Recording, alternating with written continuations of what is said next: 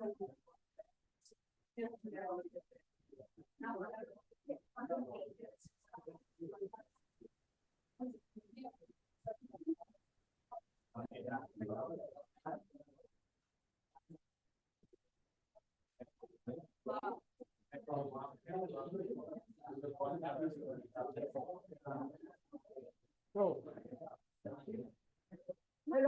how are you?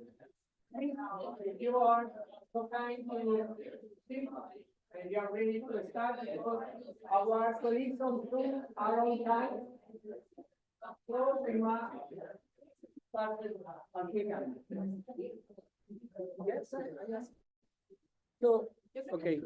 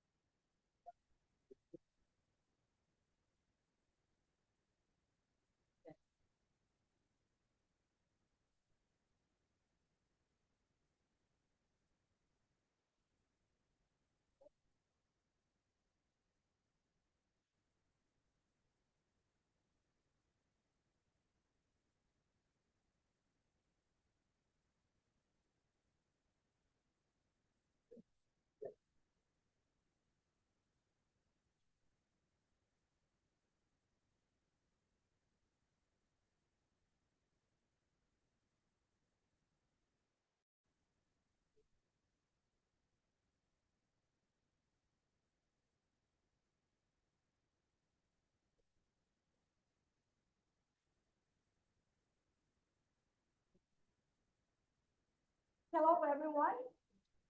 I'm very happy. Do I need the microphone? Maybe because of online participants. Hello.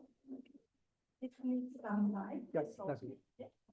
Good morning, everyone. I'm very happy to see you here and to host you in Belgrade for this very special management committee meeting of our ERNST project. It's special one because it's the final one, but honestly, we're really happy that will have opportunity to continue with our collaboration and common successful work within the project, which is actually already approved. So I wish you a pleasant time here in Belgrade, and I wish you very successful work during the MC and also in the afternoon within fifth form. I have only a few technical information for you. We have internet connection, which is hotel, middle line, Majestic, which is for free, so we can use it. And also, we will have a lunch at 12:30 in the room in the restaurant, just a few steps up from this room. For the participants who are accommodated in the hotel, the lunch will be charged with the room, so there are no extra costs for you. And I agreed with the hotel management that all of you who are not accommodated in hotel will also have opportunity to join us for the buffet lunch, and the vouchers will be available in the reception desk in front of the hotel. Ivana, my assistant, will be there with the waiter, so you can buy the vouchers there. If you have any questions, I will be very happy to give my best to help you for all your queries. Thank you very much. I would ask you to welcome the participants and to start the meeting. Thank you very much. Thank you so much. Good morning, everybody. First of all, Marina and her team has, as you know, did a great work organizing at minimum details that are comfortable and friendly for all of you. So thank you so much, Marina, for your organization, your commitment with the action, and of course, for all the facilities to organize this meeting. Thank you for you and all your teams. So thank you so much. To our colleagues connected with us by Zoom, thank you so much for staying with us, to sharing this meeting. And this is a very important meeting for two reasons that Marina summarized better than me. The first, that when we all talked about this meeting, well, we are thinking that this is the last meeting of this action. And really, it is.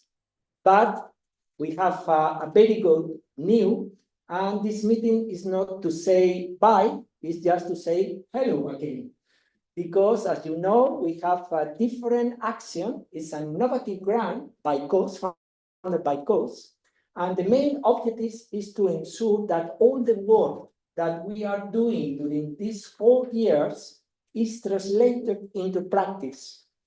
And the sense of this new approach is to create a certification system to support and promote in the support intervention programs for second victims in Europe and perhaps beyond Europe.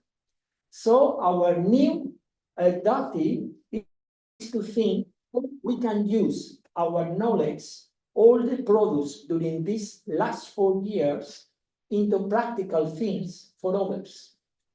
This is the challenge, and one of the reasons that this meeting, at least for me, is very.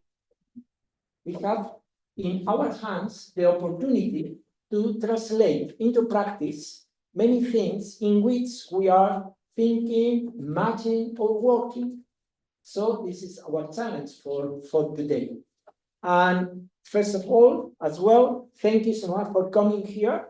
Belgrade is a nice city, the river, the castles, the sunset, and many other things. So I hope that you enjoyed it as well, the city.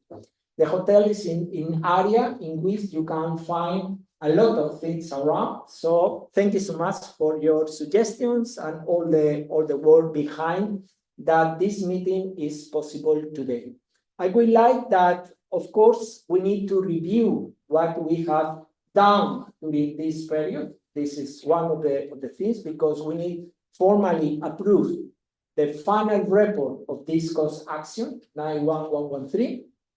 And also, we need to work about the deliverables, to not only that all of you know what we are doing during this period, also to think about how we can use it for other steps. And of course, formally today, this morning, we need to review the budget and approve the use of the money during this last year. This is the formally aspects of this meeting. But really the most important thing, in the same friendly atmosphere in which we are working, is to talk about what is possible to do from today, because our challenge is to continue. We are very happy. And I think that we must feel proud about this action, because at the end, sustainability in any project is one of the challenges. And in this case, we overcome this challenge with this new opportunity to use the knowledge in practical things. So I think this is a very important point.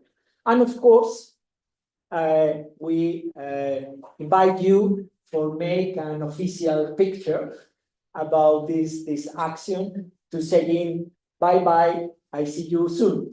So this is our last activity for this meeting. I don't know if you have any questions. Si os conectáis, podríais, you can follow the chat, just in case one of our colleagues, because for us here it's not possible to see the chat, and maybe our colleagues are asking something or make any suggestions or comments. So Nazaré can support us in this task. So I don't know, you have any comments, suggestions, or not yet?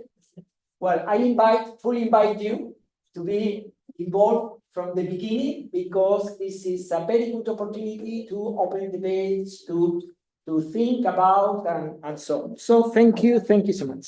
Well, oh, yes, we need to use the microphone in any case, just for the courtesy of our colleagues.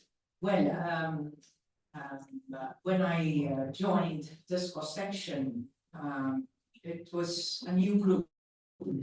And I'm quite, as I don't know, the Italians say, un veterano sul sections, a veteran in sections, because this is probably my 7th section.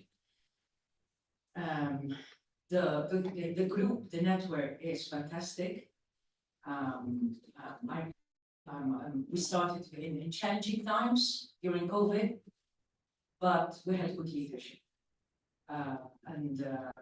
I believe that on behalf of the whole group present and those online, I think we owe both Jose and Reinhard a round of applause, because even though it was so difficult to start, he managed to keep us engaged and absolutely interested. Sometimes some of us had other challenges in our lives, like I had, but Jose and Reinhard were always there for us. So please join me. So you're saying goodbye, but hello again for those who are better.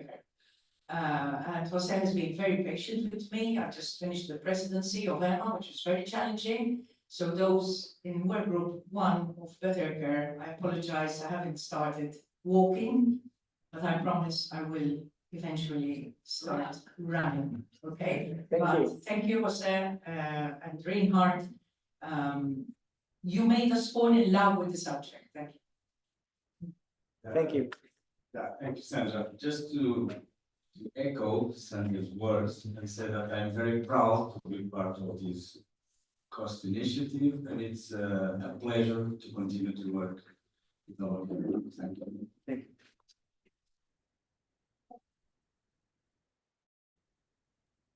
Okay, this is Susanna. If there's someone on the line, I also want to thank Jose and Reinhard and everyone here, because this was my first cost action, and I think it's amazing. And thinking about the spirit that has been all the time friendly and nice and kind of inspiring. It has been wonderful to work with all of you, and I think this is not goodbye for and just going with better. But because with second victim, you and all of us, we have done so much. And now it can go even further in political level, in countries. And for example, in Finland, I think there has happened a lot because of ERNST. Without it, not so much, definitely. So thank you all. Thank you. I'm from Zoland, from the Polish Society for Quality Promotion and also the National Center for Quality. I work two hands on this meeting because my colleague come here, and I would like to stress and emphasize the importance of the topic that has been risen with this project, entering as a new notion of patient safety and a new dimension very much needed in many countries where such activities have not been present before. And thank you for this very much. Thank you.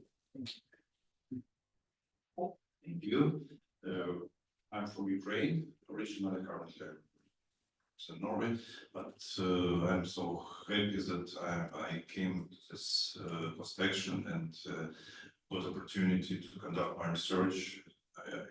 I have two experience with the STSM for this post action and publication and results that I received are very high. So great thanks to Jose and to organization of this post action, and then for the cost organization, yes, that gives us an opportunity to conduct our research and so on. Thank you. It's okay. Okay, thank you so much to all. Well, I try to summarize. I just Reina as well, Paulo, Sandra, Susana, Sofia, also because they are part of the core group. We are working, trying to organize all the work that you are doing in your respective. And I think that we can to summarize today. But first, there are, well, as you know, the formal last day of this action is September 14. So this means that if you want to receive in the right manner your reimbursement of the tickets for the plane, the day out ones, and all other things, in this case, there are no room for any delay. So please, in this week, Nazareth and Mercedes need, as soon as possible, all the documents to pay you on time. Okay? So this is very important because in other years, well, we got some room to manage the documents. But really, in this case, whatever is after the last day is impossible to us to attend. So please, this week is very important that meanwhile you are waiting for boarding, you connect to the internet facilities of the airport and send them all the information. Please don't forget, this is very, very important. This applies as well for the people from here. You don't have tickets, this is clear, but you have daily allowance or whatever, is the same absolutely for all. Please don't forget this relevant tax, okay? Thank you.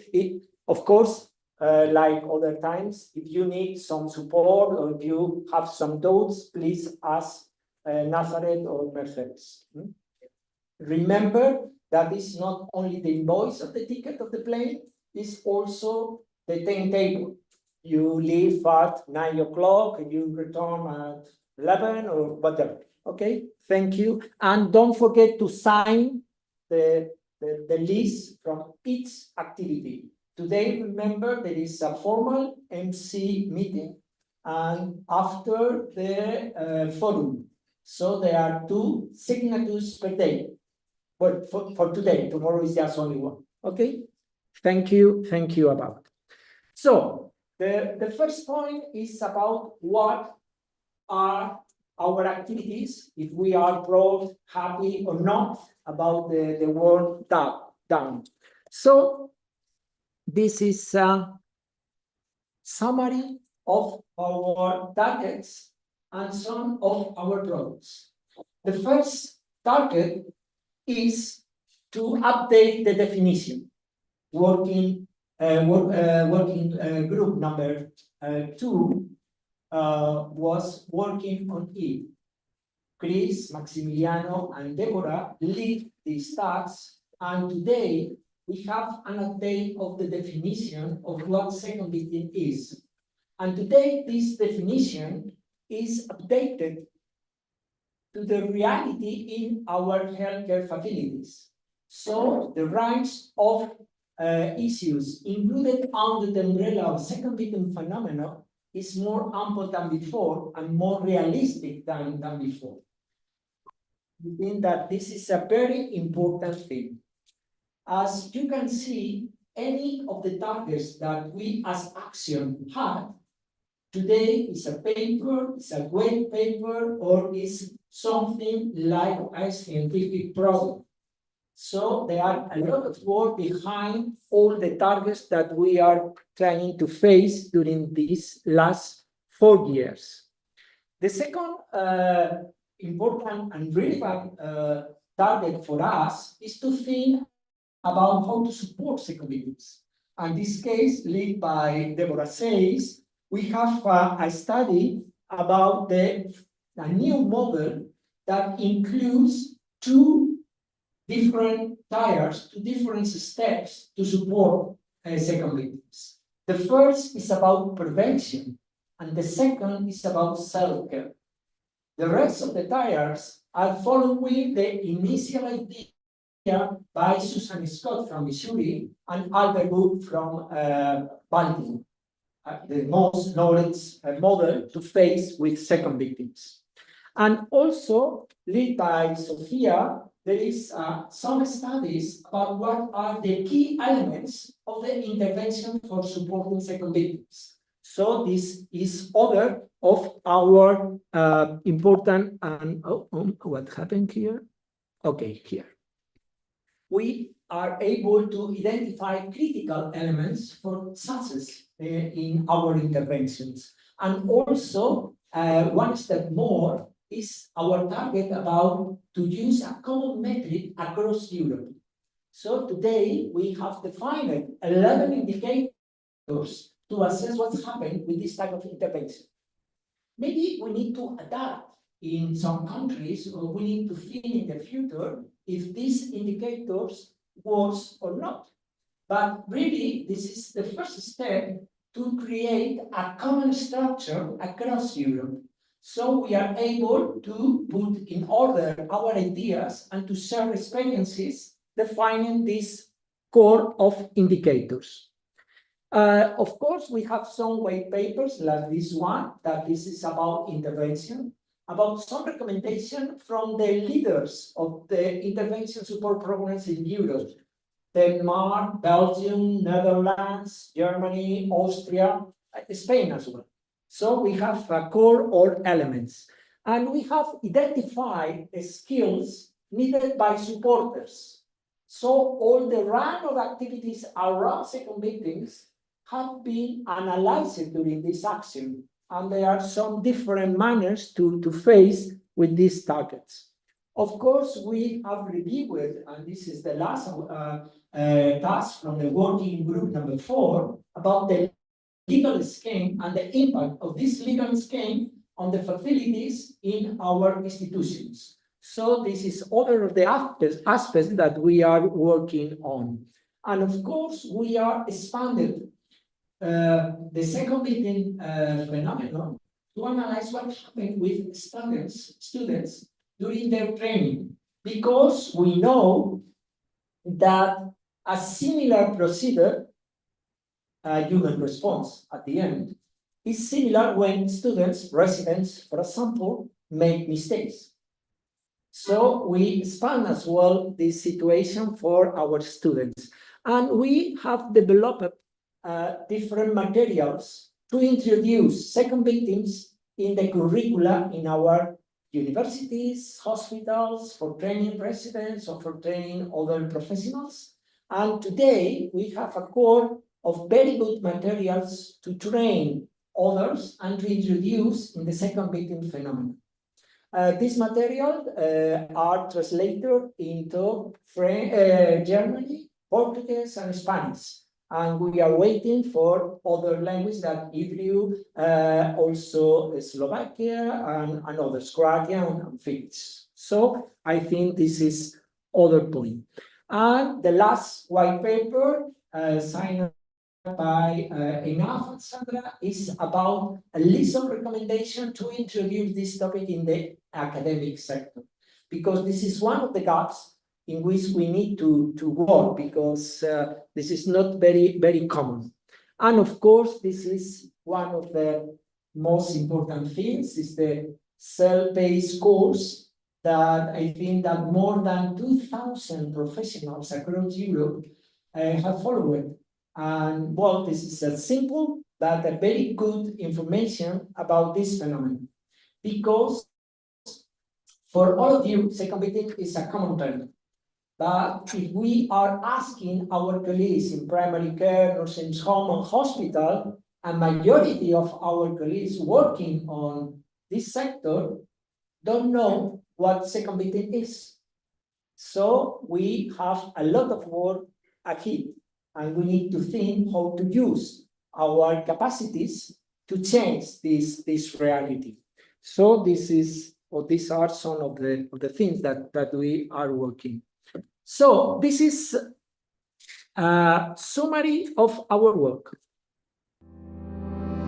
The European Consortium for the Study of the Second Victims Phenomenon, ERNST, has led Action 19,113 over the past 4 years. This action, funded by COST, European Cooperation for Science and Technology, aims to improve patient safety by emphasizing that the emotional well-being of healthcare professionals is a prerequisite for quality care. ERNST has extended the concept of the second victim to all professionals in healthcare and social care institutions, addressing a range of traumatic situations they face in their work, such as resuscitations, patients not responding to treatment, lack of resources, care pressure, fatigue, or systemic failures that could lead to human error. These highly stressful and common situations in clinical practice lead to burnout, defensive practices, and disillusionment, which put patients at risk of experiencing adverse events.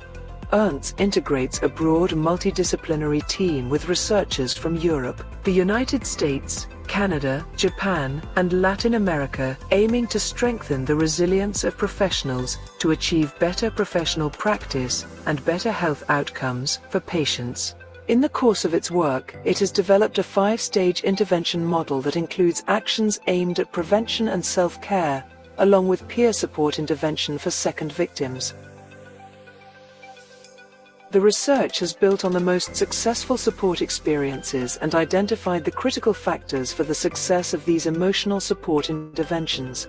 Additionally, it has defined by consensus of a large number of professionals from 12 different countries, a total of 11 essential indicators to monitor and improve the implementation of these support programs for second victims. The intervention process, to be effective, must be carried out by peers, professionals who are well acquainted with the work dynamics in the various services and units of healthcare centers, and who have experienced being second victims. However, in addition to that experience, they need skills in communication and counseling. In this action, we have identified the competencies, communication skills, interviewing and counseling knowledge, and attitudes that these peers must possess, advancing the training of these professionals essential for support programs. Through this joint and multidisciplinary work, we have generated educational materials, typical situations, podcasts, case studies, and made them available to health systems, institutions, and professionals. More than 2,000 European healthcare professionals have already completed the ERNST online course, available in several languages. ERNST has agreed on an institutional declaration endorsed by 31 countries, describing the impact of the second victim phenomenon on patient safety and the healthcare system itself, which has been presented to the highest authorities of the European Parliament. Summary is open to any suggestion to improve. It's not officially shared with the rest of colleagues. It's the first time that we are using this video, but we try to summarize all the activities and to put the focus on the most important things. But of course, it's open to any comments, suggestions, or ideas to improve. At the same time, I think that it's a good opportunity, Susana, to think how we can use this type of audiovisuals to spread the word about, not only about our work, because this is not the most important thing, about what is the impact of the second victims on patient safety, on the quality of care, and also to support the policy statement that we approve, and we are waiting for publication in a scientific journal. So I think that we need to think what is possible to do, because I am very happy to reinforce, and thank you so much, Sandra, because as you know, Sandra meet with the President of the European Parliament to introduce this action and also to introduce the relevance of this topic. And this is a small of work, of course, but it's an open door to go through the European institutions, in this case from the top to the bottom. So it's a good strategy as well to describe what is the problem and what is the meaning of this problem in terms of the quality of care. And at the end, this is money as well, because the relevance of the impact of the second victims the recent study from Germany, as you know, is about 7,000 euros per nurse in a general hospital. If we introduce support system, this is the cost per worker, but if not, is about 14,000. So I think that this is also not only relevant, that is the first, of course, the human response, that also in terms of the economic response. And any lost euro in any unproductive task is an euro that we can't use for good things. So this is the challenge. I don't know if you have some ideas or comments about these aspects or not yet? Oh, yes, please. Oh, yeah, just a moment, because our colleagues from. It's a very small comment on the visual, on Yeah, the yeah. video. First of all, congratulations. The main messages are in the visual impression is that we see a lot of professionals suffering from solitude. We are alone in face of that, and there is only one moment where we see a nurse in the arm of a doctor or something like that. And I think that we must convey also the importance of the team. Okay. In that case, and it's not so visible in the video. Okay. But, No, that's good. Okay. No, thank you so much, because as you know, when you are involved in any activity, you need a different eyes to understand what we are doing and to identify some things that is possible to improve. So thank you so much. We try to think and to improve this aspect. And we need, I don't know if there are any suggestion, just Sandra. And we need to do some commitment about how to use these materials. The video was excellent and the preparation are not important. Susanna, you were, who was behind the? Well, we prepared in Spain, and this is the, yes. The only thing, maybe ending with either a group photo or of the activity of the group. Okay. I believe we managed to. I'm not sure whether this was Belgrade or ERNST, but I think we have some marketing material that we got from Frankfurt. I know that was from Belgrade. But still, there are many members that we can either a shot of the group or something like that to show the activity of the election. That's all.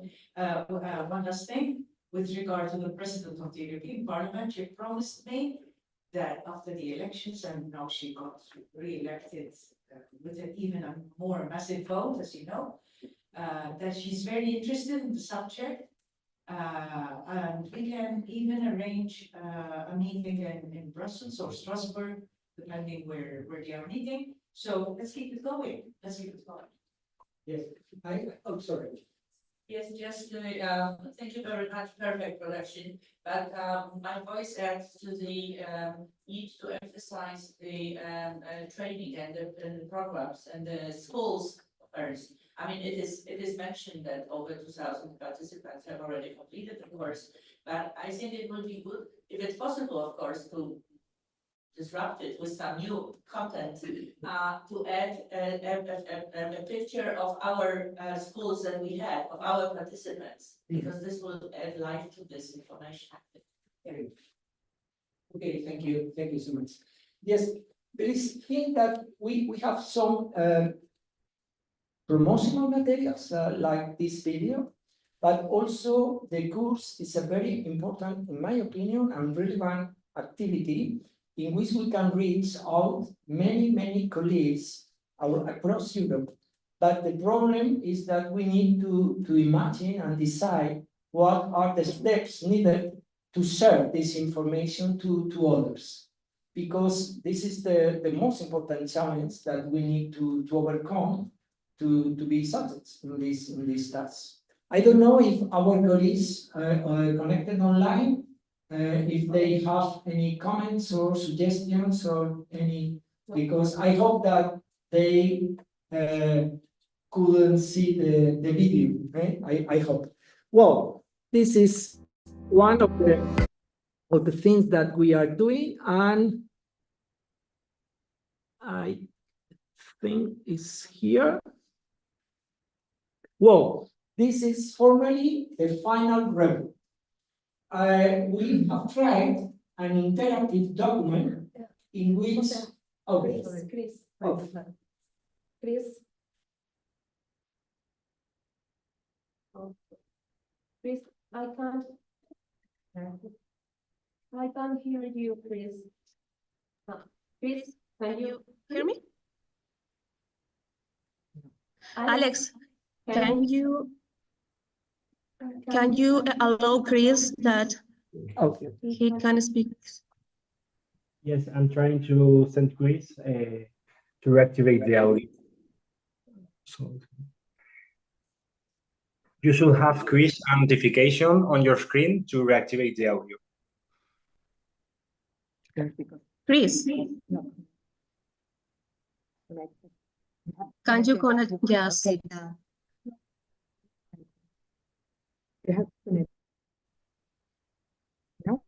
No, he can't do it.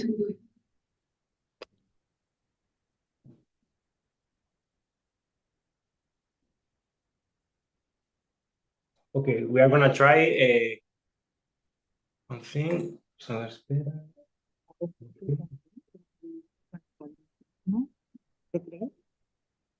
Okay, please, Chris. Do you have the notification now? Okay. Chris, yeah.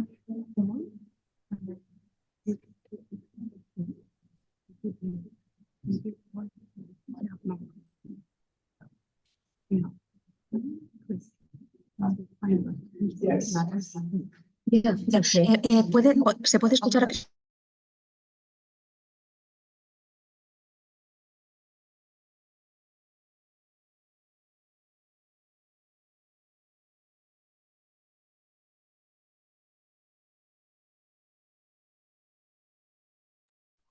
Okay, let's try now.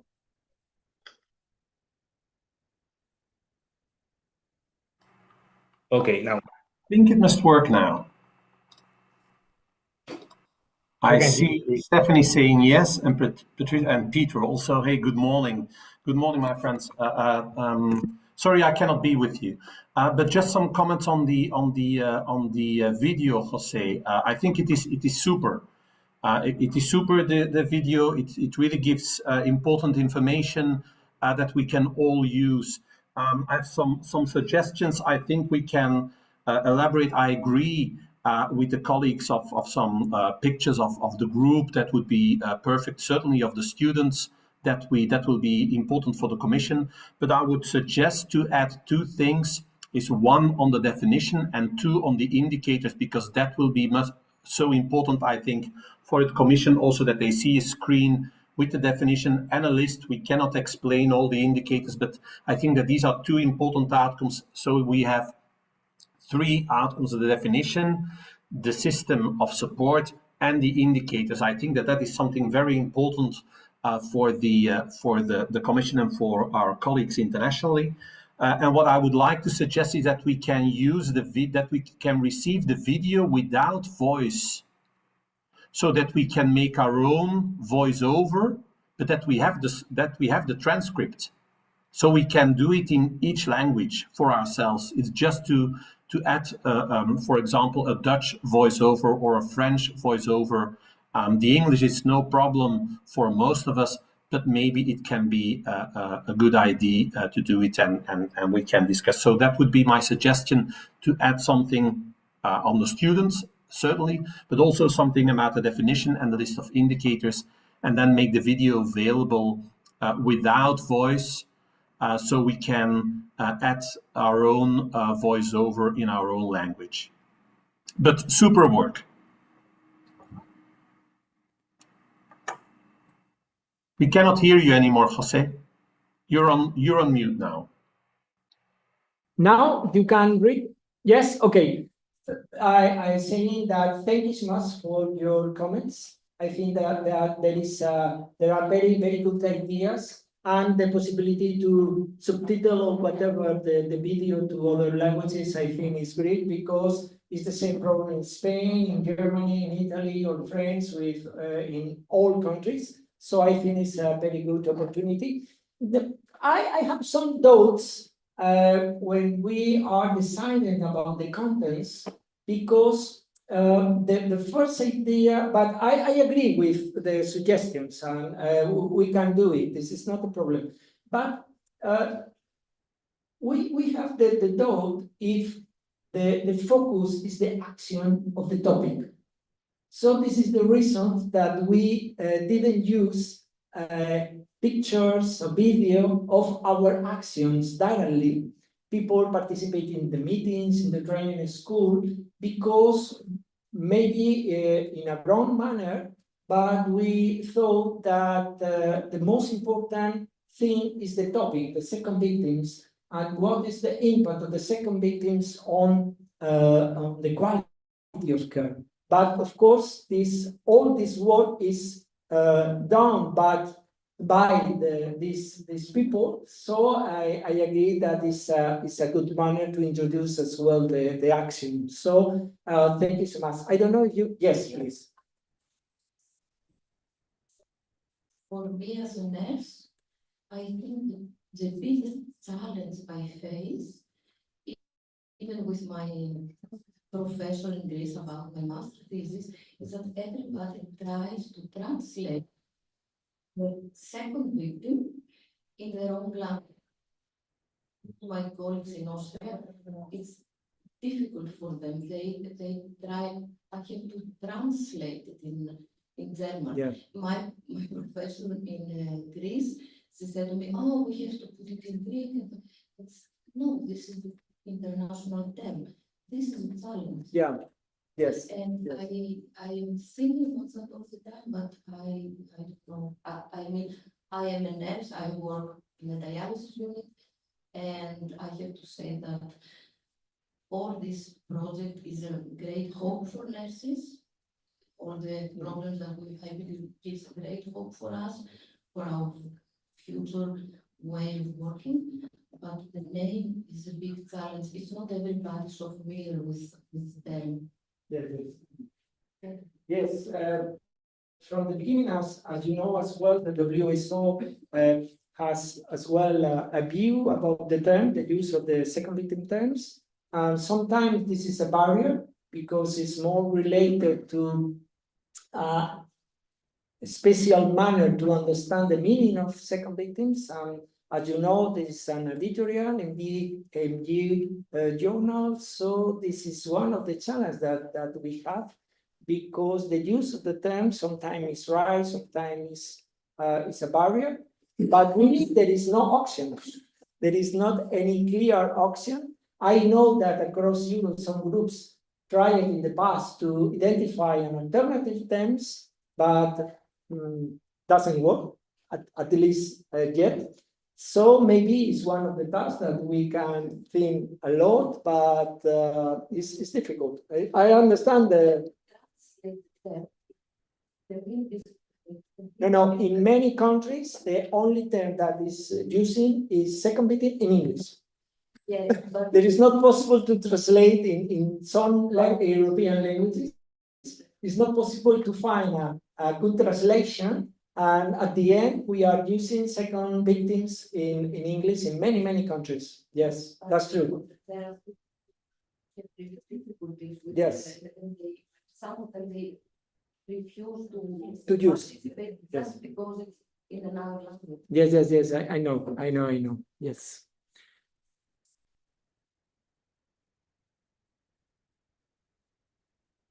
So we need to put all the ideas together to advance and to identify as well measures to improve the materials. I appreciate a lot these comments, but also ideas to use these materials.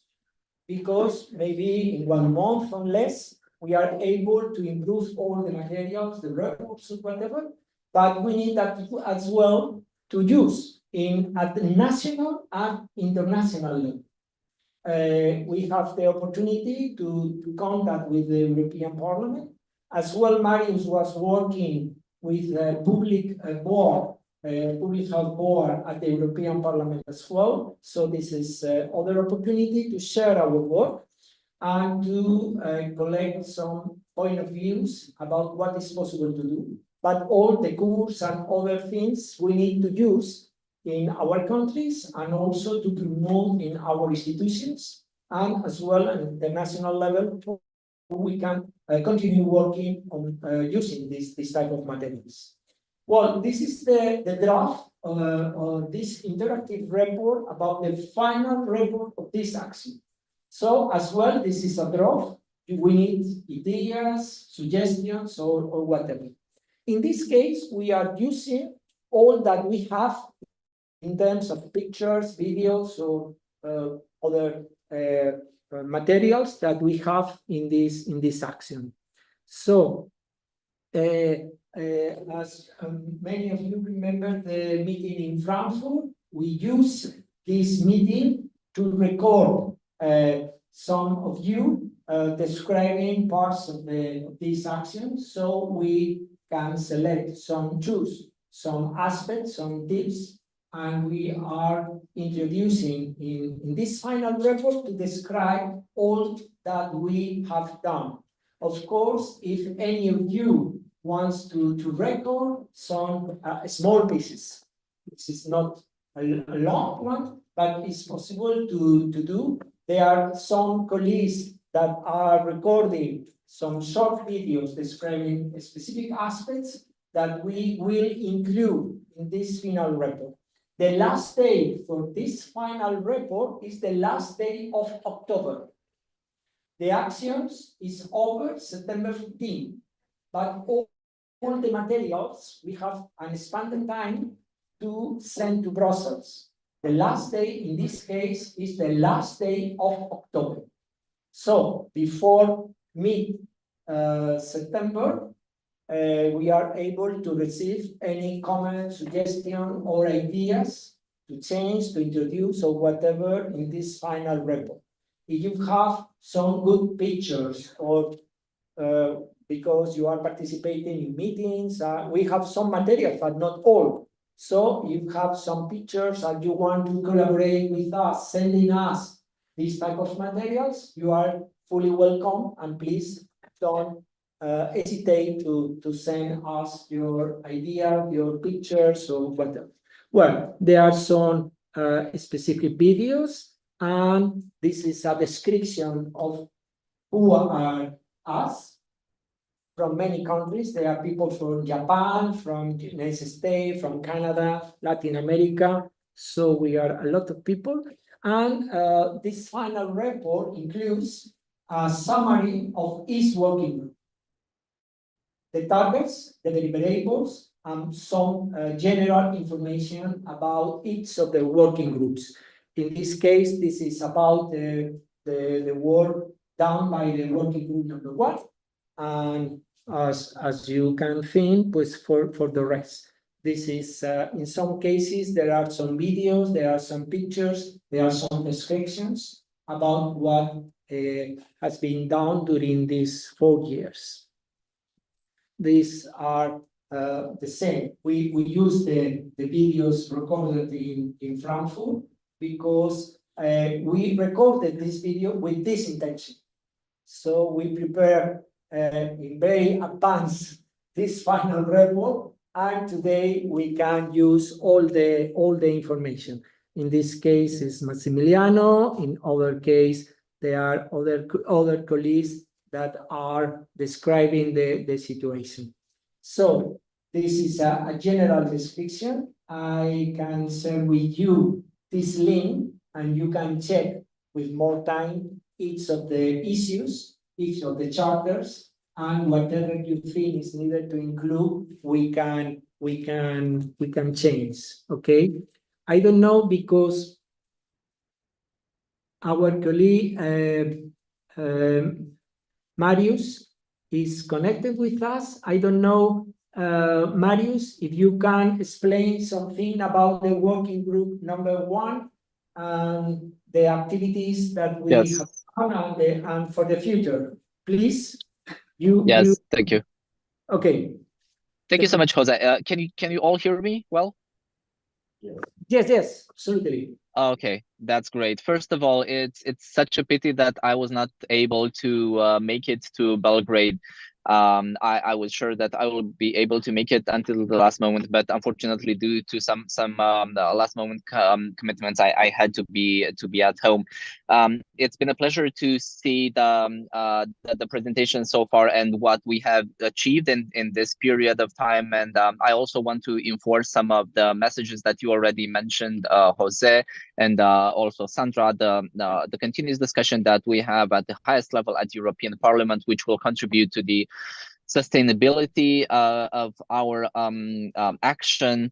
But what I want to focus on in just a few minutes is what, from the perspective of Working Group 1, network promotion, I believe is relevant, and that is just a couple of things. And I will reflect on this based on my involvement with other organizations and also other groups of people working on topics related to the topic of second victims, adverse events, and patient safety. And in my perspective, one of the great things that we have achieved, I believe, is the fact that we have spread the knowledge about second victims and the language about second victims in many other groups than what we've had before the action took place. I just want to briefly mention the fact that last week on Thursday, I attended a meeting which was organized by the Finnish Ministry of Social Welfare and the Pan-European Mental Health Coalition. And it was titled Helping the Helpers, and it focused on the mental health of the health workers. And I was surprised, of course, in a very good manner, to see that we are starting to discuss more broadly about the mental health of the healthcare workers. And I was a panelist in a session, and I was very pleased because among other things, I mentioned about the work that we're doing in ERNST and about the advancement on second victims. And I was so pleased to see that as I was looking throughout the room, I was able to see many people nodding and confirming what we have done so far and resonating with the things that we have been discussing. Because as I said, one of the advantages, I believe, one of the great achievements of this action is that we now have a language for things that we have been observing and we have been experiencing, but we now made an extra step to have the proper language for that and to recognize the phenomenon and also to recognize what we can do in terms of support mechanisms. And the second thing that I want to also share with you briefly is linked to that, how we've seen progress in many of our countries. And I know that we have been discussing, and I've been discussing with many of you and many other for instance, in the event that we had in Vienna. And let me just share you the example of my home country of Romania, where we haven't, I mean, if I were to look back 4 or 5 years ago, before the action started, we basically, I would have very few people in the country, be it in the policymaking arena or in the College of Physicians or College of Nurses, that would understand what we were speaking of. But now I am so pleased to see that this discussion is on the agenda of the Romanian College of Physicians, and in this period we are having elections in the College of Physicians, and I'm seeing that we have now a discussion around patient safety and healthcare professional safety, because for many years they seem to be antagonistic. And so when people were discussing about patient safety, many people were implying that if we discuss about patient safety, then it's against healthcare professional safety. So the point where I'm seeing that we are right now in my home country is that we finally see that patient safety is healthcare professional safety, and healthcare professional safety is patient safety. So the two go together and emerge together. And I'm so happy to see that this is on the agenda of our decision makers. And I will stop just by saying that it is up to us, to each one of us, to be you know, that in the marketing they say that you are a brand evangelist, you know. So if I were to translate that concept, I would say that each one of us who's been part of the action in one way or another, we are now to be evangelists of healthcare professional safety, of second victims, of you know, delivering the programs. And also now we have this training program which can be delivered. I believe that it is our call to have this to have this on our agendas. And I just have to, and this is the last thing that I want to add, which I believe, I mean, in my perspective, is very optimistic. I came to the concept of second victim in 2014, and as a matter of fact, it was Eva van Gerhen, who at that time was a PhD student of Chris, and I was so pleased to hear about this concept. And I came back home very eager to start a research on this topic in Romania. And it was a failure because no one wanted to discuss about this, and for reasons that we all know.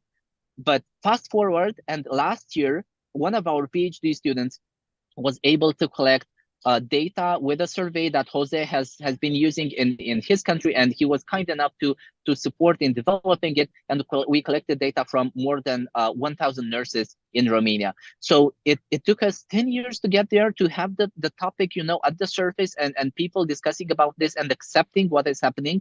But it is really encouraging that we got there. And I'm so happy that we see this progress. And if I were to dream in 10 years time, I would dream that we will be much more advanced in the sense that people will be trained, support programs will be made available, evaluated, and continuously improved. And I believe that this is something that the action contributed significantly. And I can only commend Jose and Reinhard and everyone in the action for the hard work and the leadership.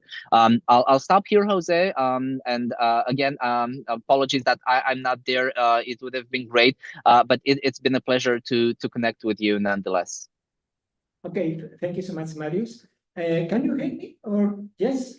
Yes. Okay. Yes, I can hear you very well. Yes, because there are some problems, but we can resolve it. Well, thank you so much, because Basia, Susana, and you are describing how this action contributes to spread the word about the second victims. And today there are many countries with new studies about second victims, and it's the first time for these countries to research on this topic. This is a very good thing. And it's the best manner to spread the word and the relevance of this topic.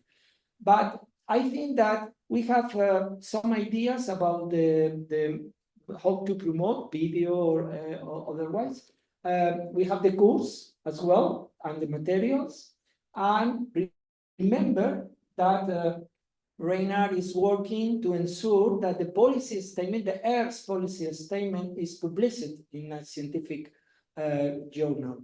So, Marius, I think that if we can combine all, we have good materials to prepare some letter or brochure, I don't know what, but some arguments to go to the Public Health Board in the European Parliament. We can recover the contact, maybe go to the President of the European Parliament, and also to work at national level using these all materials to identify specific objectives.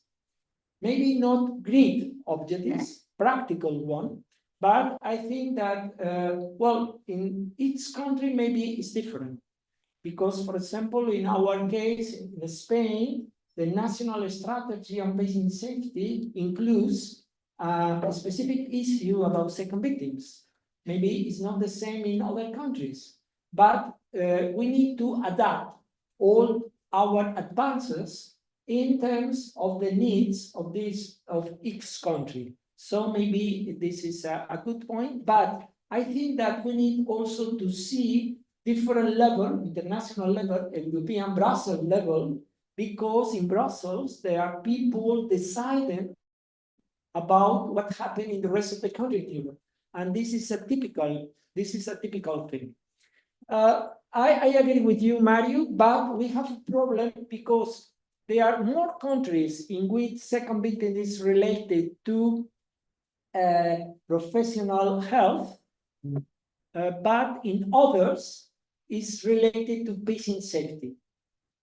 For example, in Germany, and well, Reina, maybe you can explain better than me, but in Germany is related to occupational health, this topic.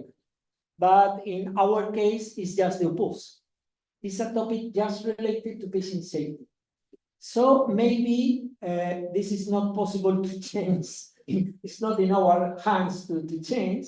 So we need to adapt to the current situation in each country, because the arguments and the explanations and the recommendation are the same. Just only change the door in which we are calling. In one case, it's the Ministry of Work or the Ministry of Labor or whatever, and in others, is the Patient Safety Agency or something like that.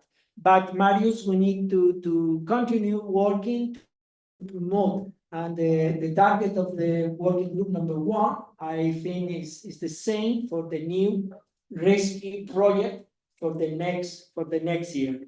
Okay, thank you. I don't know if Chris or Maximiliano, if you want to say something about the work done by the working group #2. Well, maybe very short, Jose, because I just heard that Massimiliano is also ill. He will be there, I hope, for his presentation, but he just texted me, so I was not aware of that. So very brief, I think that we performed the activities that we promised in the beginning of the cost collaboration on work package 2. So you already explained in your summary that we came up together with the whole team with a new definition. I also see that the paper that was published on that is now frequently also referred to and used in other papers. So that is very good news.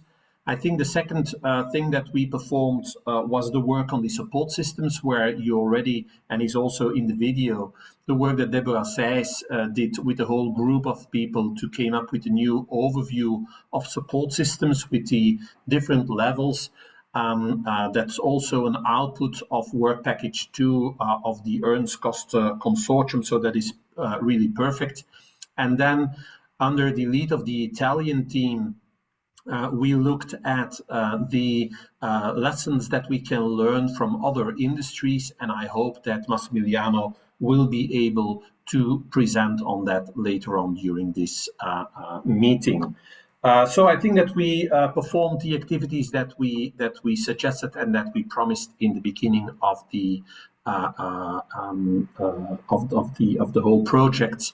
And I think the two major outcomes are the definition and the support system overview. I also read in the chat that our good friend, my mentor, Peter Lackman, wrote that we can use all that information in the new WHO safety curriculum. So I hope that we can. I'm personally involved in a new teaching group for WHO. So we'll also use the ERNST cost work for WHO. So I hope that we can have good relations with WHO on that. Okay. I hope that is a brief overview for you, Jose. No, thank you so much. It's very clear. And congrats, because like the other working groups, all the deliverables and targets are achieved. So it's a very good point, and we can be proud about it. And thank you, because Peter is suggesting a very good point about how to link our work, our materials, our focus with the new strategy to teaching patient safety to the future generation of workers in the healthcare setting and also for the current professionals. So I think this is a very good point that you are working on it. So I'm sure that you share the most important things about our work. Yes, please. Just one more thing, and I don't want to repeat what Sandra already said in the beginning, but also from our work package point of view, Jose and Reinhard, and especially Jose, I wrote it several times to you. Your leadership is incredible. It wasn't possible for our work package to do all the work without your leadership. And I really am impressed with the work that under your leadership was done. I know that you don't like these type of things, but I say it once more because it's really a pleasure to work with that group. And I think that Jose and Reinhard really took the lead of a whole lot of things. So thank you very much for that. Thank you so much for your work. Thank you. Yes, well, thank you, Chris, very much for the kind words. And from my point of view, so as it's the first time I speak today, good morning from the beautiful city of Belgrade, or as you would probably say, Dobro jutro. And also, I want to express, first of all, my thanks to Marina for the invitation to Belgrade. So, and so I think this is really a point to see that especially working group 2, where I was involved, did some great things, because just to repeat it, the definition of the term second victim led by you and your group has been cited over 30 times within the last 12 months. So we really were able, also with the help of Susan Scott and Albert, who were involved in that. So it's so not only an ERNST definition, but I think we can be proud to say it's a worldwide new definition, putting the term second victim on another level. Was a great success. And also the 5-tier model of ERNST, I would call it, also based, of course, on the work of Susan Scott. And she was also involved in that. So it's not like a competition, but it's an evolvement, and it's a evolution of the concept. First of all, integrating prevention and self-care is a huge step in the understanding of a comprehensive support system. So from that point of view, again, to Chris and Massimiliano, if you can hear me, congratulations for doing that, because it's not only scientifically sound and well cited, well deserved, but it's also very important for the understanding for the whole concept of second victim, broadening the term, and also getting a better understanding of what is necessary to really support people. So it was a pleasure working in that group as a normal participant. So, and with that, thank you, back to Hussein. Okay, thank you, Reina. I think returning to the comment that you say about the use of the term, the second victims, I think that this update of the definition that Chris, Massimiliano, Deborah, Reina, and many others are working is very relevant, because I think it's very useful to overcome the barriers about the term, because it's very related to a specific one thing. And now we know that the second victim phenomenon refers to more aspects in the highly stressful events that the professionals can face in a daily basis. So I think this is a very, very important. It's not just a definition, it's more than this. And I appreciate very much the work that the working group number 2 has done in this sense. So if we advance for our presentations, sorry, this is the working number 2. And we have some tips about the work done by the working group number 3. Paulo is here, so you have the floor to talk about the working group number 3. In the final report, like the others, there are some pictures, there are some videos, there are a summary of the activities of this group. Please, you can check and review, and it's open to any suggestion, but nobody better than you to explain it. Okay, thank you, Jose. I'm very pleased to be here and representing a group of 49 colleagues that are part of the working group 3. And I would like to highlight the deliverables of this working group, the 3 case studies, training manual, the ERNST online course, the set of core indicators that will allow us, as Jose mentioned previously, to establish a consensus for evaluating second victim support programs, and 2 main publications, which you already mentioned. Our main challenges, my opinion, but of course I'd like to hear your opinion too, is to think on different strategies to expand the visibility of all those materials that we create, not only the working group 3, but also the other working groups, in order to make them available to the higher number of people possible. And the second one, which is linked with this one, is to identify and choose the partners that can help us to expand this. For instance, ISQA, WHO, other international or European institutions, and also at the national. Okay. Thank you, Pablo. This is the challenge to identify our new partners, because we work a lot, this is absolutely true, but now we need to use all that we have prepared. And this is a challenge at national level and international level.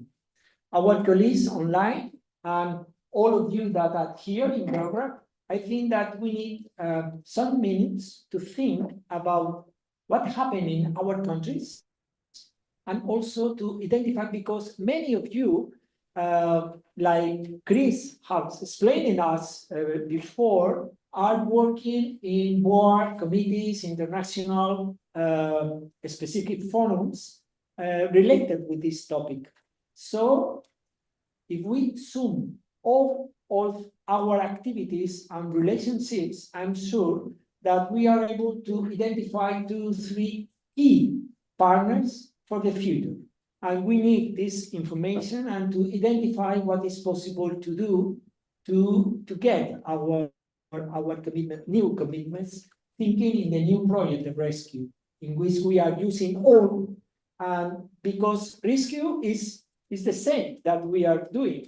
The only thing is that formally is a different thing, formally, because this action is over. But really, we continue working in the same topic, in the same manner, with the products that we are able to produce. Well, related to working group number 3 is the training school and other things that Sophia can explain. But first, if we follow the final report, we found about the working group number 4. Oh, Sandra is not here now. Well, don't worry if it's not possible. We come back because this is a friendly meeting. This is not necessary. Oh, don't worry. Well, it's the same. There are some tips about the working group number 4 and explaining the work they are doing. So it's great. And of course, about. I'm here.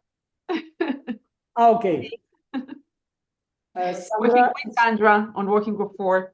In the Somalia, the working group number 4, and the reflection of this group. I sent Mercedes. Yes, I sent to Alejandro. Alex is working. Okay. So.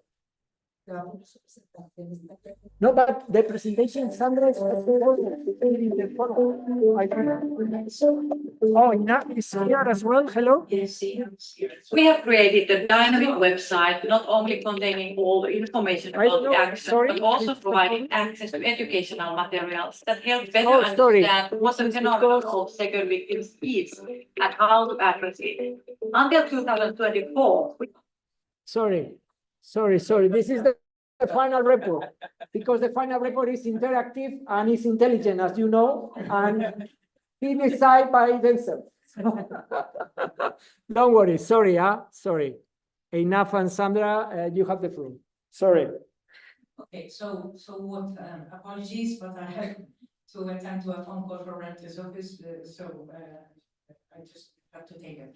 So from us today, very quickly, what we've done, I believe, we had to wait quite a bit for the work of the other work groups. And indeed, the final white paper was only finished last week, exactly as promised to Jose. We started the road running when taking us to down Memory Lane during COVID. We had a very successful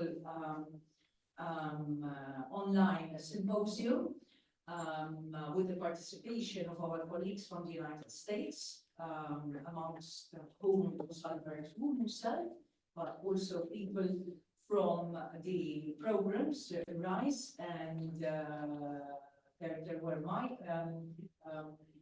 apart from RISE, from the Bethlehem Israeli Hospital as well, about second victim support programs.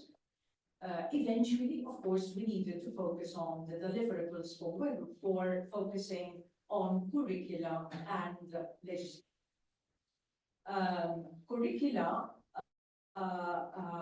basically, there are massive gaps, as we've all been saying, so I don't want to repeat, but actually now we have added a little piece in the jigsaw puzzle for evidence that indeed there are challenges, amongst which top of the list would be the bureaucracy that exists in academic institutions with regard to changing study programs, always citing that there is overloading already of the curriculum of healthcare professionals.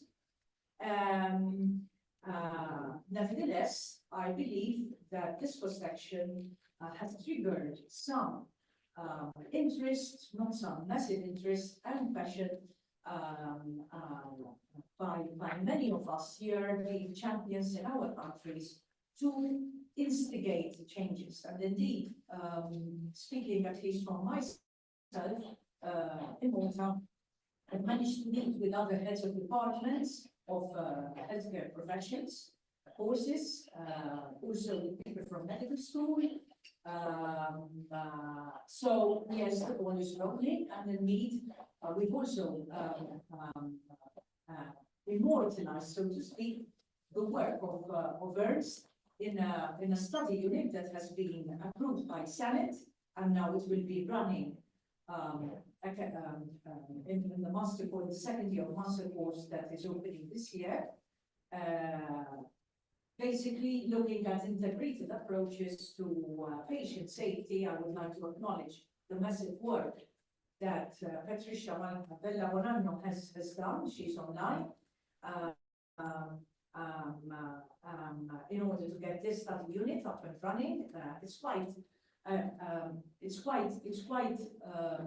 you know, a big job to get a study unit to be approved in any program in any university. So it took us about 2 years, but now it's formal, it's running, and we have students. So that is the most important thing.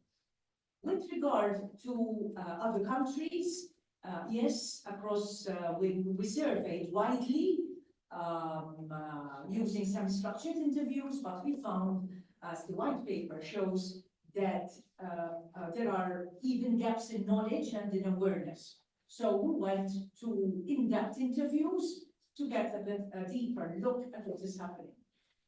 But what the surface scraped, what we managed to scrape with regard to participation from semi-structured interviews, we actually confirmed in the in-depth interviews when we interviewed heads of study programs across Europe.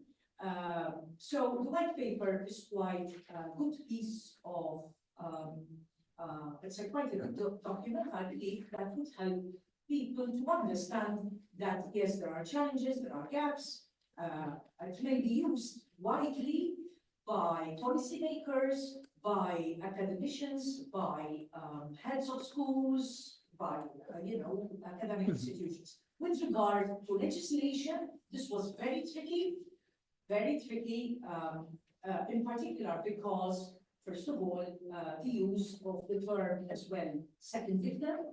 With the challenges, we were honored to have people in working for, that includes my learned colleague Andrea from Germany, and also Mary from Ireland. That helped us to understand better, and of course, the massive research that Sophia has done on legislation. So I believe we have honored our commitments and we have honored the results. Okay. Thank you so much. I don't know enough if you want to say something. I think all is right for you and your family there. Yes, first of all, thank you for having me here. I'm sorry that I couldn't arrive. I just got back from Poland from a family vacation and I got COVID on the way back on the airplane. So you don't want me to be there. I'm still trying to get my breath. So I'm happy to be here, even if it's virtually. And I think Sandra did a great job in summarizing our working group work during these 4 years. I think that we need to say thank you to all the active participants in our group. We had plenty of those, and they did a really good job during the years, massive search and work and interviewing. And we really need to acknowledge the work of everyone in this working group that really work together. And thank you all. That's all I have to say. Oh, thank you. Thank you so much. Yes. I'd like to thank Tina for being such a great co-leader. Okay. Yes, yes. Okay. Thanks to both for your work and for the rest of the members of the working group, because in any case, the leaders of the working groups are organized and are coordinated, but really there are many people suggesting, working, promoting activities, and really all the work that in different parts we have done is the sum that we can use now. So thank you so much. Susanna, in a very short manner, you want to describe, because she is, as you know, our scientific officer coordinating the communication and to sharing in a direct contact with Brussels, because in the course new electors and others, all the news about our activities have been published. She was in charge to connect with Brussels and maybe you can explain some things about it. Yes, okay, thank you. And I think about communication and dissemination, it's the work done in working groups. That is the important work that is being communicated and disseminated, and of course related to training school or short-term scientific missions. So these are real activities, but like you have always right, there's a massive amount of communication and dissemination. So different level, there's scientific papers, it's a huge amount, I think, and also other things and other work that has been done. So I think this has been really successful, and it's been easy to be here. I know. Okay. Read this, but thank you so much. Thank you. Thank you so much. Hello. You're fully welcome. Well, this final report includes as well some things about the international forums, how many people participated, and the normal. In this case, this is a review of all the activities that we have done, of course. This is the fourth, and now we introduce pictures and other things about this forum, because till today it was not possible, that this is obvious. So we are working on it. Bohana is ill. She apologized because it's not possible for she to stay with us. But as you know, she leads all the work around the short stays, research short stays. She's online. It's online. Oh, so Bohana. Hello, Hello, I'm Bohana. here. Sorry about you. You have the floor. You want to explain something about the short stays. Thank you, Bohana, and my best wishes for your soon recovery. Thank you. Hello, everybody. I'm sorry, I'm not be with you there in Belgrade. Can you hear me? Can you hear me? Is it okay? Yeah. I was STSM coordinator, and we used free grant period for STSMs because of COVID. The first year it was only virtual grants. But in those free grant periods, we have 8 to 9 STSM per year. It's a short-time study visit. It's about 1 or 2 weeks in different countries and different institutions. It's very useful to connect it to each other and go deeply in some part of this big topic. And personally, I was 4 times host, and it was very useful as well as for me. And I think it's very, very good option for young researchers, but not only for young, also for senior colleagues who have had some ideas to go deeply and create some for future. So I think it's very good opportunity, and I hope in the next project it will be also very fruitful as in this. Okay, thank you so much, Bohana. As Bohana explains, the short stays are very useful because in many cases, these short stays are contributing to common studies, to new publication about the topic, and to introduce this topic in different countries. So thank you so much for the work that you have done coordinating these short stays. Thank you. Best tool that we have used, the course tool, is the training school. And as well, and I'm very happy and proud about the number of people that was participating. The results are all the work preparing materials, podcasts, videos, educational book notes, and many, many things. So, Sophia, thank you so much, and you can explain in some manner what you have done. So good morning to all. Well, the training school has been a work group because we have been working very closely with the working group 3, but also with the trainers in each edition, with the local organizers. We made 3 editions in Croatia, in Germany, and the final one in Austria. And so this is a teamwork and also with the support team in all the editions. So this has been a long way.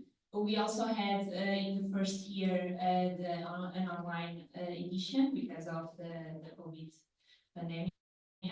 And well, so I just have to say that we just published also the publication of the training school.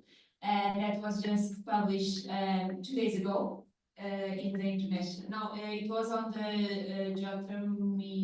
yes, in the GMIR journal. Yes, it was on there.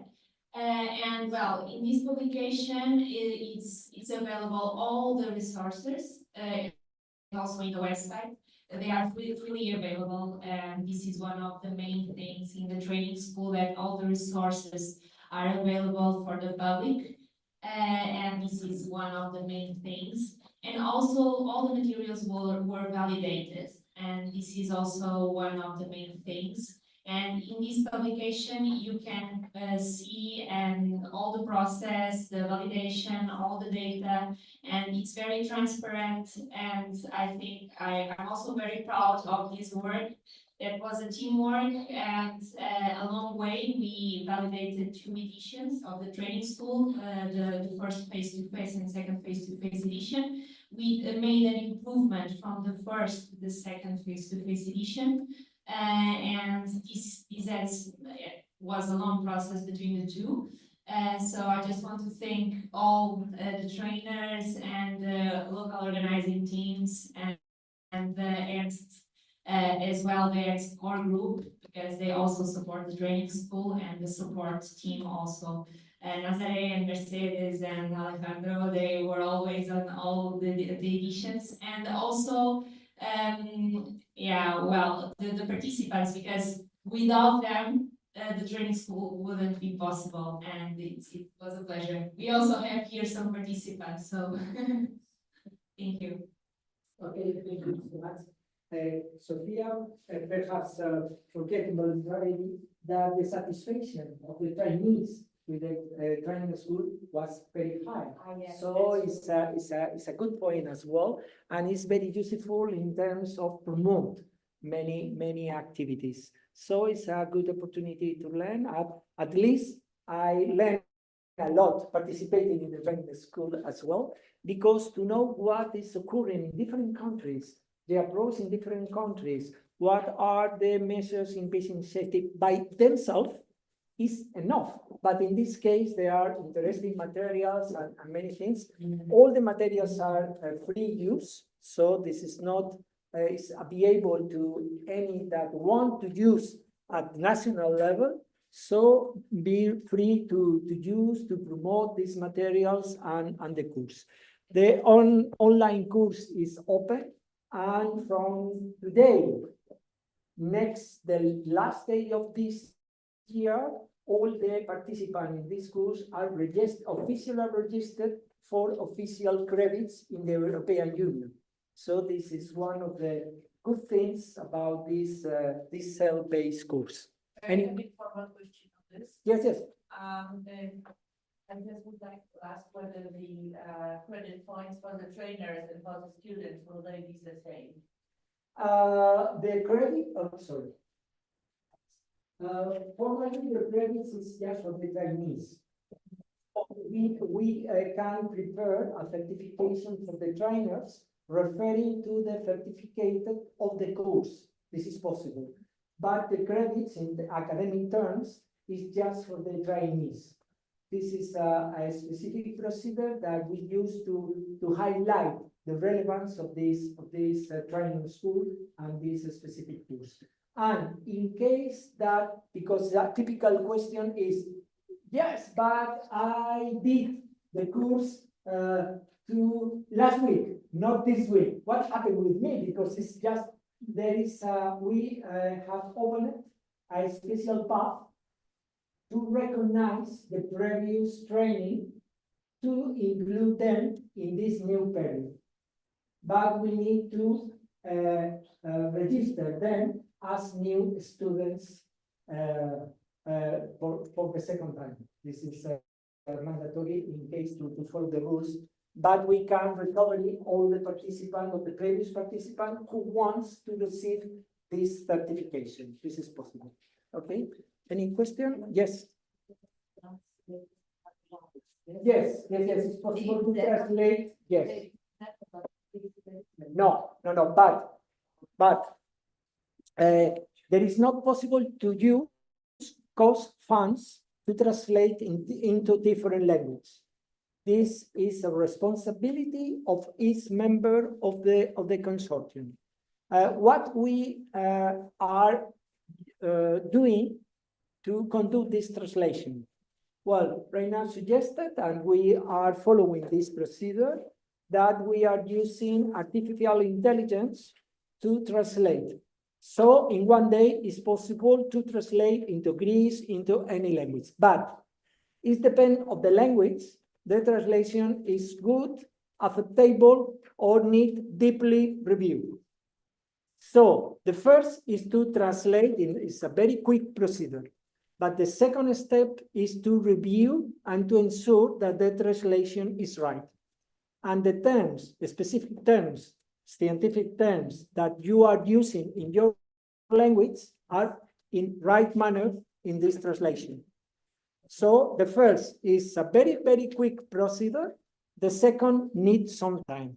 And we are using the same for subtitle the videos and create using artificial intelligence, we can reproduce the podcasts in different languages. So the procedure is clear, and Alejandro, who is working in our team, can support any of you when you are trying to translate into your own language. So we can, and we fully appreciate any initiative in this sense. And of course, you can use the material in any of the language. So this is free, this is absolutely for your use, so this is not a problem. The only thing is that we open in our platform a new link with the new language, and people can register it and like the others. There is no differences. So in our platform, we can prepare a specific space for any language in which you want to work and to follow this course. This is not a problem. So we have the platform, we have the support for this platform, and we are able to open to any language. The only thing is that the responsibility to ensure the quality of this translation is in your hands. We are not able to supervise French, Finnish, Greek, or yes. I only speak Spanish, so it's not possible to do more. Okay, so thank you. Well, this is about the ERNST course. I think it's a very important thing, and we have a lot of papers. When we presented the proposal, we suggest that 4, but today there are more than 20. So there is not any problem about the numbers. So it's great, and thank you so much, all of you that are suggesting participation, researching, and writing. But today there are a large list. In the next days, you can review all the publication, because in our platform, we have a link with repository. Today, the repository is a list of publication on second victims. But from today, we have 2 links, specific papers from ERNST and other papers about second victims. So any can choose what we are doing and review and whatever. So this is the topic. Well, and formally, just a moment, we need to back to the, I think it's this one. Yes. So formally, we need to close and to approve. Well, first of all, regarding the final report, the idea is that today, no more later than tomorrow, all of you, all the participants in the management committee, here or not here, will receive the link to check the final report. Please review the document. If you think that something is wrong, something needs more information, we forget any topic, any point, please send to us as soon as possible. I appreciate very much no later than 10 days from today, because the last day to send this final report is the last day of October. So we need to collect the information, improve the document, and prepare whatever is needed. And please, if you have good pictures, videos, or whatever that are particularly good, please send us to be included in this final report, because we are using the material that we have. But I'm sure that you have as well some picture or whatever. Okay, so, well, the question is, if you approve this final report, formally we need to use this management committee to debate about this report. And of course, is any improvement we promise to include. It's like the video that I saw with you, but we need some ideas or some suggestion of if you agree with this type of final report to be presented to COST.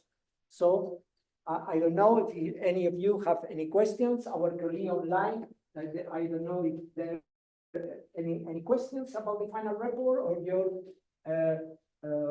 opinions or view about the final report. You agree with this type of report to close these actions, or you think that we need a different type of document or? Fully agree. Fully agree. Thank you, Paulo. If you agree, and our colleagues online as well. Okay. So we close this final report with your comments, ideas, and suggestions. And we will ready to present to course on time. Okay, thank you. Well, formally as well, we need to close the last budget. So these are the figures, the amounts that we are using during this last year. The first column is the approved budget. Last management committee, we approved these amounts. In terms, there are some changes during this period that the core group approved. As you know, the core group has the possibility to change minor amounts in case that we need more money for stays, for meetings, or whatever. So the core group has decided to move some amounts to reinforce the money for short stays, reducing the meetings, okay? But in terms of the cost, it's not possible to reduce the first column. The first column refers to the budget approved in the last management committee, okay? We introduced in the final report the explanations of the amounts that the core group approved to move from meetings to other issues, like short stay missions. Okay, but we are using practically 100% of the budget in this last year. We are closing. It depends on the cost of this meeting, because if we are three less than the expectation for this meeting, there are three people. More. Or I think 5 or 6. 5 or 6. Yeah. So in this case, the cost of this meeting is less than expected. So maybe we have some money that if we have time, we can use to include the video or other things, because any amount that we don't use, we need to return to cost. This is obvious. So for dissemination, we have used more money, because this year the number of publications are higher than any other year, and we need to pay the fees of the publications, of the journals. So this is the reason that we increased this amount than expected last year, because last week we published 2 or 3 papers. There is one that we expect to arrive on time. This week, we I don't know what happened. The handling editor to accept it this week. So yeah, so the policy statement is already in the revised statement. All peer referees have endorsed for publication. So it's now up to the handling editor just to accept the paper, because we did everything within 1 day, and also all international authors approved within 48 hours. So we did all we can, and now this week it's up to the handling editor to just say yes and to issue the invoice, because if the invoice is paid, then we have all the time in the world to do the proofing and all that. But I expect the journal to answer this week, maybe tomorrow, I hope so. That's perfect. Well, so in any case, this is the reason that the amount is higher, because we need to pay. And today, as you know, minimum is about 2,500 euros for each paper, or more. In some cases, it's more than 3,000 euros. So we need to use some more money. Well, the website, the annual report, and others. So this is the total amount for this value. And the questions is if you think that this is the right manner to use the money, and if you approve this use of the money. So the last budget of this action. And the question is In the chat, please, in the Oh. chat, there are a question of Peter Lamar. Yes, Okay. because I can read. Yes. Could we do, we not do a supplement of paper for This is different. It's also around the 10,000.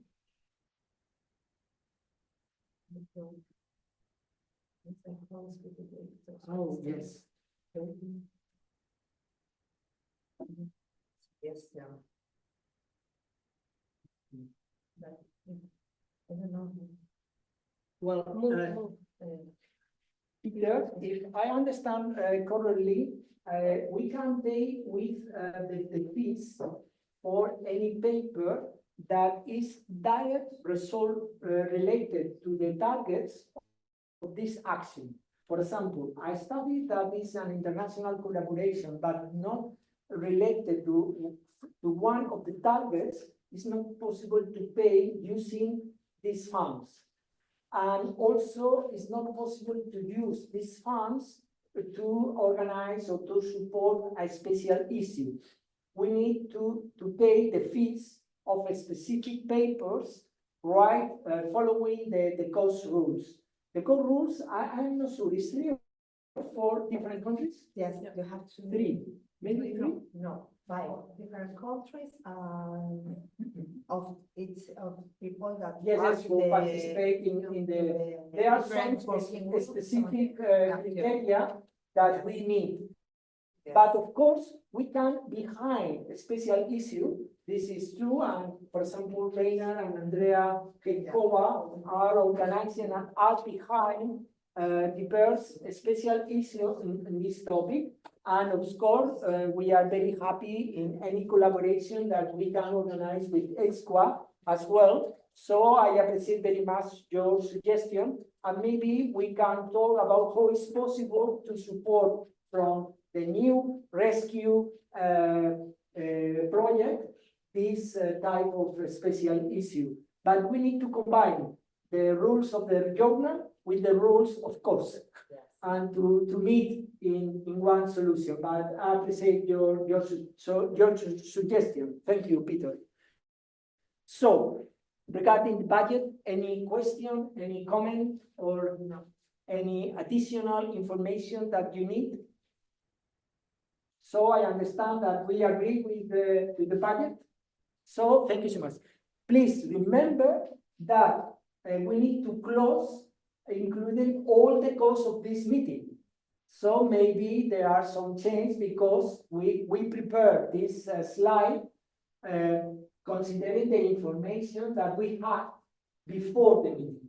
So after the meeting, maybe the amount, well, the amounts about roll-ups or scientific publication, there is no any new, but yes, about the meeting. Okay, well, so sustainability, this is the most important thing for every project.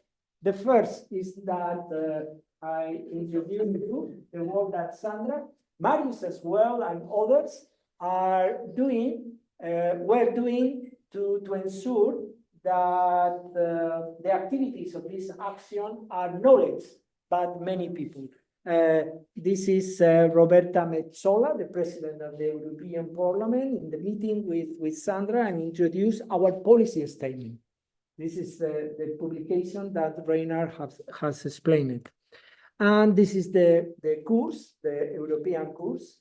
So this is Paulo, one of our challenges to spread the word and to use in different countries and to promote to follow this course among healthcare workers.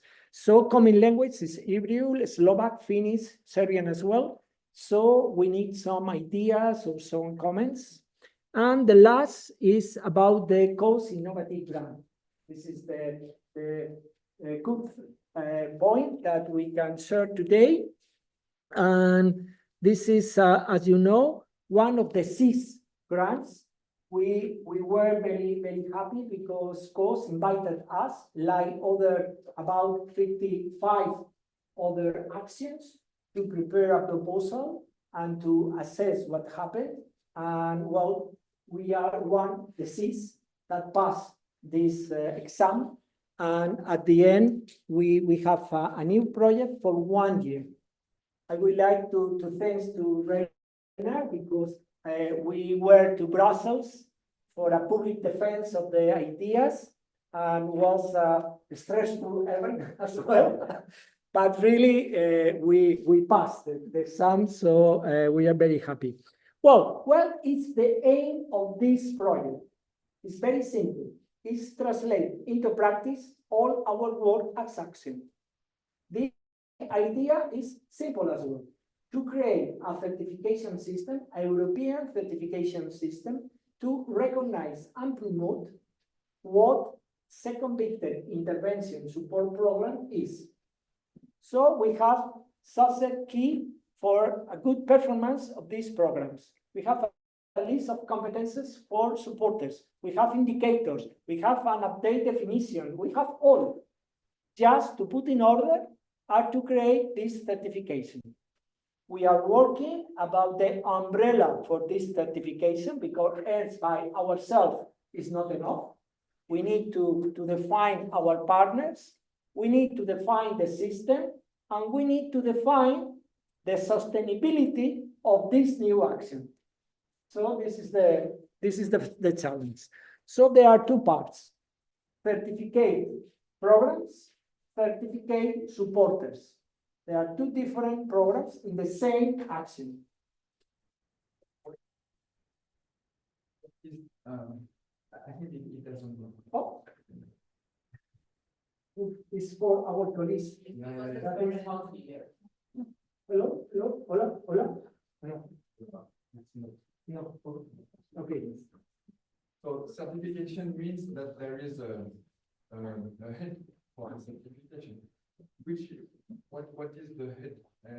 Is it the ERNST or research program, or is it yes, an authority which is? No. This is the main question, because we need the umbrella for to give the certification. There are different options, but we need to talk in this group. Oh, thank you. This is a very relevant question because this is the key question, the umbrella for this certification. We have some ideas, but we need to translate and to open a debate among us about what is the best manner to ensure that the trust of this new certification is higher and the recognition of this certification is higher as well. And this is the critical point, because ERNST by ourselves maybe is not enough. So we need a relevant international partner.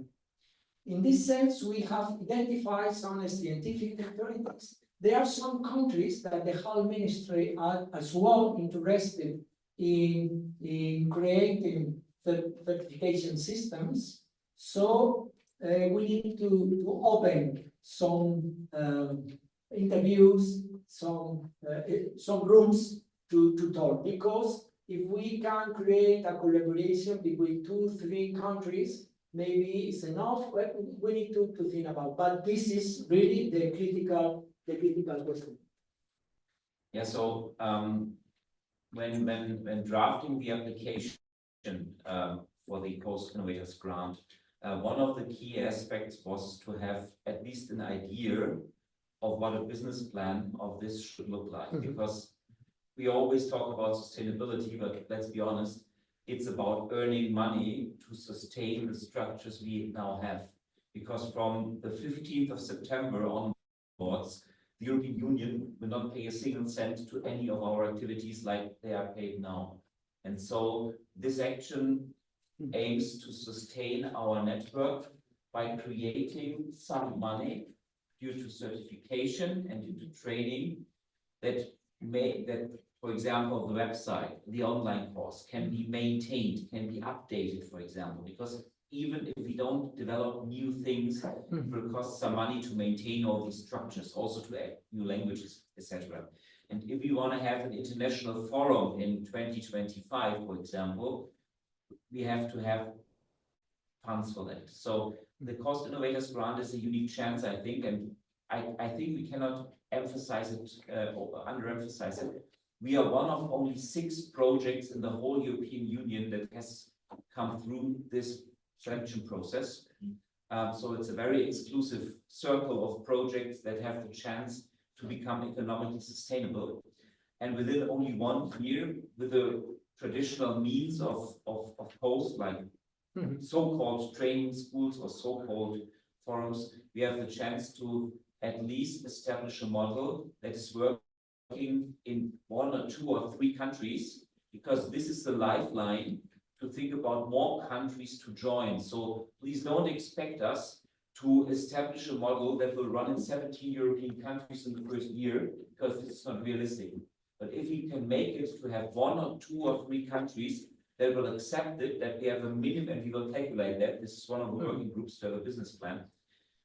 If we have a certain amount of trainees and a certain amount of hospitals being certified, we are able to financially survive, and then maybe to establish other dependencies in other countries to do so. But I think the impression would be to take 2 or 3 or 4 of the most successful countries, the most promising countries that we can establish such a model and run it, just in order to keep everything maintained. And then in the next step, of course, if this is a self-running business, then non-for-profit business, of course. If this is self-running business, then we can expand it to other countries. But this is the chance, because otherwise we are all very engaged and we are doing this voluntarily. But if we don't have the funding to meet again, we have the fear that this would be not sustainable anymore. So this is the reason why we also choose to go forward. And the reason behind that is, of course, to earn enough money to keep it sustainable. Yes, and in this case, I fully agree with Reina. We talked about how to conduct this new project. But in this case, as Chris explained us before, this certification needs be progress in the local language. Without this translation, it is probably useful. So we need to translate. And the problem in this case is that the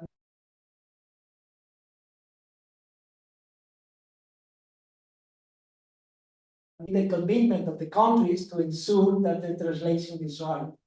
It's not possible to use the cost fund. This is because this is not an action. Actually, it's very similar to an actions in terms of the tools that we can use, but we need to adapt the tools to this different type of project. We use the same term, training in school, stay missions, but the use of this tool in this case is in a different sense. But really, there are some barriers because, well, the administrative procedure is different in this case. So, thank you. Just a comment. I think we are very privileged to have the acceptance of the project, because there is a sad story of loss without without the sustainability being supported and provided. And what I mean is the unit bus project, as you know, many of us participated in this. The European Union Network on Patient Safety is the first EU project on patient safety, where all the countries participated and many more others as well. And the countries have provided the good practices in patient safety. And there was a website which accumulated all those practices, like we have our ERNST website. And they were in different languages also. Abstracts were in English, but the practices were in the native languages for the countries and for the local organizations to use them. And when the project was over, the website has been, because Croatia was responsible for the website and for organization of the material on the website for the design. They kept it with the own cost of the Ministry of Health for 2 or 3 more years. But now it is gone. And I remember WHO desperately wanting, before the global action has been published, to get hold of those practices and to somehow show them to the world, maybe more widely than Europe. But it is gone. And now I talked to the person who was responsible for the website then in Croatia, but she said that she has it, but she cannot give it to WHO without the consent of the countries after those 10 years. So I think we are very lucky. Yes, yes, yes. No, I think that in this moment, we could ensure that at least for 3 years, we are able to maintain the platform and some other things around. And this new project for us is a very good opportunity because the majority of cost action offers when the funds disappear. So this is a very good point. Yes. Show on the chat. If you can, so Peter left because okay. it is to find a long-term course. Oh yes, absolutely. Okay. Yes, Peter, thank you so much. Yes, Peter are suggesting that the solution is to identify a host for a long period. And yes, absolutely. This is one of the, I think, positive points when we defend in front of the board, the coast board, this new project, because we suggest some lines in which some private companies are in potential interest in this new project, and as well other public institutions. So we are working in this direction to ensure that for the future, it's not this project is not for 1 year. In 1 year, maybe we are possible to define the colors of the new platform, to define the criteria, and to train some auditors. But 1 year is not enough for to put in order a project with this magnitude. So we need to think in the future, and this is one of the challenges for us. But thank you, Peter, because I'm sure that your collaboration in this step is very relevant because you have a lot of experience in this sense. Please. Yeah, in search of a very solid partner in the long term, did you have some contact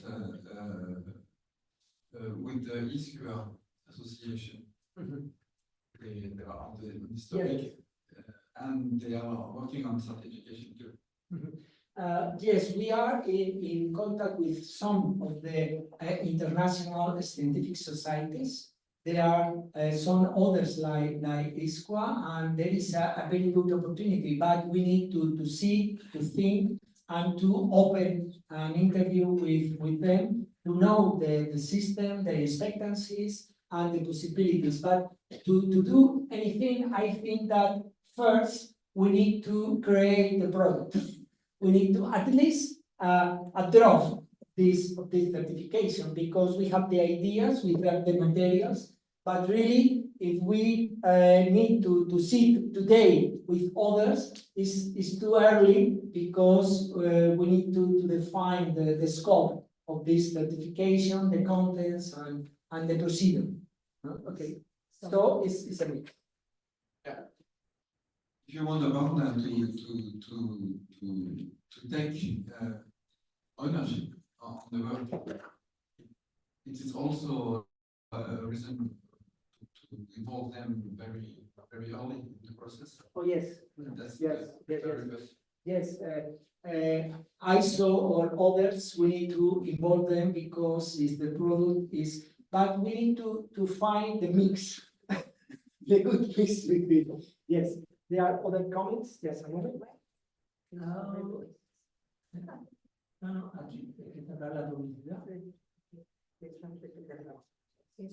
Yes. Pisqua of AI is also a good partner, of course. Any of them.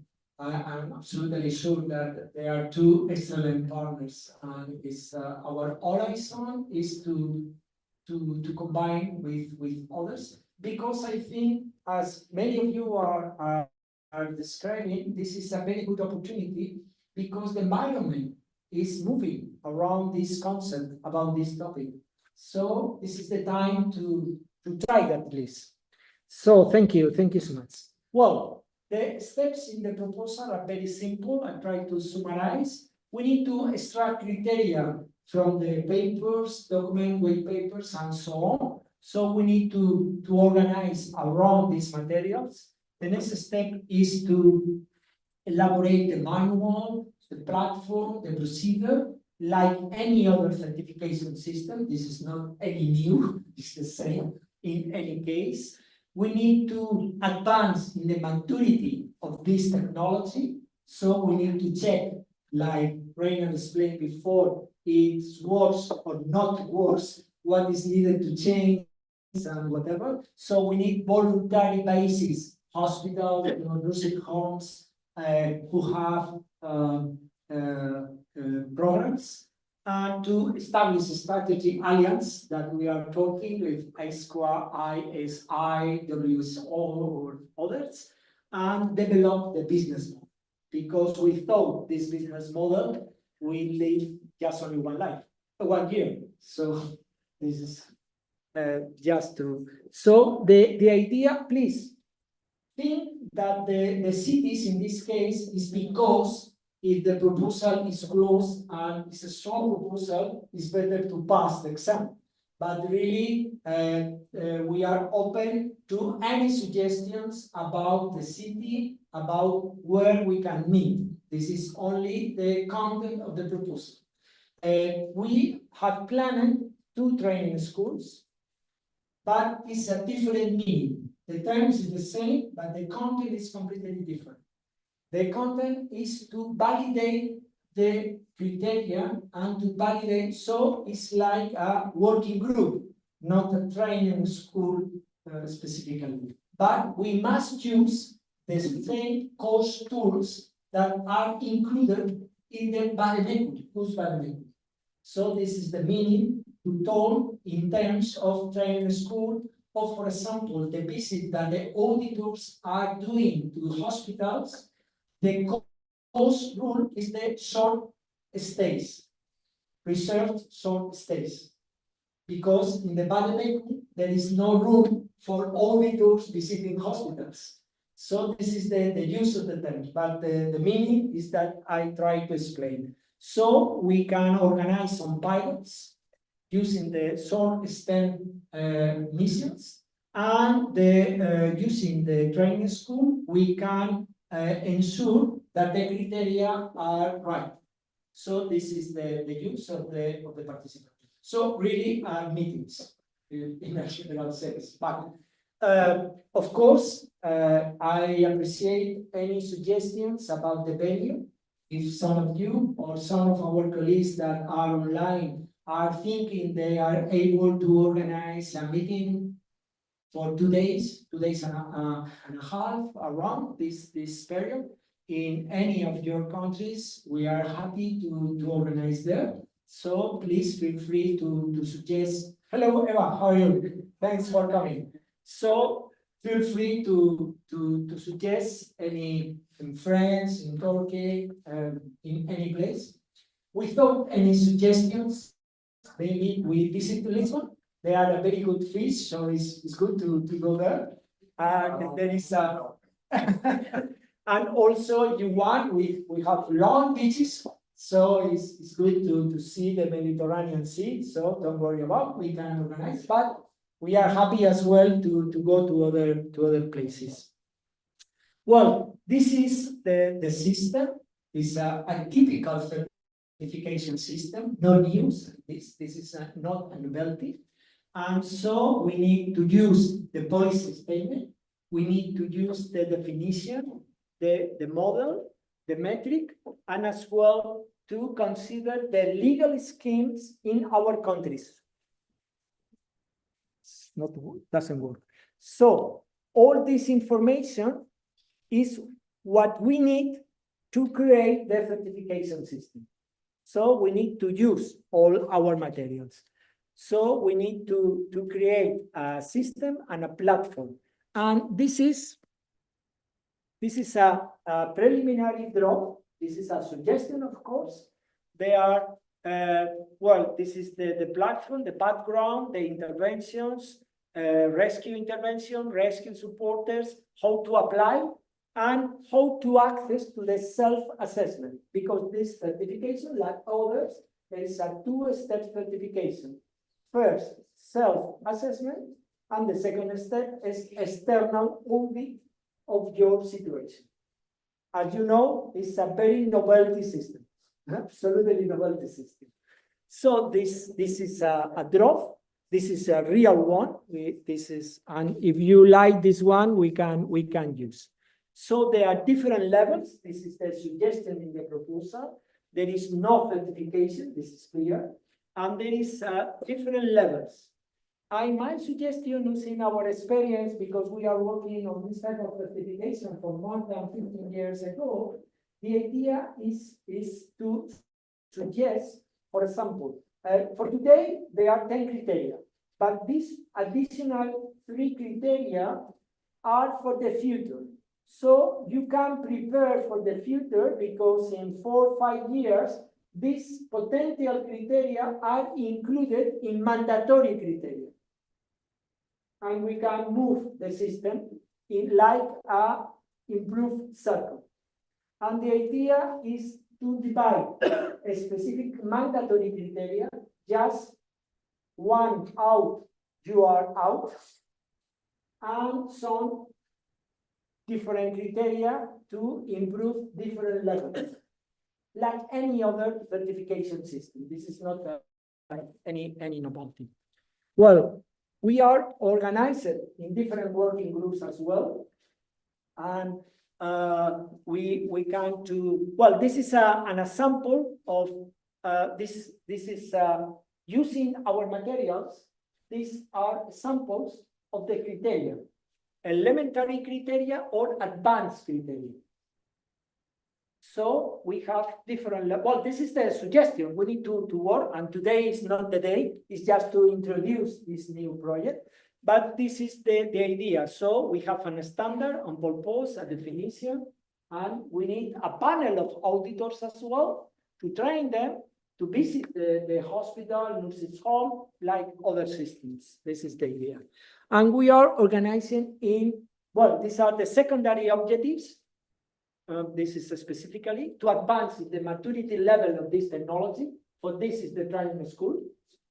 Second is to certify the current, at least a quarter of the current intervention program in Europe. We have a list of them, so there is not so much. It's the number that Renan introduced. To increase the interest in 2 different settings, because all programs are focusing on hospitals, but they are intelligent life outside the walls of the hospitals. There are nursing homes and primary care as well. So we need to think about. And of course, we need a business model to ensure the future. This is clear. And we have organized it into 4 working groups. So all of you can decide in which you want to participate. The first is about the criteria to build the system. This is clear because we need it. This is the core of this certification, of this new project. This is clear. And Eva and Massimiliano are who lead this working group. Okay? The second working group is about the business plan. The business plan. And in this case, ENAF is leading this working group. And the third, oh, sorry, this is the second, and and there is a third working group, sorry about, this is a mistake, my mistake, sorry about. The third group is to promote and to is the marketing strategy of this certification, because we need to get the different scenarios, hospital, primary care, and so on. And Paulo is in charge of this last working group. So, and Reinhard was working behind the business model. If you want to explain more about. Yeah, so I think I don't have to explain that much, because I see it's a kind of simple calculation. It was only the calculation to convince the committee that we know how to use Excel.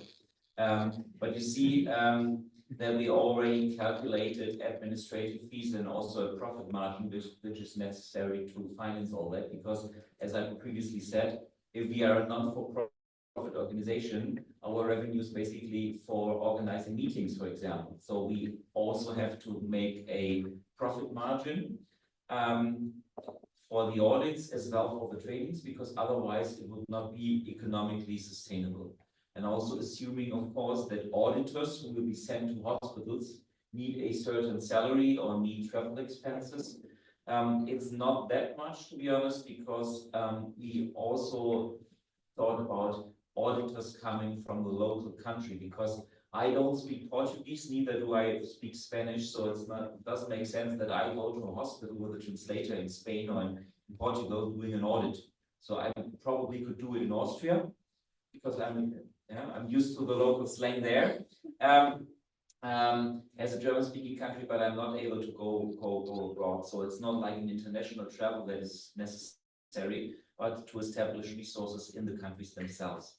And also you see, looking at the auditor's salary, there may be some audits for other branches that are more financially attractive than those.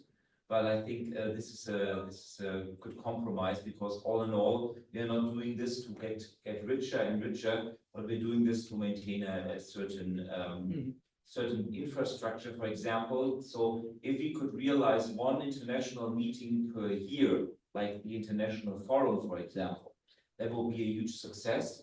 And I think if we start, it will be maybe an online meeting, or there are only like 5 or 10 invited participants. But the more countries and the more hospitals, nursing homes, and primary care centers we get, the more budget we would have to allow a meeting like this, for example, to happen once a year, to exchange ideas and to go on in projects. So this would be, what you see here is more or less like a minimum calculation. So what would be the minimum participant fee, for example, if you do a training school? And depending on the country, it's more or less very expensive, or it's comparably cheap. So if you go to Norway, it's a best buy. If you go to other countries, that 274 euros would be quite expensive. And you also have to consider this by the means of where, for example, the administrative office will be placed. I guess it won't be in Switzerland, Norway, or Germany, but in other countries where the income is not that high. And also to see what we can call for an audit to cost. So you see, normally the direct cost of an audit, if you are a hospital and you want to certify, it will be something around 4,860 euros. That's not that expensive compared to other certifications, but at least it's a reasonable amount of money. So you have to convince the hospital management to spend it. Yeah.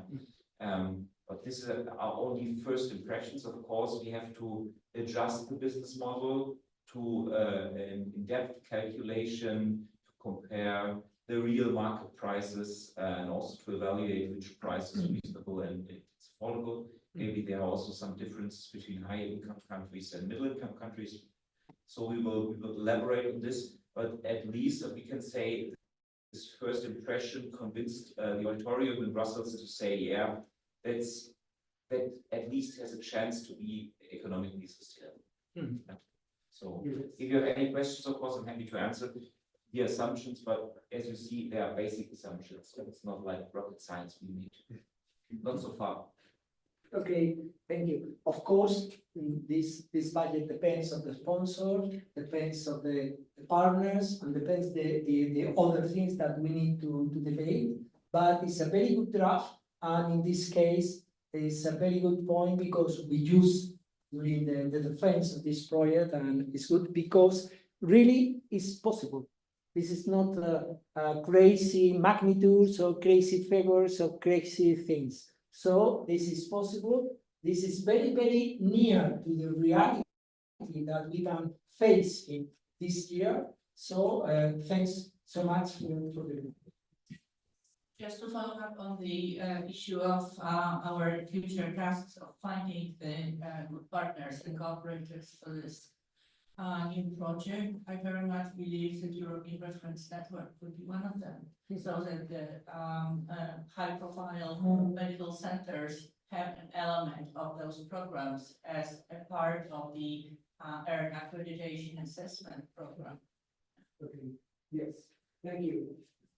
Yes, we need to put together the ideas and to establish a list of potential partners. And well, because as you mentioned, it's very important from the beginning to invite some other partners to debate about but I think that we need at least a minimum draft to share a preliminary document and to say this is our focus, this is our ideas, this is our scope, and so on. So, well, this is just to that you know the current situation and a better understanding of what is the new project and what is the potential of this new project. Well, this is the appear now, so this is clear.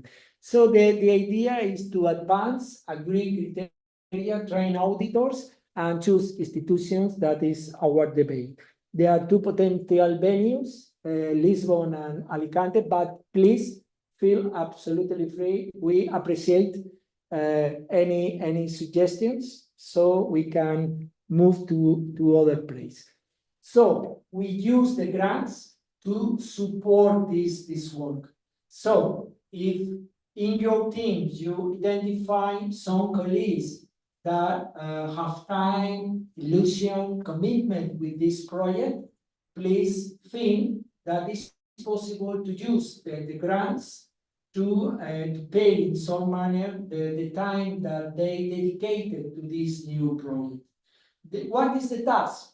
Is to review our materials to identify potential criteria for this type of certification. The idea is to create a small group, an international small group, to include feelings, cultural aspect, differences in our health system, to create these criteria. So please feel free, our colleagues that are connected online as well, we fully invite you to identify colleagues that have time and illusion with this type of task, and we can use this grant to constitute a small group working online on it. But the international perspective, I think, is very useful because in Germany, in Spain, in France, or in Greece, we are translating the criteria into this new certification. Maybe we are thinking only in our system, and maybe Finnish is not the same than Poland than Norway or Spain or Portugal or whatever. So we need to think in terms of the Europe as a whole. So this is the system, and also to conduct the preliminary audit, the pilots. We need to use this type of tool. So thank you so much. I don't know, any questions about this new project and suggestions? Or... I understand the rescue project as an intervention program similar to RISE, whatever. What actually, introducing the subject like the course in curricula would also one part of this? Would it be one part of this? As building the foundation for such a program? Yes, well, one of the things that we have received outside this network is how to train supporters. And this is not the meaning of this project, the rescue, because the rescue is to certificate supporters, but of course, there are a need in many hospitals, primary care and others, to ensure that supporters have the skills needed to support. So I think that we can think about this possibility because we organize, for example, from some colleagues from Mexico, a specific training for their supporters. So it's possible to think in some products around the certification. I appreciate your question because I think that in this moment, sorry, well, this is not to go up and to think that we are the best. No. But please understand.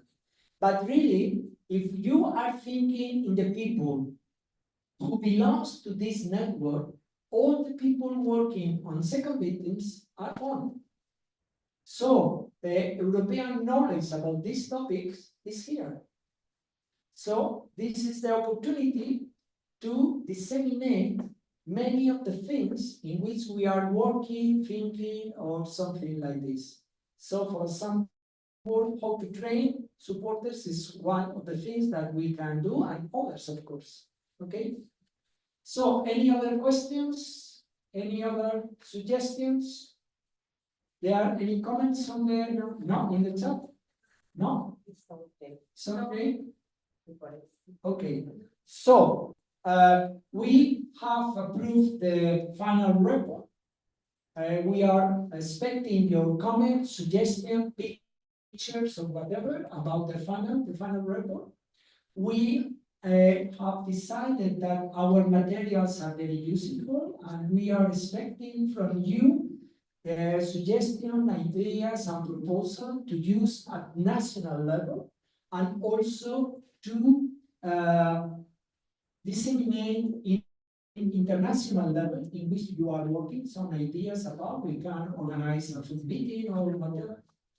Now you know what rescue is, what is the expectation about this project, and please decide how you think you can work on it.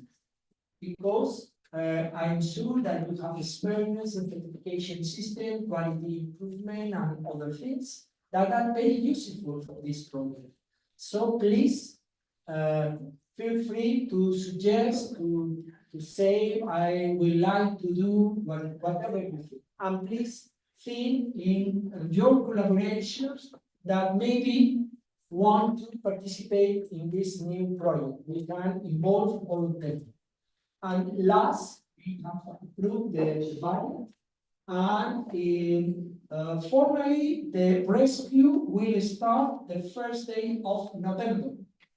So from this day, we can use the funds, the cost funds, to organize meeting or whatever. So you will receive a schedule of activities as soon as possible, but in a general sense, these are the most important thing about this new project. So thank you so much. I don't know, Yeah, so before we take the official photo, I think we have like 15 minutes for that, so it should be possible to do so and have lunch on 12:30. I want to take the opportunity, I think, on behalf of everybody, again, Jose, I know you don't like it, but it's important. It's important to say that this action that we are now closing wouldn't have been possible without your dedication and your leadership. Also, wouldn't have been possible without your whole Spanish team, who always supported us with every issue we had. Thank you very much, and congratulations for an excellent leadership.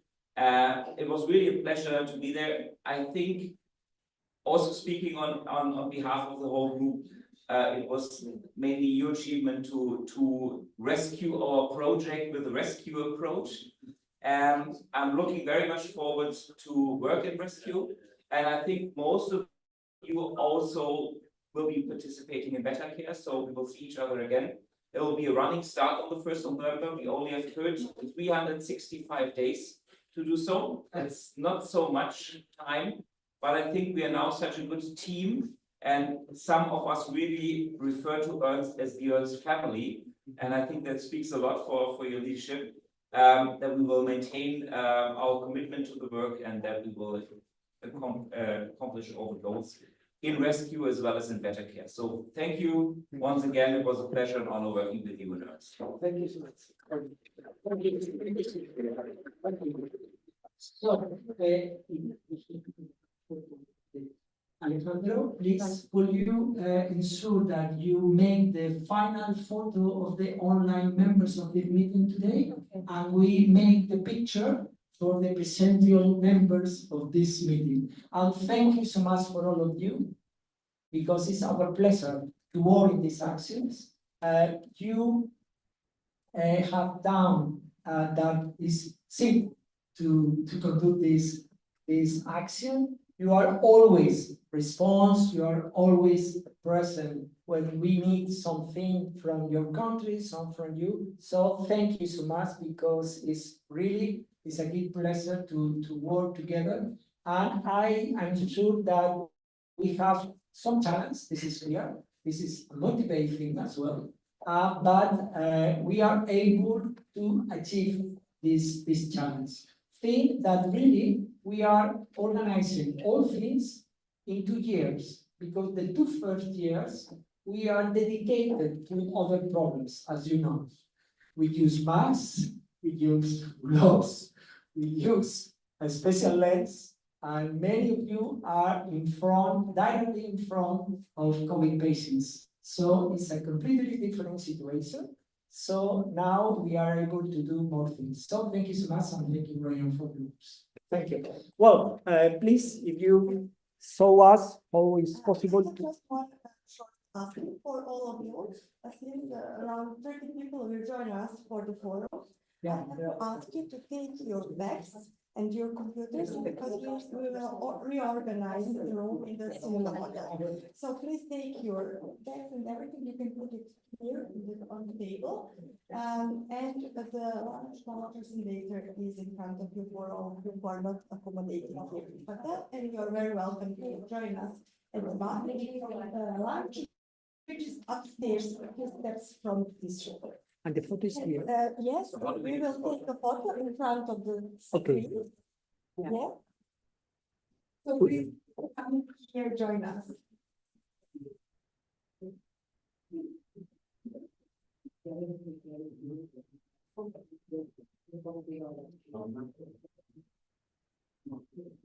Okay.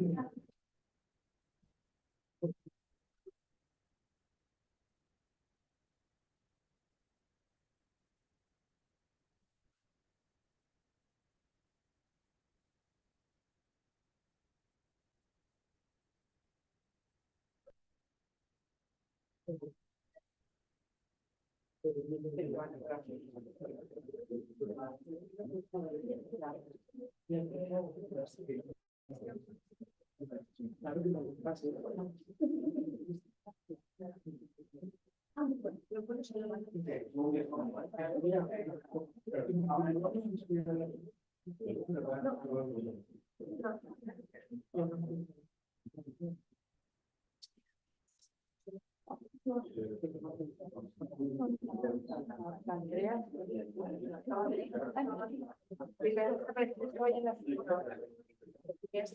estaba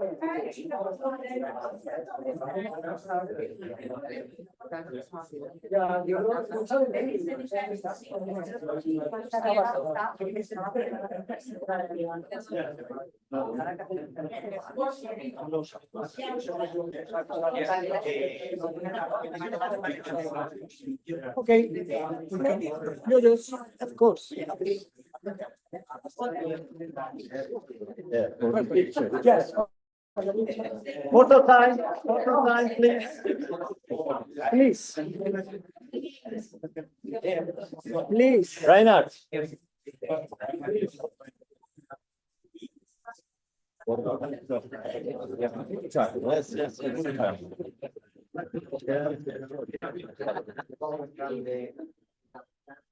Don't want to disturb anyone, but.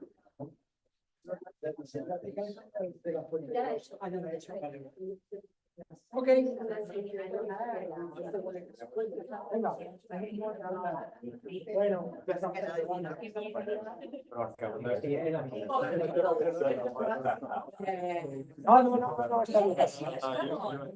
And Reinhard.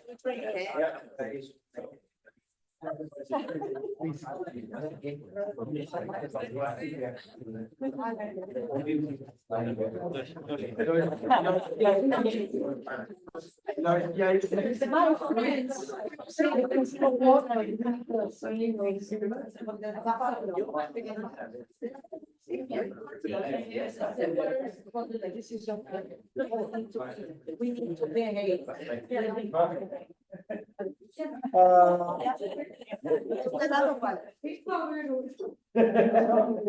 No, I'm not a football player.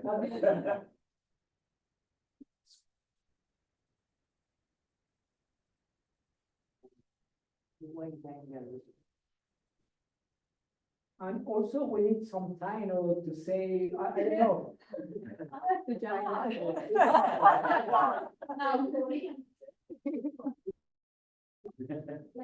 Like this? I don't know what.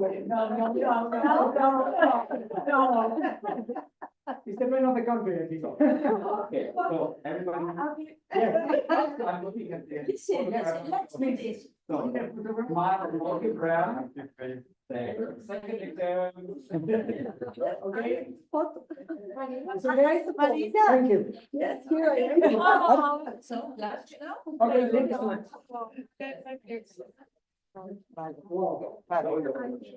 Yes.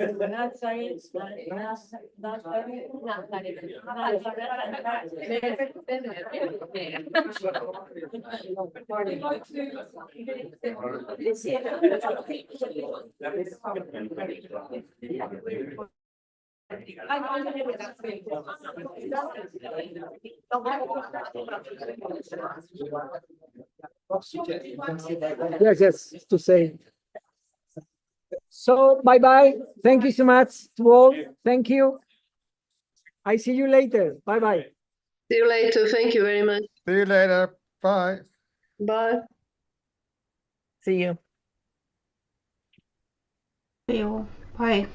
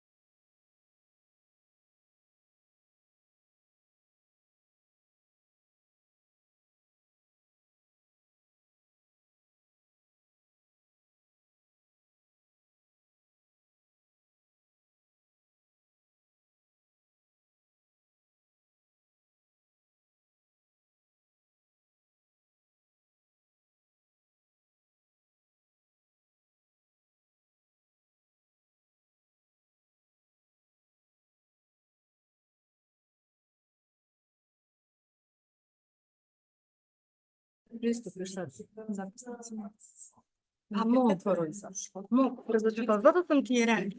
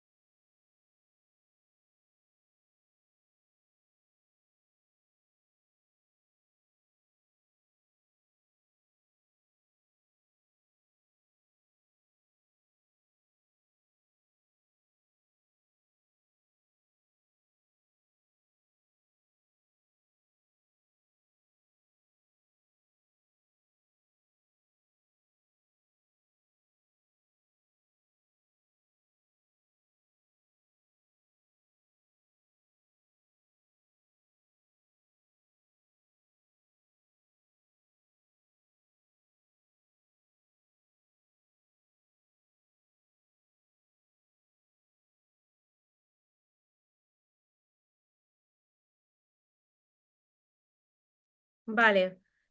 Vale, o sea que yo estoy, vale. Thank you for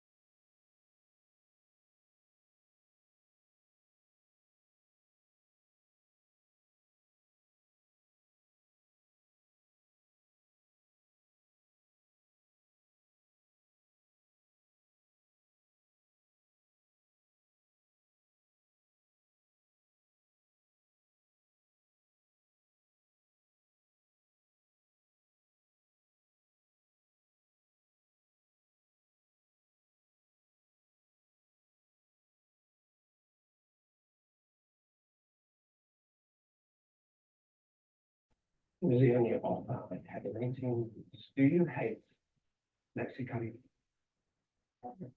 Hate's a strong word. You didn't answer the question. She's had infamous stuff, nitpicking at every single line. She said, I don't know how to write for young people or women. She says I'm sexist. Me, sexist. Stupid cat. According to your book, this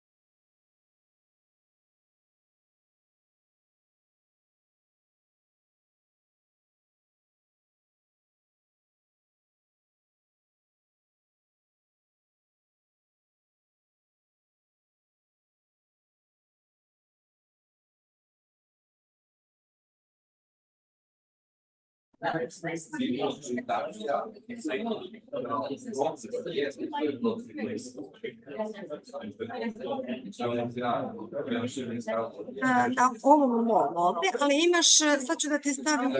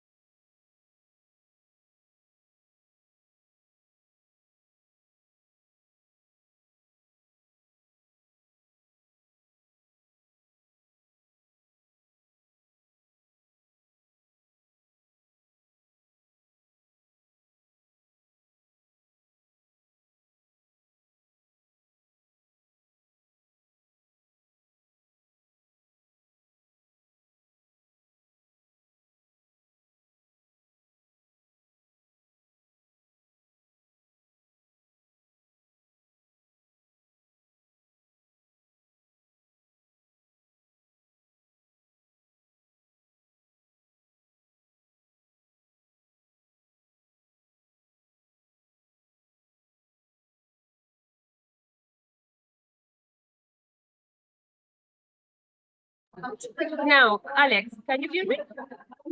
Okay. Vale. Y esto es lo siguiente.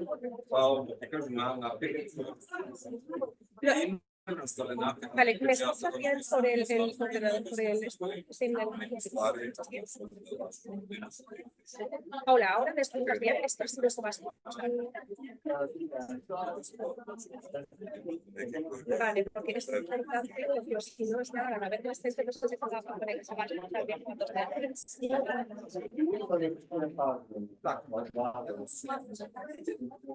Vale, sí, tiene pero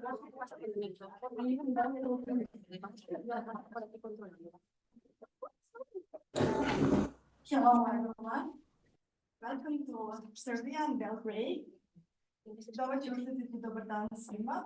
I'm very glad to have all of you today with us at the 5th ERNST Forum, which is the last forum of one very successful project, which will actually continue with its output to live in healthcare professionals' everyday work and life.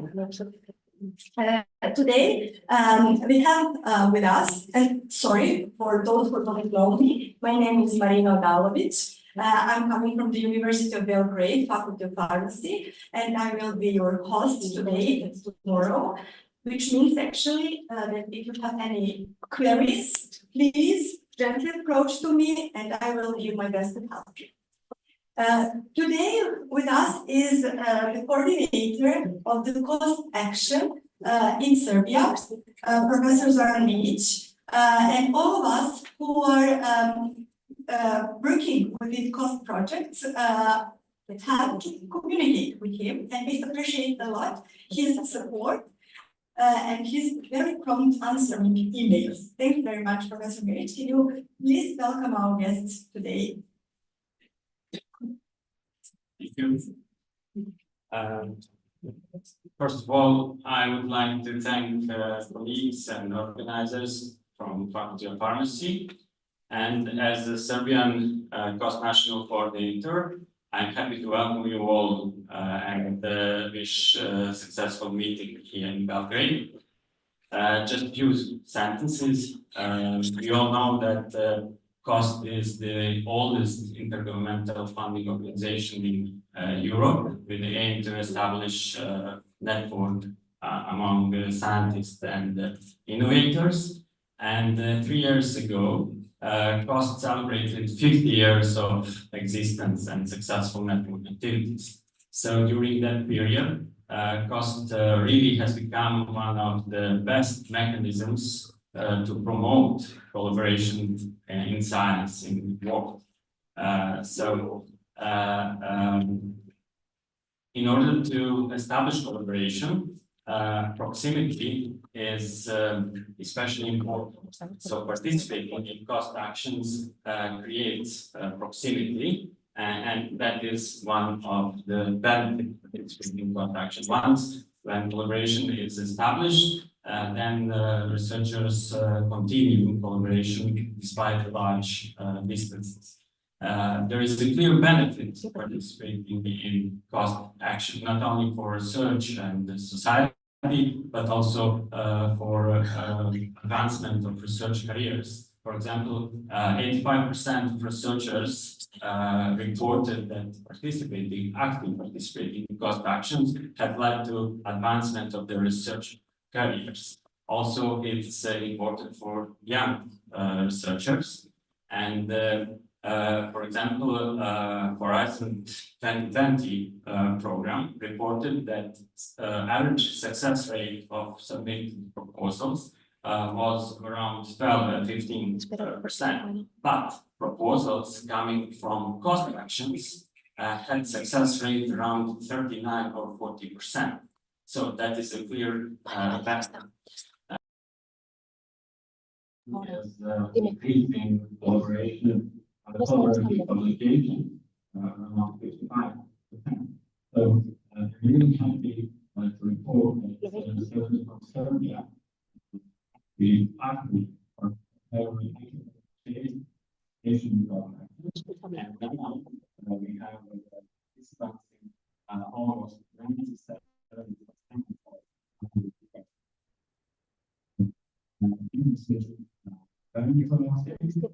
That's very important not following argument, just want to tell you that this vaccine is really designed vaccine. I know that immunity is being approved. And they expect so I wish you girls in Belgrade. I wish you a successful meeting and session. I look forward to see you next year for meeting right in June. We do that follow up. Thank you.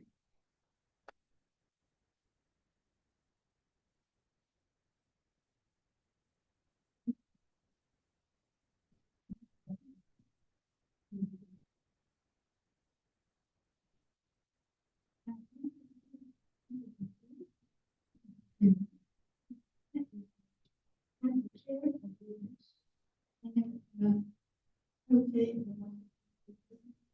Everything was achieved within the budget. Thank you very much.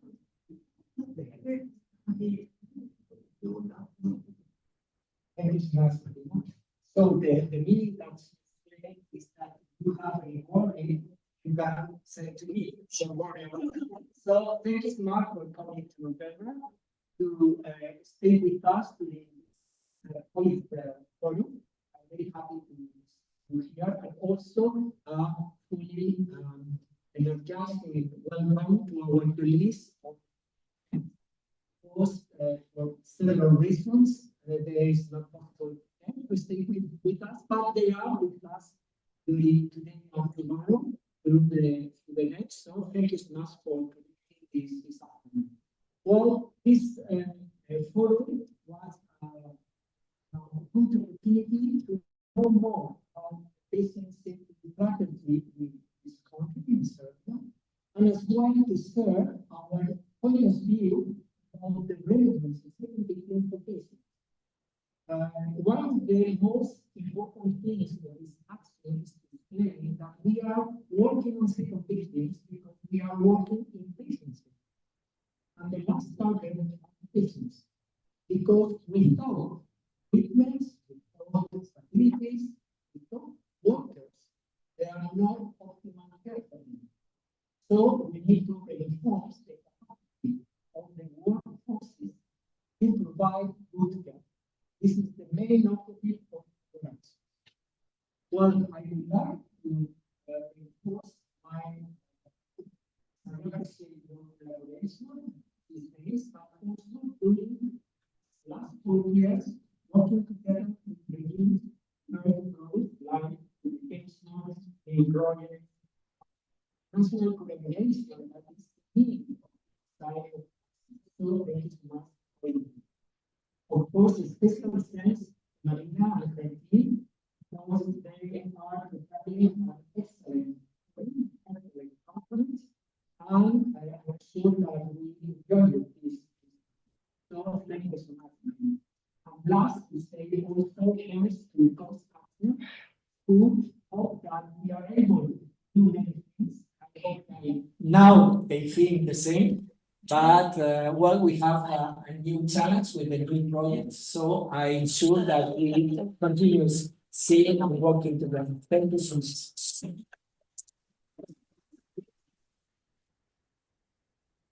Thank you very much, Professor Martin.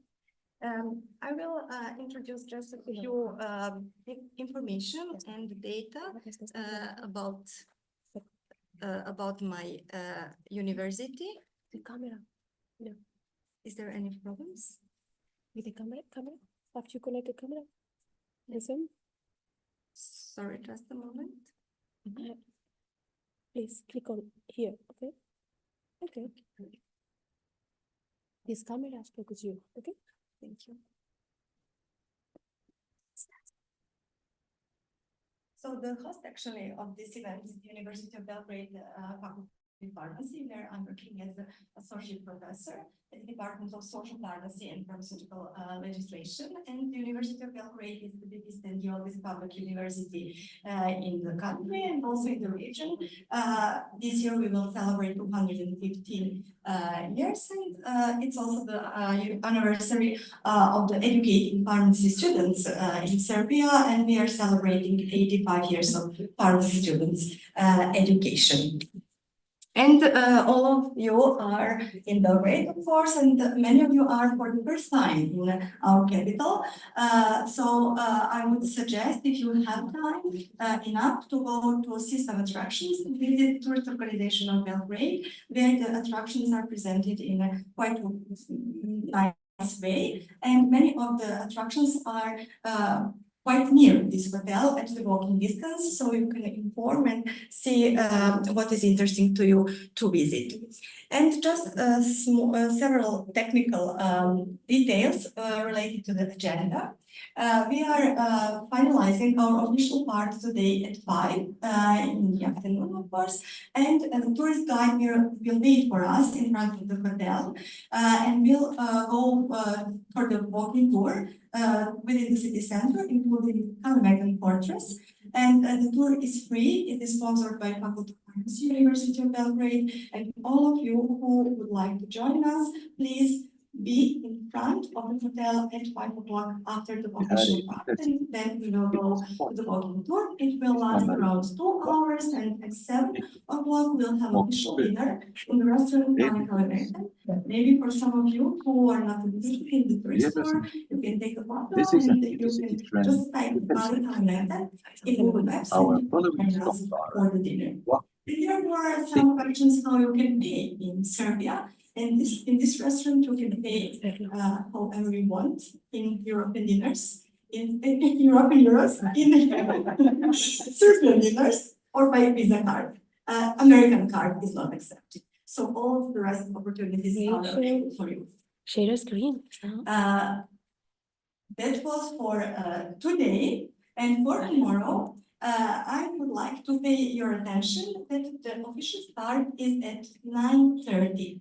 But in your agenda, if you take a look, we have another session starting from 8:30, and this is for local participants and several representatives of ERNST. But for all the others, the session will start at 9:30, just to skip the confusion. And internet connection. We have free connection here, but if it doesn't work, here at this whiteboard, you can see Wi-Fi, network, and password, and you can use this one. It works well. Buffet lunch is served in the restaurant. People who have participated in MC knows that just a few steps up from this room is the restaurant, and you can join us tomorrow for the buffet lunch. For people who are accommodated here in the hotel, the lunch fee will be charged through the room, and for the others who are not accommodated in the hotel, the lunch vouchers will be available in front of the room at the reception desk. And I think that's it about technical information. Do you have any questions? Thank you. No questions, everything clear. So we can start with the first session. Today we have representatives from Serbia who devoted their careers to quality within healthcare settings.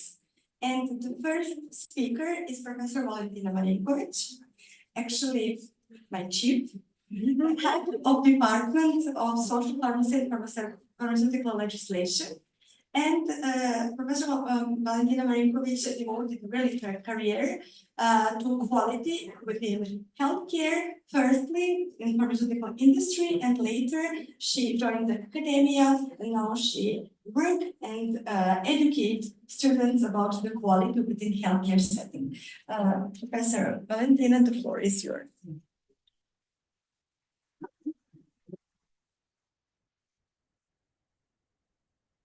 Thank you, Marina. Presentation is here. Thank you very much. I wait for the people on the left. Okay, again, thanks Marina for the words. I'm very glad to wish you a pleasant stay and warm welcome in Belgrade. I will start my presentation with the display of one graphic called Jumper, what our famous Serbian painter, Vladimir Veličković. Why I chose Vladimir Veličković? Because he always painted the victims in his work. So if you have enough time, I will suggest to visit small museum at the pedestrian Knez Mihailova Street, musical center museum, and you can find modern artists, Serbian artists, as well as Vladimir. Okay, my topic is overview about patient safety and second victim support in Serbia. So in next, I had half an hour, but Marina told me that should be shorter. Nevertheless, in the introductory phase, I will focus on patient safety taxonomy and terminology, as well as health, safety, and well-being of health workers. On the second part, I will focus on regulatory aspect and framework in Serbia, and finally, what is our efforts to raise awareness about patient safety and second victims phenomena. Related to taxonomy and terminology about patient safety, in the last decade there are a lot of reference, a lot of literature about this terminology, as well. World Health Organization also defined and gave the terms about patient safety, and actually 6 areas of action defined by World Areas of Patient Safety are included in the patient safety taxonomy. It was medication errors, adverse events, adverse drug events, as well as adverse drug reactions. Additionally, the Committee of Experts of Management of Safety and Quality of Healthcare also provides us a dictionary about patient safety. One of our PhD students, she finished the thesis related to medication errors. And in this table, just as just example, you can find the table about the key terms about patient safety, as well patient safety, quality of care, error, medication error, adverse event, adverse drug event, adverse drug reaction related to literature and WHO organization dictionary. Related to health, safety, and well-being of health worker, WHO also have made efforts to clarify and to provide taxonomy and terminology of these terms. And in this slide, you can see 3 main areas of action. First is resolution on protecting, safeguarding, investing in health and care for workers by World Health Assembly. The second is action plan for patient safety, global patient safety for this decade. And also WHO provides guidance and recommendation about prevention and management of occupational hazards in the healthcare sector. And in this slide is extracts areas from WHO for this guidance. You can notice that there is no term second victims, but in this part about psychosocial risk and mental health, you can find sampling that be very useful to mitigate the risks of mental health in occupational health of healthcare workers. You know, Serbia is EU member candidate, and we are obliged to apply all EU directives as well as WHO guidelines. So in our legislation, we implemented more or less all critical part from EU directives. And we have three very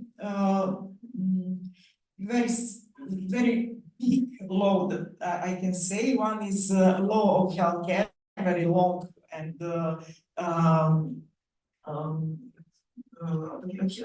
law document that refer of all aspects of healthcare. The second one is law of health documentation and records in health.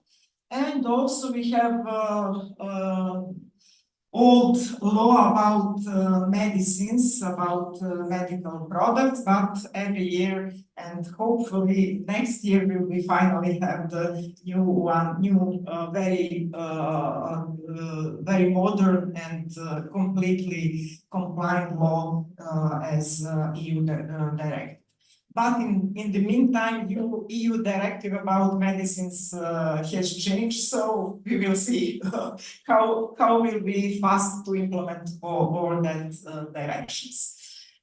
Regarding the protection of healthcare workers in regulated from the aspect for working condition, including interpersonal relation, we have law of safety and health at work. It is very general law, it's not focused on healthcare workers. And also I will present law of prevention of abuse, ordinance and internship and professional exam of healthcare workers and associates. Beside the legislation, we have some guidelines and standards that we can implement it. Some of them are voluntary, some of them are mandatory. Standards for accreditation of healthcare institution by our agency of accreditation of healthcare institution will be presented by detail with my dear colleague Vladimir later. And now also, you know, ISO 45001 is implemented in many healthcare institutions. And for the pharmacies, the Bible is good pharmacy practice. This document is mandatory document. And on the site of the pharmaceutical chamber, you can find not only the document, but all education material about implementation of this guidance. Also, on the website of the pharmaceutical chamber, there is a section report violence, which allows to fill the questionnaire of violence against healthcare workers.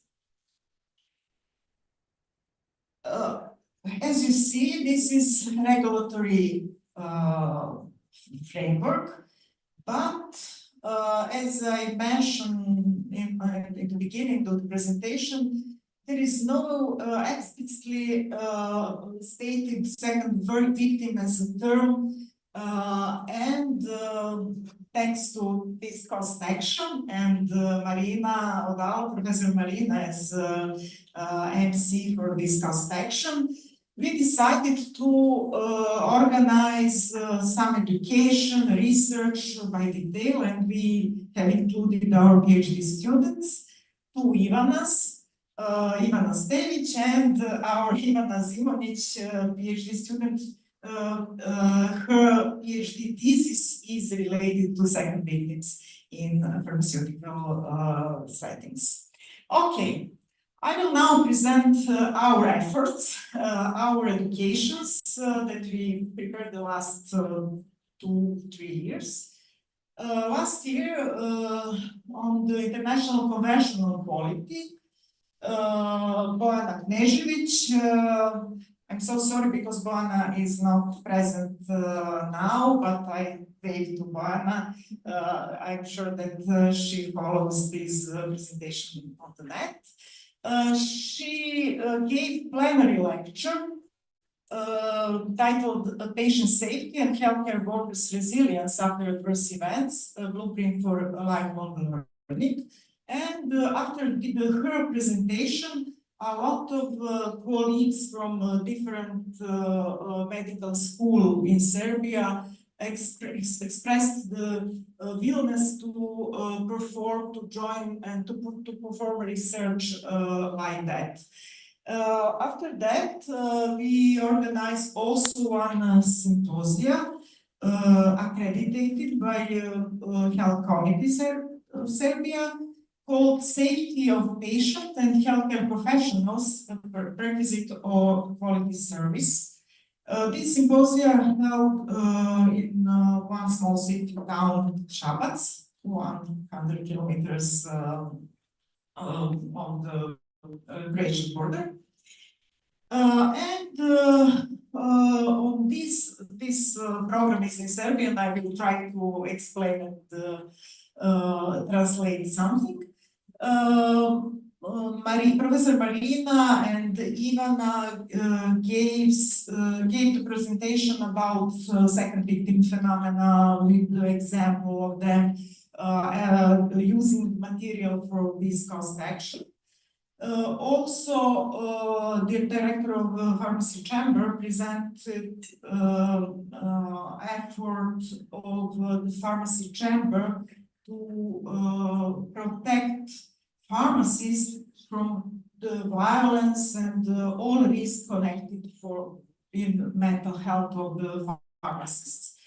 Also, Professor Milena Vasic, she is professor on the Faculty of Dental Medicine, and she's also working in the Institute of Public Health.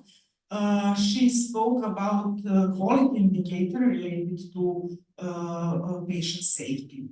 On the last part of this symposium was dedicated to medication error, and we had 3 presentations related to pharmacotherapy, errors in pharmacotherapy, errors of using of dietary supplements, and errors of using of compound drugs. And also, Galenica, our oldest pharmaceutical company in Serbia, promote within the Galenica Business Academy school called Small School of Resilience for Health Professionals, thanks to Ivana Zimonic, who is the creator of this academy. And within this accredited webinars and tests for doctors, pharmacists, nurses, dentists, biochemists, and all health technicians, 5 webinar and 5 accredited tests were done, and more than 6,400 employee participants were included in this school. And in this slide, these webinars are listed. It is healthcare professionals as secondary victims of adverse outcomes, burnout syndrome in healthcare, resilience, teamwork of health professionals, and communication in health practice. Hopefully, we will continue with this practice this year and in the following year. Also, Ivana created one newsletter. I don't know, are you familiar with that? Probably not, because it is in Serbian. On her LinkedIn profile, newsletter called Support, Develop, Strengthen Personal Development of Health Professionals, Patient Safety, Business Resilience, and Sustainability. So in 52 editions, Ivana motivated all health professionals, pharmacists as well, to be more supportive and to develop, to jump and obstacles they are faced on their ordinary work. And finally, just as information, also in the framework of the ERNST PhD students, thanks to Professor Marina's supervision and myself, we conducted two research, one qualitative.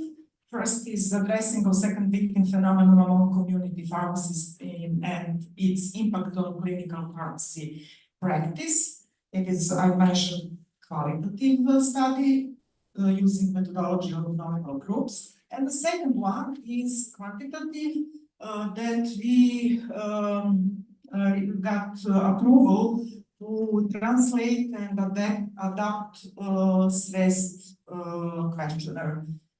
We performed translation, validation of this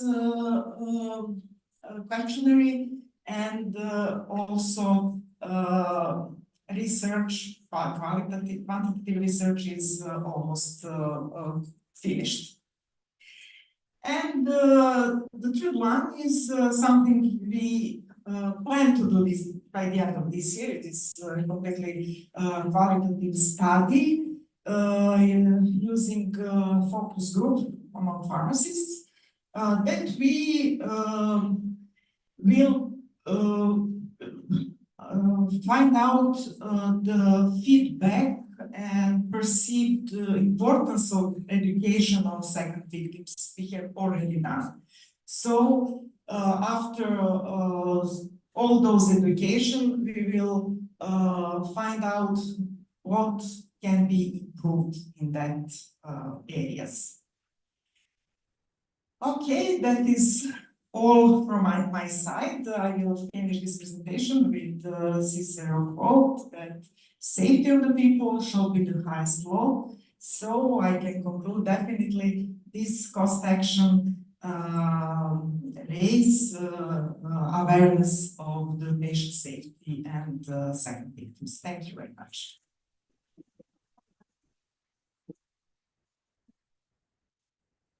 Thank you very much, Professor Marinkovic. Yes, I asked our speakers to make their presentation a little bit short to have time for discussion.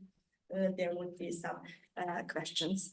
The next presenter, coming from School of Medicine, University of Belgrade, Professor Milena Šantić-Milićević. Professor Milićević is doing such a diverse activities and research in diverse areas and also within healthcare professionals. Professor Šantić, the floor is yours. I'll help you with the presentation. Hello, everyone. As you have heard, my name is Milena. I have two surnames, so don't bother to remember them. I'm coming from Faculty of Medicine, University of Belgrade, where I teach public health and healthcare services management. I also am a full professor at the Institute of Social Medicine, where I teach social medicine and health education. I lead the laboratory for strengthening capacity and performance of health system and workforce for health equity. So this is in short my small biography. I have a presentation which is mental well-being of healthcare professionals as a prerequisite for patient safety. However, I am very glad to be part of this group, which has dedicated almost 4 years to understanding the connections between the mental well-being of healthcare, of health and care workforce and allied professionals, and to see how they can improve patient safety. So what you will hear from my presentation might be something you already know.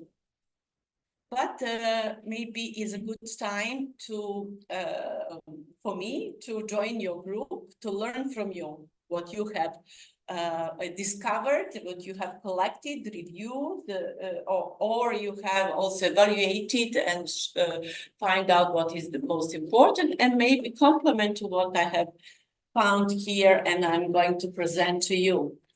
Also, I think this is very important topic because human resources for health, whether they are healthcare professionals or other type of professionals who work for health of the population, are actually resources. And if you do not improve your resources, then we will be abandoned in attaining our and maintaining our health ourselves. So the basic motto of the presentation, instead of the content or the agenda of the presentation, is that actually to deliver high quality patient care, safety must be prioritized, and it cannot be prioritized if we do not prioritize those mental health of those who really take care of the patient safety. That is the basic motto of this presentation. And also, it is prudent for all organizations at all levels, from system level to the basic unit, to establish a conducive work environment that fosters well-being and mitigates burnout or all other symptoms of poor mental health, thereby ensuring the delivery of secure and safe services to patients. That means it is the time to abandon incremental changes in our policies and regulation. It is the time to do radical changes. It is the time to make really a conducive working environment, not to talk about it, but actually to do about that more with those who are responsible, accountable at all levels. And therefore, I am very happy that I have here an opportunity to hear what is national agency is doing in Serbia for quality of care in healthcare institution, as well throughout the Serbia, as well as to hear more about chambers who are there for our health and care workers, and from your experience, so to see what are really pathways to make these conducive work environment that fosters patient safety. Research on mental well-being of health and care professionals is actually limited. And that is actually the call for more research, because we are in a workforce crisis. Can you believe it? We are in a workforce crisis since 2006. And I wonder why we use word crisis, because crisis is a temporary issue. This is a long-term issue. So it's not a crisis. It is a negligence. It is a policy that regulates workforce crisis since 2006, and still we have a lot to do, because mental well-being of healthcare professionals is rarely studied in a way that can improve the patient safety and can prevent any kind of mental health issues related to the job environment, including phenomenon of second victims. As you may know, 60% of the world population, world age population, is working age population. And 50% of the working age population has mental health issues. According to studies, mental health of health and care workers is worse than in general population. Some phenomena are double than those in general population, like depression or post-traumatic stress syndrome. So there is a lot we have to do to work.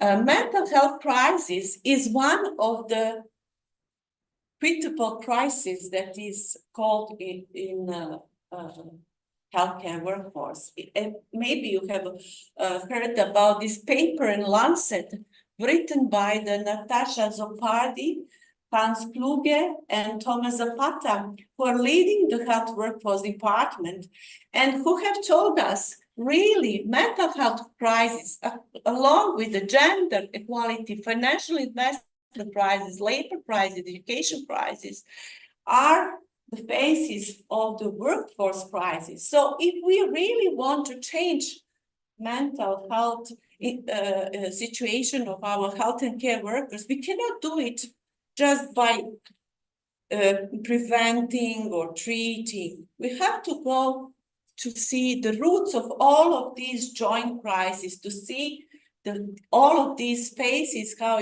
that can be changed in future. Why? Because stress, anxiety, and depression, insomnia, and all other symptoms that were discovered are the most common symptoms that are experienced by health and care workforce, as well as they are also the root causes for the turnover in pensions, like leaving the job, but also leaving the whole profession. And also, they are also the causes of the job dissatisfaction, which we can measure, and we do measure, and we see that or here and over there, it's about 20% to 30% of dissatisfied workforce. It's a huge percentage. If we have here many people working in the healthcare management, and we know that this is a huge percentage, having 20% of your workforce dissatisfied. You have to do something about it. You cannot disregard it. So it will reduce the productivity as well. It will reduce also the patient safety, and at the same time, it will impact their mental health. Who wants to work? Who is this? Who wants to work? Who can provide quality care being dissatisfied? Always. And many reports since COVID-19 pandemic has started, and many studies and many research has shown that there are high rates of probable post-traumatic stress disorder. About 36% of those who were participating in the studies have telling us at the level, at the worldwide level, probable post-traumatic stress disorder symptoms, probable common mental disorders 51%, alcohol misuse 18%. So these reports coming from different studies, for which I can give you all references after this presentation and in discussion section, really are showing us that mental health has to do something, has to be prevented. We have to do something about that to prevent dissatisfaction, demotivation, to keep the competencies of health workforce to provide patient safety. Mental well-being in Serbia as well of healthcare professionals is also not very much studied. And I really applaud to Faculty of Pharmacy that has, and the pharmacy chamber that have supported the second victims investigation. And we are the followers. We will follow what you have done. I have here my colleagues from Institute of Public Health, from City Institute of Public Health, from Medical Chamber, from University of Belgrade, Institute of Statistics and Institute of Social Medicine. And also I have colleagues from other part of Serbia who are following this presentation online, who wants to learn from you how we can study more about these connections and what we can do to support mental well-being of health and care workers. What we have found so far is during the COVID, for the physicians at the front line, most of them were young people, not very experienced, not prepared for any role, which asks for so much responsibility, which is actually to keep safe patients and themselves and their colleagues and the whole environment. And at the same time, they're not very well equipped or prepared to to make changes in their roles. Other studies have showed emotional exhaustion and burnout symptoms, other burnout symptoms, and also a low level of self-efficacy. Some workers were also threatened from their supervisors that they will lose the job if they do not follow the orders during the COVID pandemic. So this was not a good time for health workers. And PRICO study in Serbia, which have analyzed patient care and safety among general practitioners, have showed that 71% of GPs had the male well-being score of poor mental well-being. So this was alarming, but only for us who have done this research. We tried to make these studies more apparent, more visible, but we need your knowledge and your expertise to see how we can move forward with that and what else we need to do. And to analyze better the interventions that can change the situation with patient safety.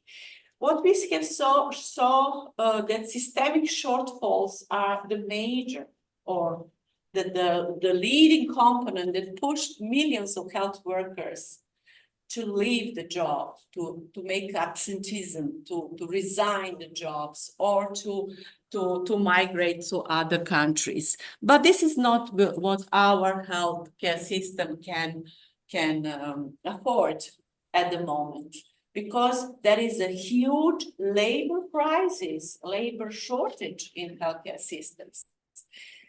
Mental well-being concerns like burnout, exhaustion, insomnia, stress, feeling of undervalue, discrimination, bullying, harassment or abuse, moral and ethical injury from being unable to provide the care patient needs, etc., are present today after the pandemic. And they did not disappear just like that. So studies have identified factors that they are linked to job dissatisfaction, to inadequate support, escalating workloads, long working times, administrative burdens, chronic underinvestment in public health structure, uncompetitive pay, poor employment conditions, and the heavy physical working conditions and huge work pressure. This is what has been found. So how can you expect to provide quality? Yeah, this is not easy. A systematic review showed that both from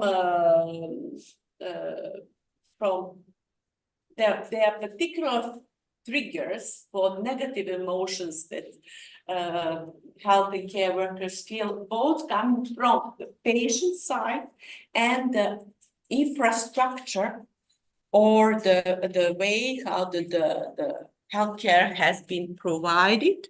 So from the system, let's say system level responsible structures. I don't know how to make this, but let me tell you that you can see that the darker are showing the stronger and direct correlation. The stronger and direct correlations, you can see being afraid, thank you. Being afraid, scared, panic, and frightened was very much correlated with the patient and family factors, as well as being nervous, worried, stressed, as well as being having anger, rage, irritation, etc. So next, what you can see, patient safety is very close to that.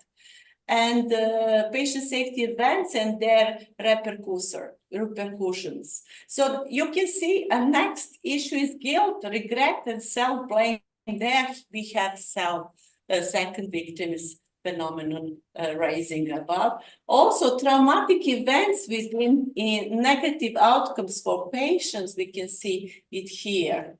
But there is you see a spectrum of emotions that show that patient and family factors, patient safety events, and also traumatic events, and less than are more than workload, team working, and other events triggers for poor mental well-being of health workers. So you can see DOI of this study. This is, I think, a meta-analysis which I have found. We published this year or last year. I can't remember now at the moment, sorry. So in short, what we can say, yes, that patient safety requires a comprehensive approach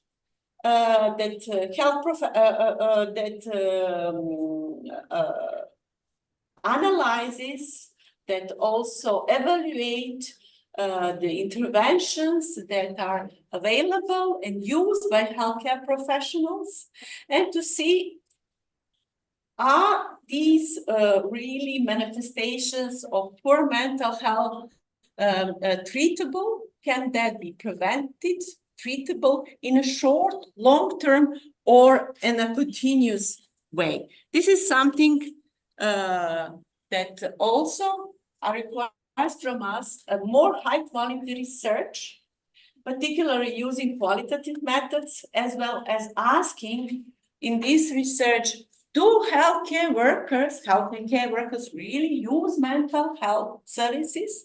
Which kind of services, how often, where they use, or where can we do something about that to change if it is not at the level we expect to be? So we know from all of these studies that workforce emotions and psychological well-being impact patient safety.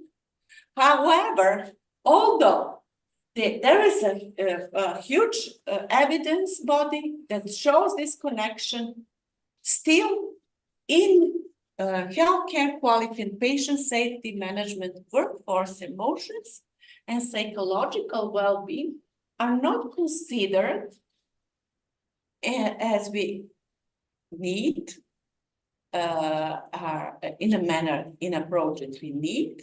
They might be considered, but not in relation to the patient safety, not in relation to the health workers' well-being, but much more relation to the job performance. Because this is the way how world goes round. So patient safety culture, you will be hearing more about it from our national representative, our speaker. But let me say that we know that patient safety culture has a lot of tools. And those tools are somehow trying to help mental well-being and also reinforce positive behaviors of our health workers by rewarding, by enabling them providing different kind of support and resources, predisposing, setting clear expectations, nor demands, so they know what they have to do, and consistently evaluating their values, beliefs, norms. So helping them to openly communicate about all their fears in relation to providing safety and secure care for their patients. So there are many standard operating procedures, many surveys. Let me ask all of you, if you know in your country, do you have these SOPs, SOPs? For some of them, I have heard for the first time when I opened it. So there are tools we can learn from more and we can implement them. But I hope there are people who have used it.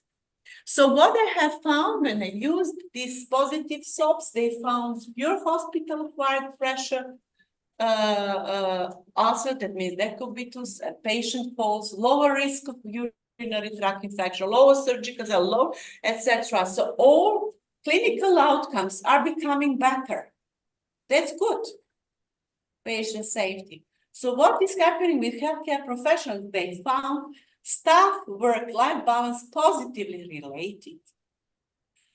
Staff with better well-being are more likely to deliver compassionate care, less likely to make clinical errors, less likely to be absent. So that's good. There are good examples of the mental well-being. One of the beneficial interventions that has been analyzed is mindfulness-based interventions, support. It means you can do this training and you can help everyone to self-regulate, to control their own emotions. And this has been seen as a good approach to improve also the job satisfaction and well-being. But this mindfulness is necessary not only at the level of self-care, it is necessary for all support mechanisms that we can build or we have already in our healthcare system. And it is necessary that we have set our minds to improve mental well-being of health and care professionals during making multifaceted and comprehensive strategies towards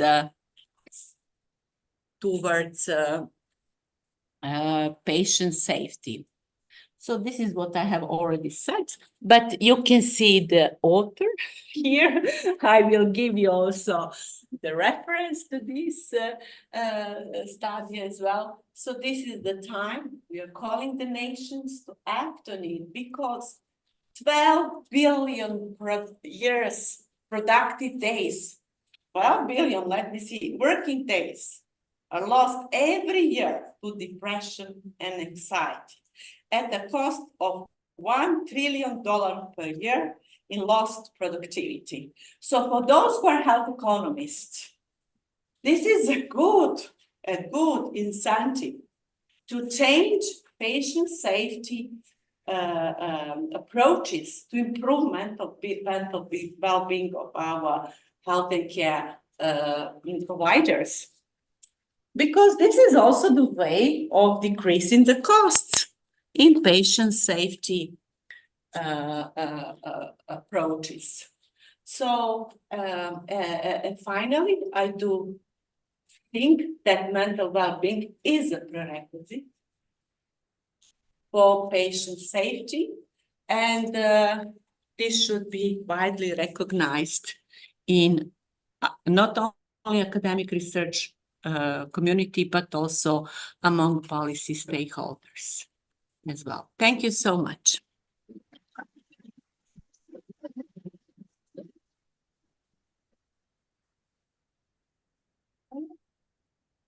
Many thanks for a wonderful presentation. And for the questions, I would say that we can have a common discussion after the third presentation.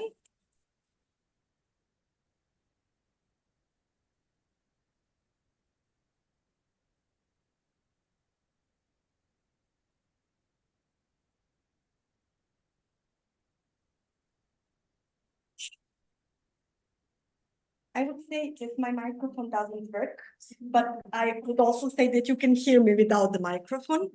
Our next presenter speaker is Vladimir Arsenovic, the director of the Serbian Agency for Accreditation of Healthcare Institutions, and not only the director of National Agency, but also the lead of the Southeast European Association of Agencies for quality assurance of healthcare institutions. And we are very happy to have you today with us. Thank you very much for your time and your efforts to join us. I will appreciate if you share your presentation with us. Thank you very much. Thank you, Marina, and thank you for the opportunity to introduce this process of accreditation in Serbia. And this is good news for this microphone, because with this microphone, I will be like pop music singer. And I will do my best for presentation, but without singing, of course. Yes, you can use.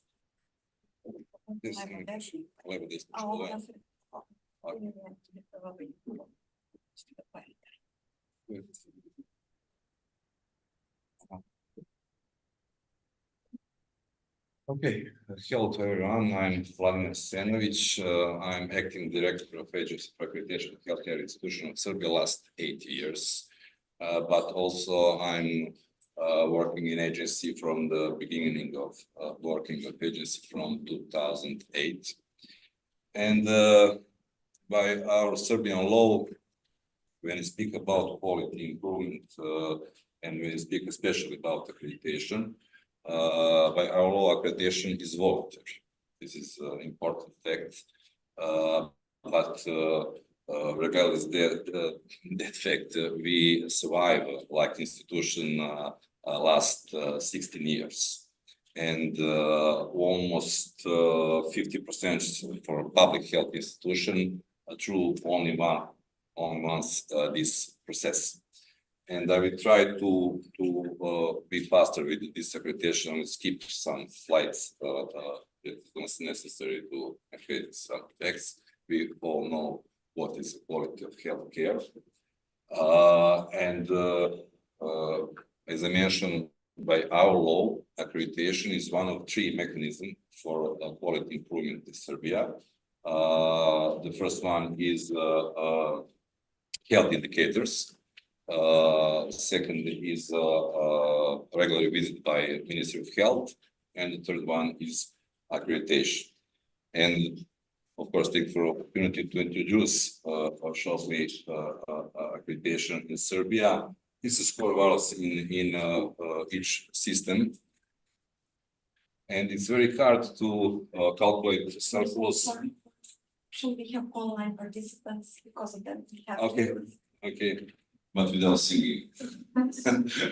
Okay, this is some of the main surplus in healthcare. It's very hard to calculate any improvement in each system. But this is a 4 main surplus: human life, quality of life, satisfied employees, and satisfied patients. What are some of the goals of continuous healthcare quality improvement? To reduce uneven quality of health services, unacceptable level of variation in health outcomes of treated patients, waiting time for medical procedures and interventions, user dissatisfaction with the provided health services, dissatisfaction of employees in the healthcare system, and cost arising from poor quality. This is the challenges for every systems, and our government decided in 2008 to fund agency trying to overcome these issues. Of course, this is some of the basis roles of each of us, and what will be expectation from the health facility and the moment when we will be patient. This is quality of service, secure service, and low cost of service. And because of that, as I mentioned, our government tried to overcome these obstacles in our system. And as I mentioned, accreditation is not mandatory, but regardless, is the increasing trend to among private sector for accreditation process. We already have, I suppose, about 45 private institutions through the whole accreditation process. What is the responsibility for agency? This is a process of assessment of the quality of work of healthcare institution. Quality of work in turn directly determines the quality of healthcare which is delivered by the healthcare institution. At the very heart of quality healthcare is patient safety. Quality care is and must be safe care. Accreditation is a process of assessing the quality of the work of healthcare institution based on the application of the optimal level established standard of work of healthcare institution in certain area of healthcare that is the branch of medicine. This is from our law. And patient safety. This is every time that we heard in previous presentation. It's very challenging every time when you go in each institution, regardless is the first time or we have a regular visit in this institution through the whole accreditation process. And because of that, we developed in 2010 a strategy in patient safety manual. And in this manual, we have 5 key patient safety goals. And of course, to improving, we have to through time frame for implementation of these activities, education for healthcare professional, expectation for implementation, monitoring of the implementation of patient safety requirements, and reporting for finally on the progress and the results of the implementation of patient safety requirements. And what is these 5 key goals in patient safety manual? Safe surgical procedure recommended by World Health Organization, minimal facility caused infection, safe medication practices, care and treatment to the right patient, and safe care by elimination or minimization of adverse events. It's important to emphasize that these goals is implemented in most part of criteria in accreditation standards. I will talk about that in some next slides. And all of these goals are not just set in patient safety manual, they are also incorporated in accreditation standards, as I mentioned, and providing healthcare in accordance with accreditation standards. Healthcare professionals are also integrating all patient safety activities into their practice and daily routine. Each criterion in the standards we graded from 1 to 5. 5 means best practices for criteria for using in practice, of course. 4 means advantages using, and 3 is only used in practice. And this is very important because regardless each other graded from others areas, if in patient safety was score lower than 4, it is eliminating for the institution the whole process, and then the healthcare institution don't have accreditation. Accreditation includes self-assessment of the health institution in the relation of the level of efficiency. This means that when we sign contract with healthcare institution, agency goes to an institution and try to educate all employees with of course with each criteria in accreditation standard, and after that they have actually self-assessment, and they use some kind of report of self-assessment, and after that our external verification team performs an assessment of the health facility performance. What accreditation enables healthcare institution? Identifying changes and risks, reallocation of resources, monitoring of adverse events versus professional error, minimizing the condition for the occurrence of error and or risk event, and preventive work and better communication with the local community.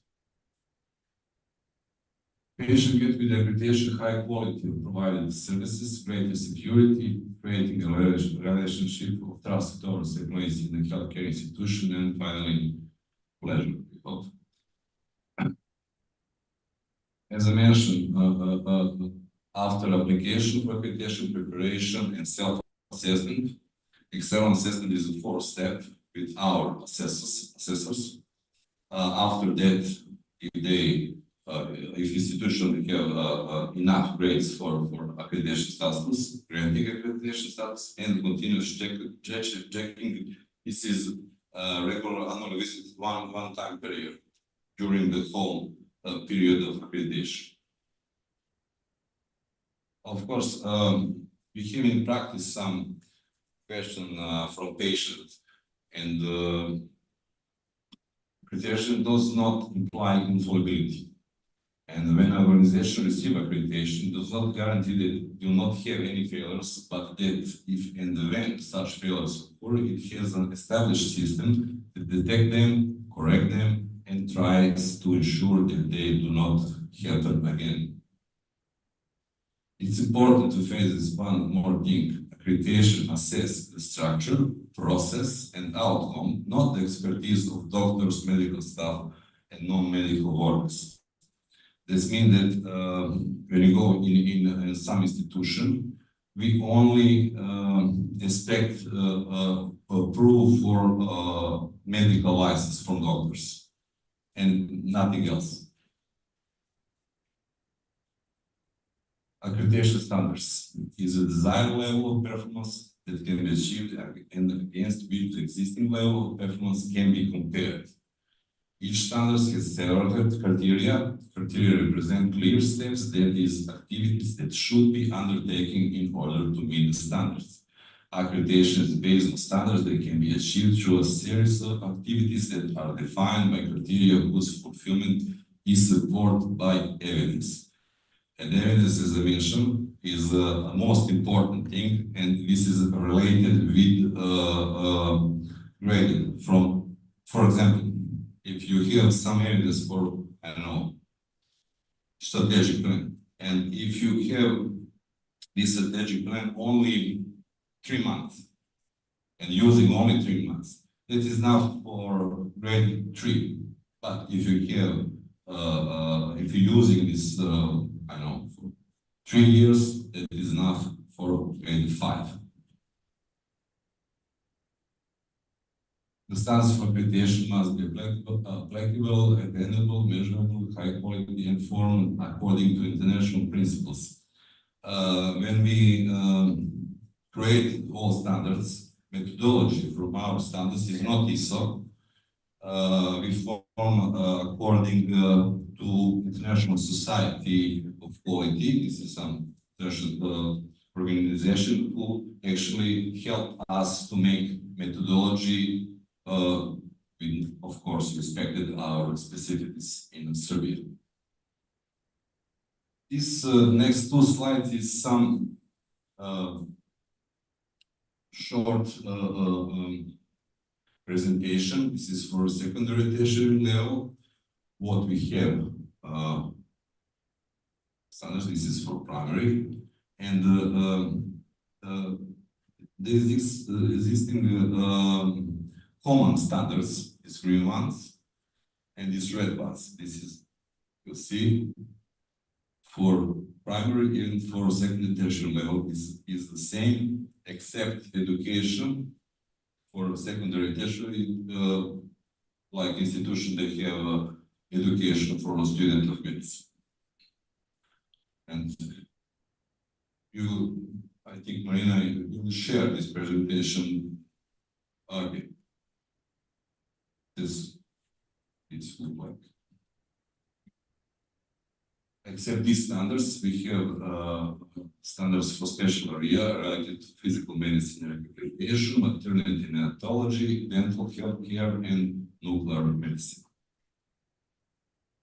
I spoke about that, and one more thing, we have we call some collegial assessment because each assessor in Serbia must work in a healthcare institution, and every assessors and evaluators passed agency testing education, and only these evaluators who is in the list of agency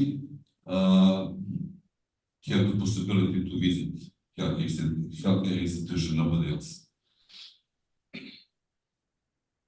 And finally, I spoke with Marina, and Marina mentioned we actually this regional health development center by decision of our government, our Minister of Health established in agency in 2012. This is for the Southeastern Europe, and this is some of goals and issue about working in this regional center, like experience the change of network members in the field of healthcare quality, patient safety, accreditation, and so on. Maybe is a very important finding common interest in improving the work of governments and other parts of healthcare system for the proper development in terms of strategic, political, and practical knowledge to plan, organize, provide, and monitor quality, safe, and sustainable healthcare. Of course, we have some practical results from improving national accreditation program and finding opportunities for closer cooperation regarding policy tools and methods used in member states. We have closer cooperation, for example, with Macedonia, with Bosnia and Herzegovina, and finally, finding and sharing their ways and experience on how to ensure sustainable funding and functioning of the government bodies responsible for quality and accreditation in healthcare. And do my best to be fast. And that's it. Thank you very much.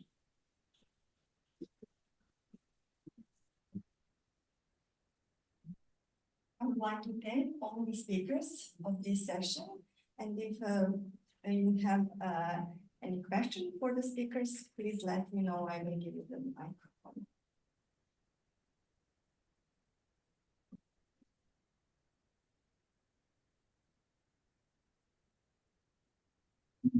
France, I have a question for Elena. You said the research needed that we have to better qualify the access to mental health for the healthcare professionals. And my comment is that it's not only the mental health which is needed, but also the physical health. As we know that the professional healthcare workers doesn't access as much as the mean of the population. So I think it's the entire health that is considered.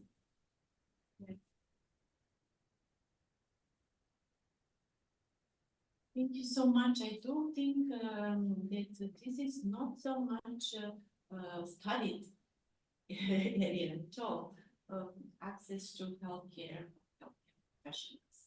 And sometimes I'm very glad to have opportunity to be tested, to have a laboratory testing offered by my colleagues, just because they do some study. They ask me, do you want to check your health? And I said, yes, good. Can you do it? Do you do it every year? So I can at least do that. So from my personal experience, I really would appreciate that all healthcare workers do have this maybe it can be also within some kind of structure and part of some demanding with expectations from the higher level that all healthcare workers are checked in terms of physical and mental well-being. Yes, I would appreciate if you make some kind of a subgroup going towards more research or do some kind of initiative, so that I would be glad to join you my team. Thank you so much. Thank you. Any more questions? Hi, I'm Ali from Turkey, and I have a question for Professor Valentina. Simply, according to your experience, what is the most significant barrier in implementing an effective second victim support system in Serbia? And are there any measures that are now taken into consideration to overcome those barriers?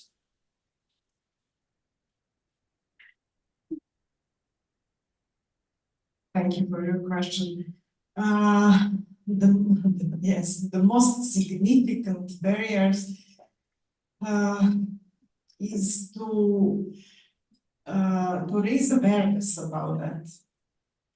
There is a different barriers, but if I choose the most significant, it is that just to be sure that it is a problem, it is an obstacle, that we can jump after that obstacle. This is the most important things in our education also, to be visible, that to enable healthcare professional to think in that way. Thank you. I agree with you. In my country, it's the same, I think. It should be recognized. The citizens, the state, the government thinks that healthcare workers are like robots and they don't have any, like, feelings, and they have to work and work and work. But the issue is very important. It is not a statement by government, but we discussed in the work group 4, I think so, that healthcare professionals also think that it's some kind of God and not untouchable, and there is no needs for further education and help and support. This is also. Thank you. I also have a question to you. Yeah. Have you considered? Yes. From Poland. Thank you for your very interesting lecture. I'd like to learn whether you've been considering, because you mentioned the lack of awareness is a major barrier in pushing things forward related to the second victim phenomenon. And I wonder if you have been in touch with the chambers of doctors and nurses on this topic, and was I interested in this or not? Thank you. Maybe Marina will help me with that. Yeah, because Professor Milena also has the answer of that, because both of them works more with the other chambers. Okay, Marina. Maybe Professor Milena first. Thank you. Really, it is the awareness that we tried to improve, and I was very happy to have an opportunity to invite Professor Jose Mirasolves to be invited lecture at our university, and during his lectures, he also had an opportunity to provide a lecture at the chamber of medical doctors of Serbia. So after his lecture, he has left his lecture there, and we had a small group of people who were like, testing what is it about?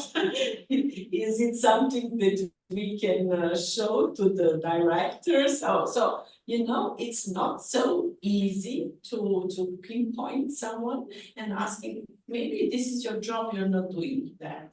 Those chambers are always political.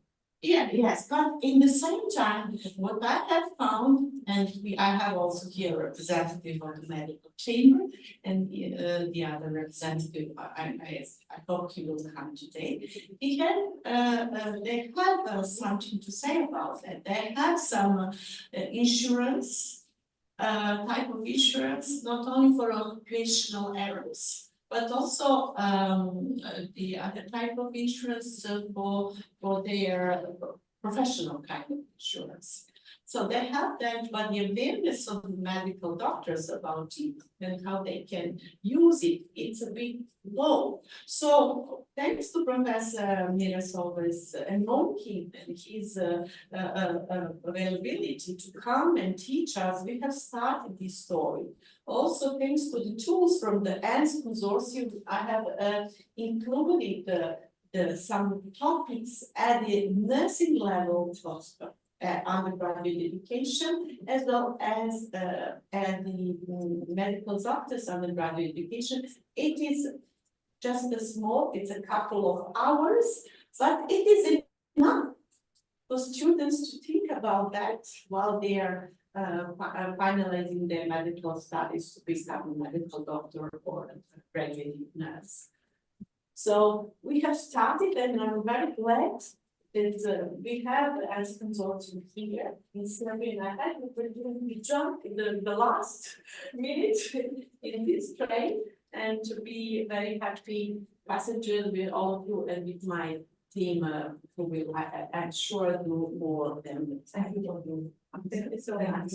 Thank you very much, Professor Milana, for this brilliant answer.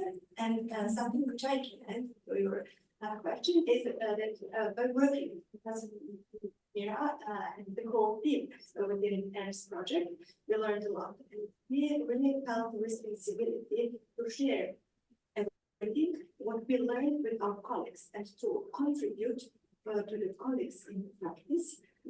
Because of that, we are organizing a debate tomorrow morning, and we will have representatives of the Municipal Chamber and also the Chamber of the Doctors of Serbia. And today we have with us also the director of the Municipal Chamber. And I'm very thankful to Anita who joined us today. In the meantime, we also applied for one Erasmus Plus grant, and the application is granted. It's successful.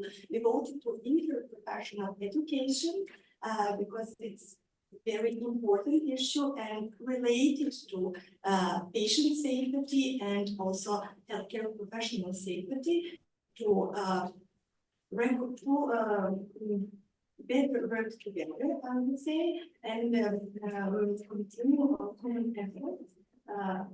Our different health sciences schools together with chambers to help people who are working in healthcare institutions and to our patients. Thank you very much. You're welcome.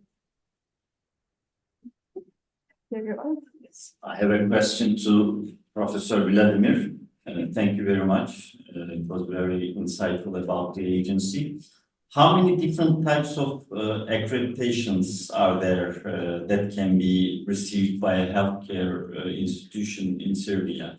I think there are some different types of like accreditations, and do all of them have the criteria of patient safety in the assessment while you are evaluating the to give the accreditation or not? Actually, we have one unique system, as you see, regardless level of primary or secondary tertiary level. Here, this is unique system, unique criteria, and each institution they have to draw with the patient safety criteria in each standards. This is the same procedure for all.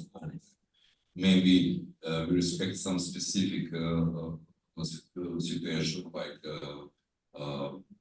as I mentioned, like dental standards, for example, and this is specific area, and this is some specific, but other is common for every institution.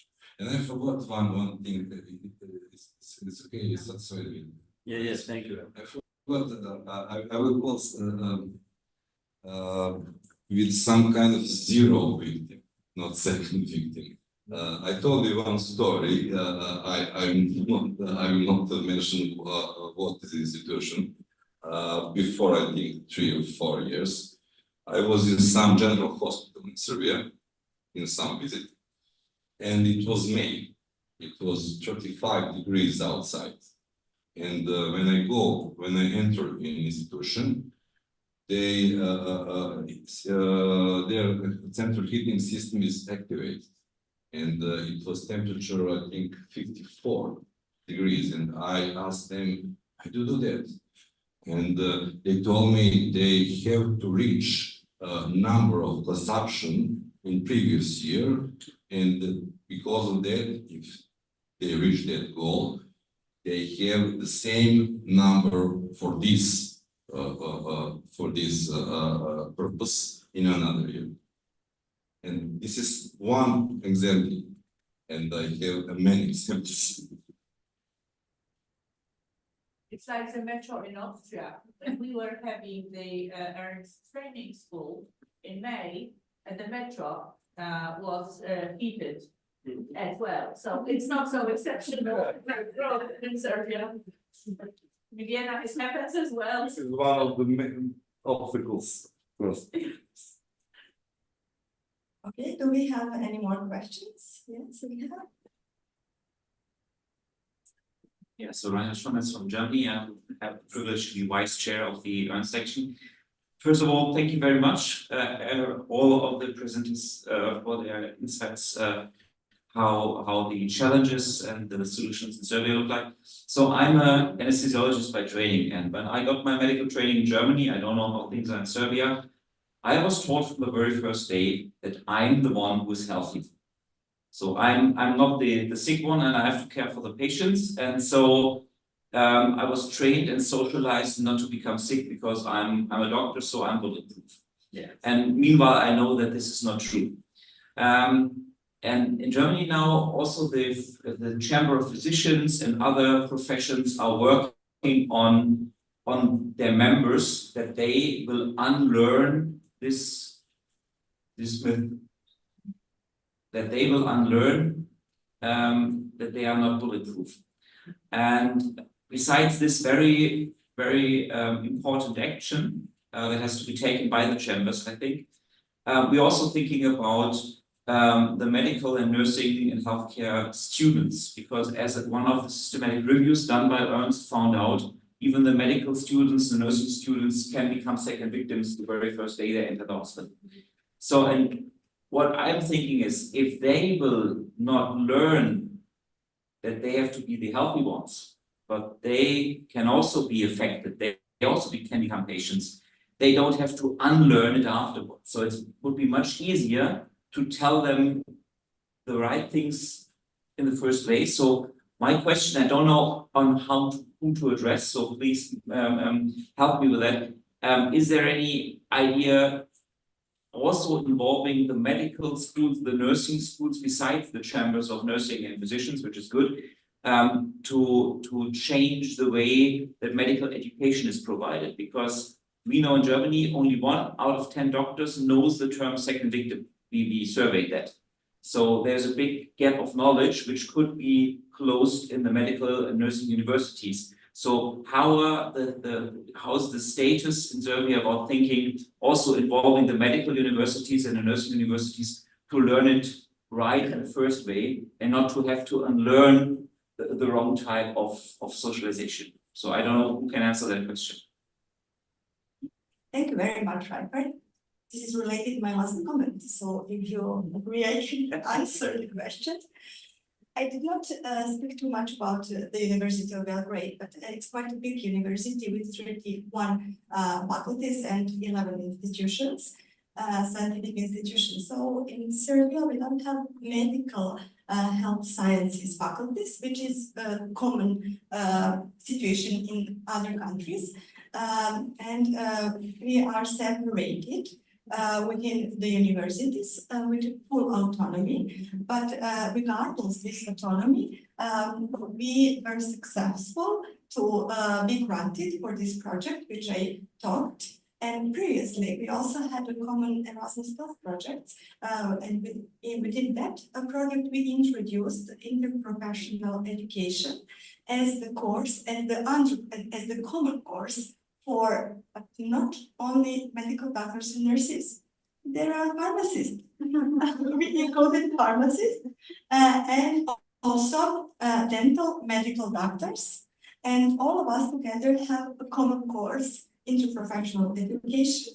And in the upcoming years, we will reinforce this course, and also we will develop postgraduate education for our healthcare professionals to be better in teamwork for our patients. So that would be the model which can answer the question which you asked. Does anyone else would like to add something? I'm Milena. I'm from Serbia, but I live in Germany. I have a question for Professor Milena. And she said that it's like a lack of research for qualitative studies.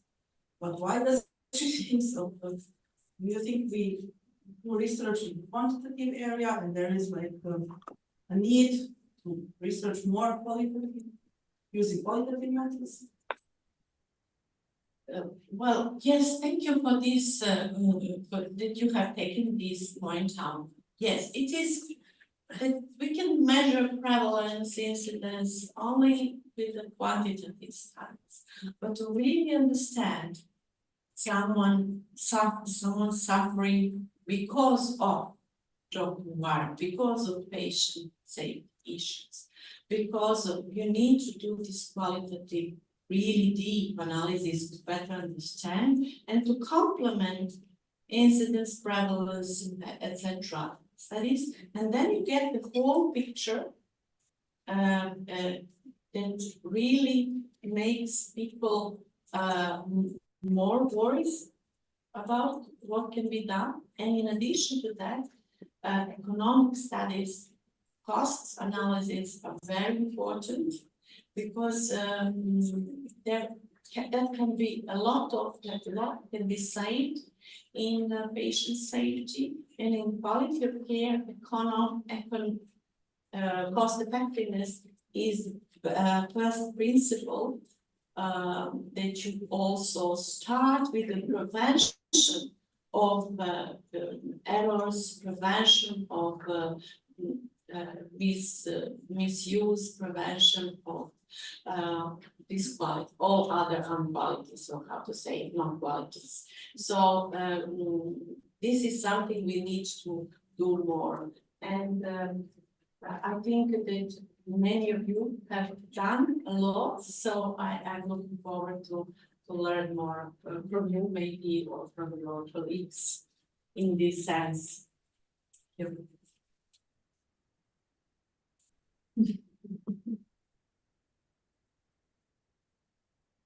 Okay, thank you very much.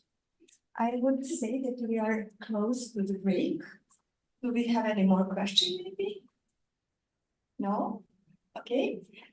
Before we go for a coffee break, short coffee break for until 5:30, when we have the next lecture and online speaker, we prepared some gifts for the people who have most contributed to this forum. So I would like to thank Professor Jose Mira, the chair of the action.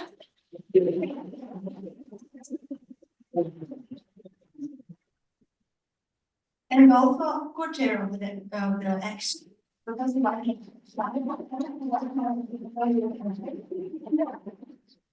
Then we have Professor Paula Sosa from Poland, who will be the speaker tomorrow. Thank you very much. Professor Sandra Huntigen. Thank you, Sandra. Then we have Suzanne Ella from Finland.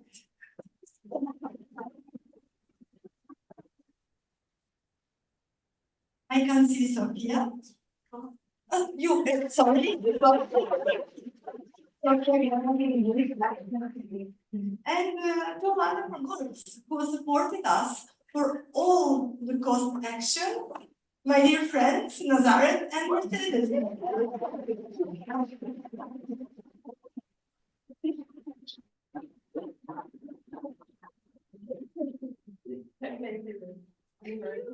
And I'm very grateful for my colleagues from Serbia, Professor Milena Šantić, Milicevic.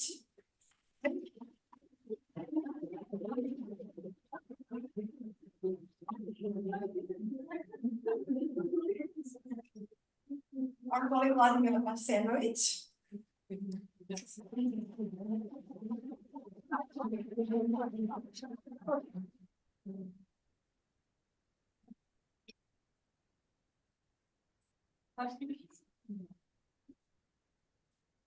Thank you very much for all your efforts you did for this project and for this forum also.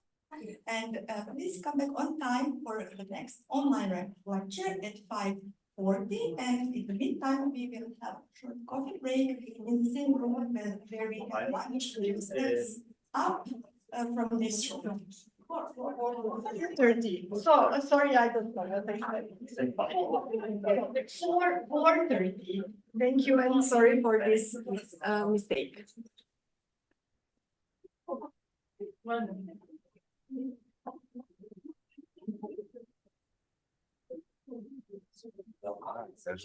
Sama neophodno sluha.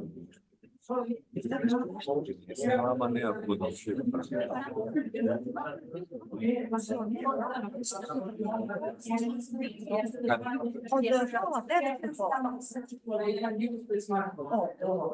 Jasno. Ali pokušat ću da pomerim nešto, pa ću da znači vidite da pomerim. Biće okej, ovdje na pauzu, pa ću pomeći, ali dobro da znam. Ja sam pokušao skratiti maksimum. Da. Da.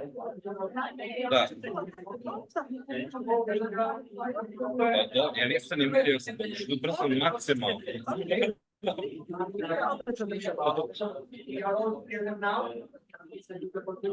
Ja sad tek da vas pozdravim kako ti treba, pošto sam malo prije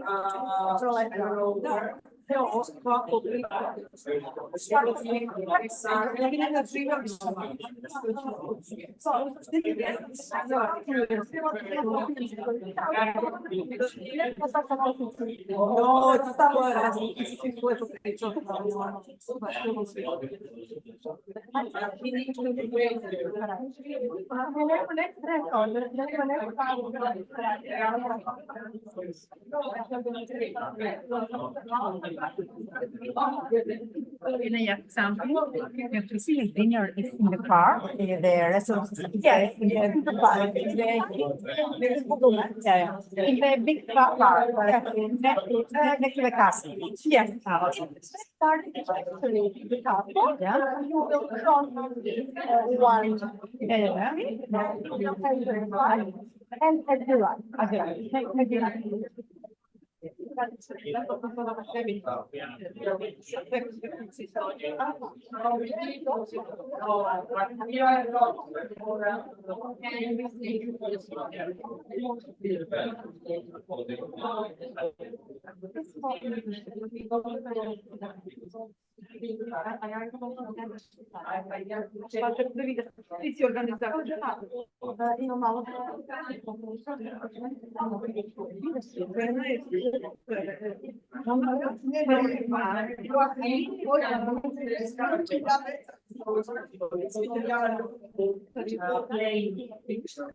Maybe it's better to use a different letters, okay?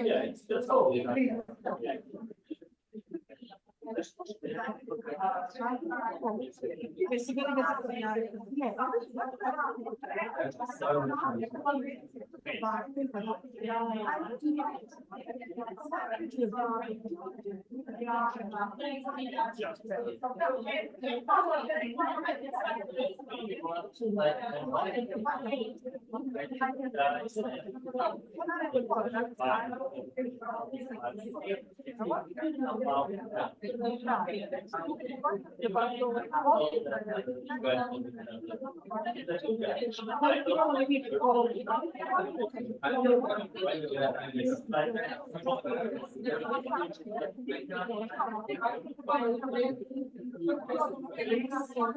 are going to make the picture.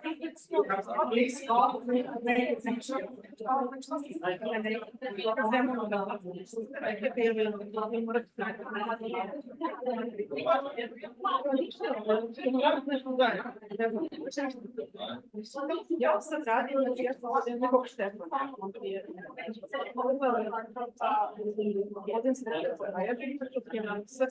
Yes.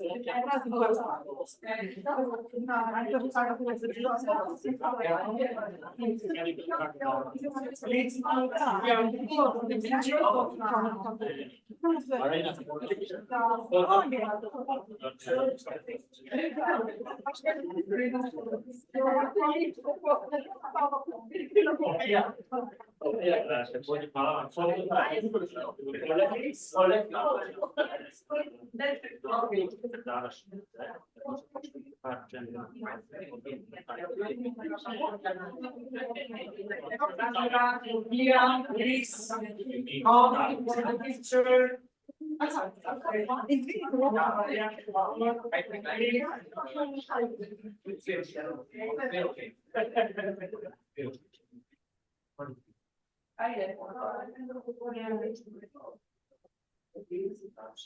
We have one study, I just.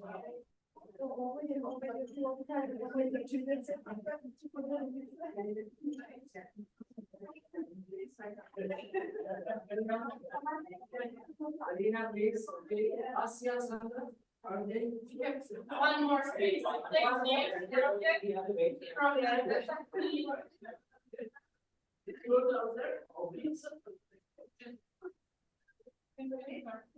Okay, two, four.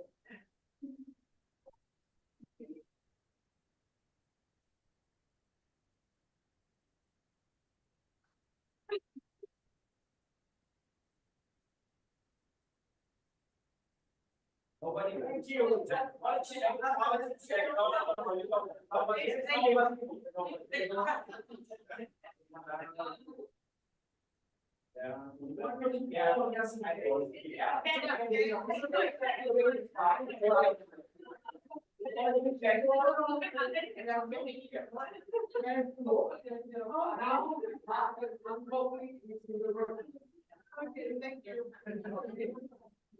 Thank you.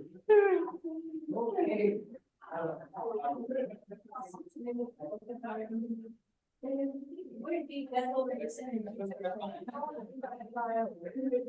No, but it's important to know about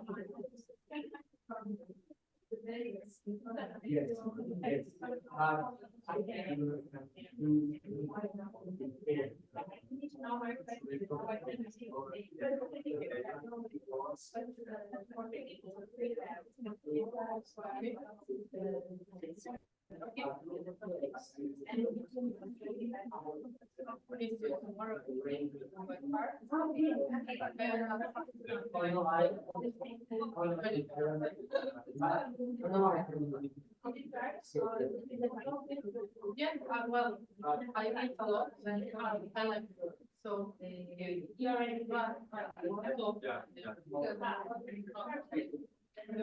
I don't want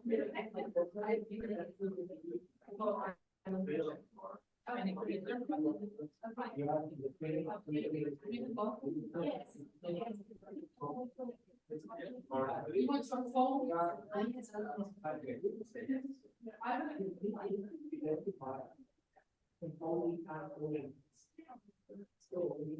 Exactly. And yes.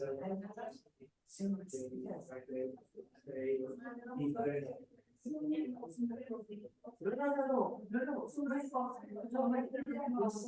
yes, no, no, crazy. One day just on the job. So, I think that the basis is but so yes. No, don't worry about it. I can say this. But first, let's go. Oh, perfect. Once you can't go to the answer, because we need the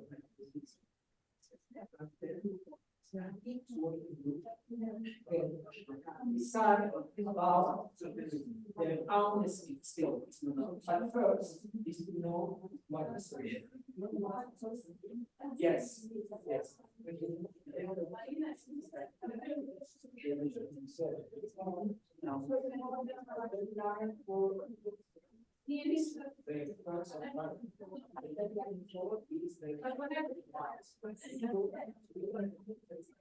Because 1 year really is.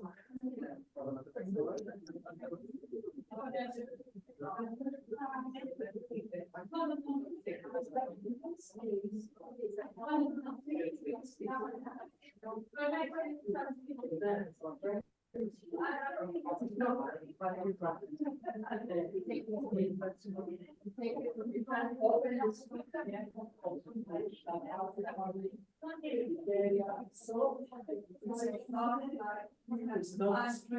no speakers and techniques, no wrong meanings, no.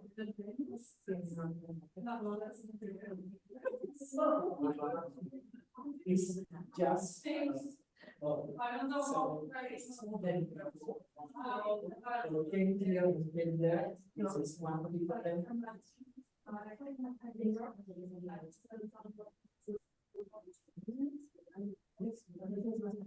so, but we must just the training school because the development group there is no option for the games.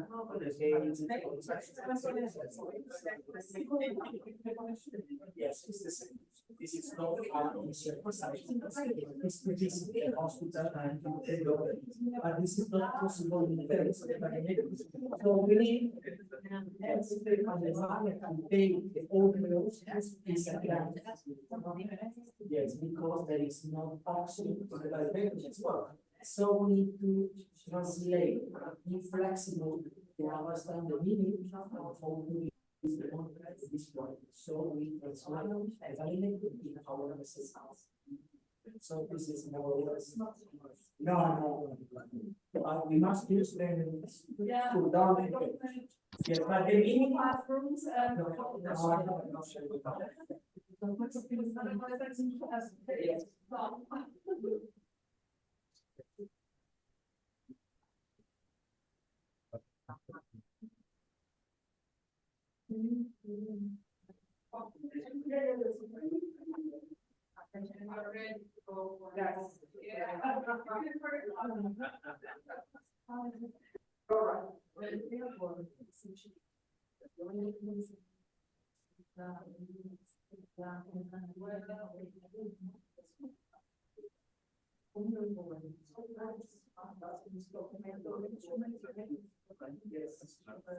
Well, it's a sign maybe try the next question.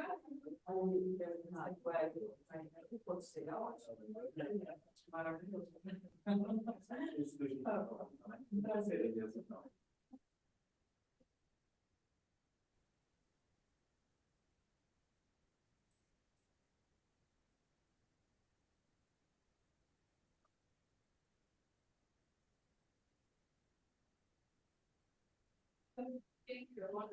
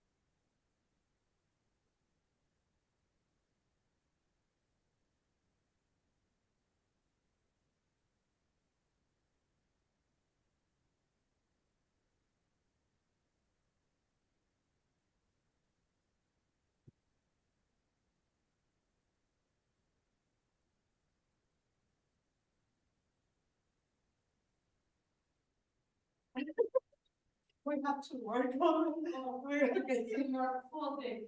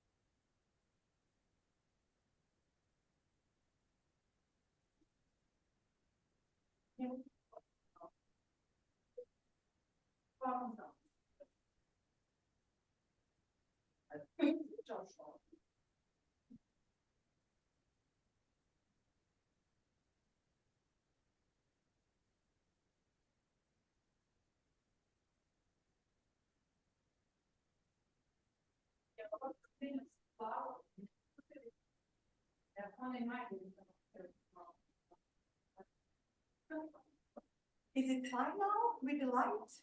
Yes. Better. Thank you very much.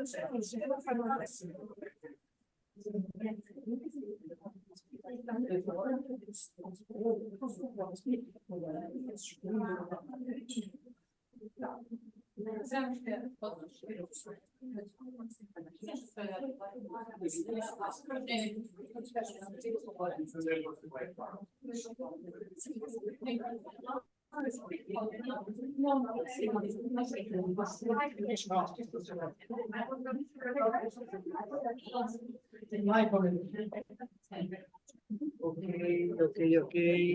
So. Hola.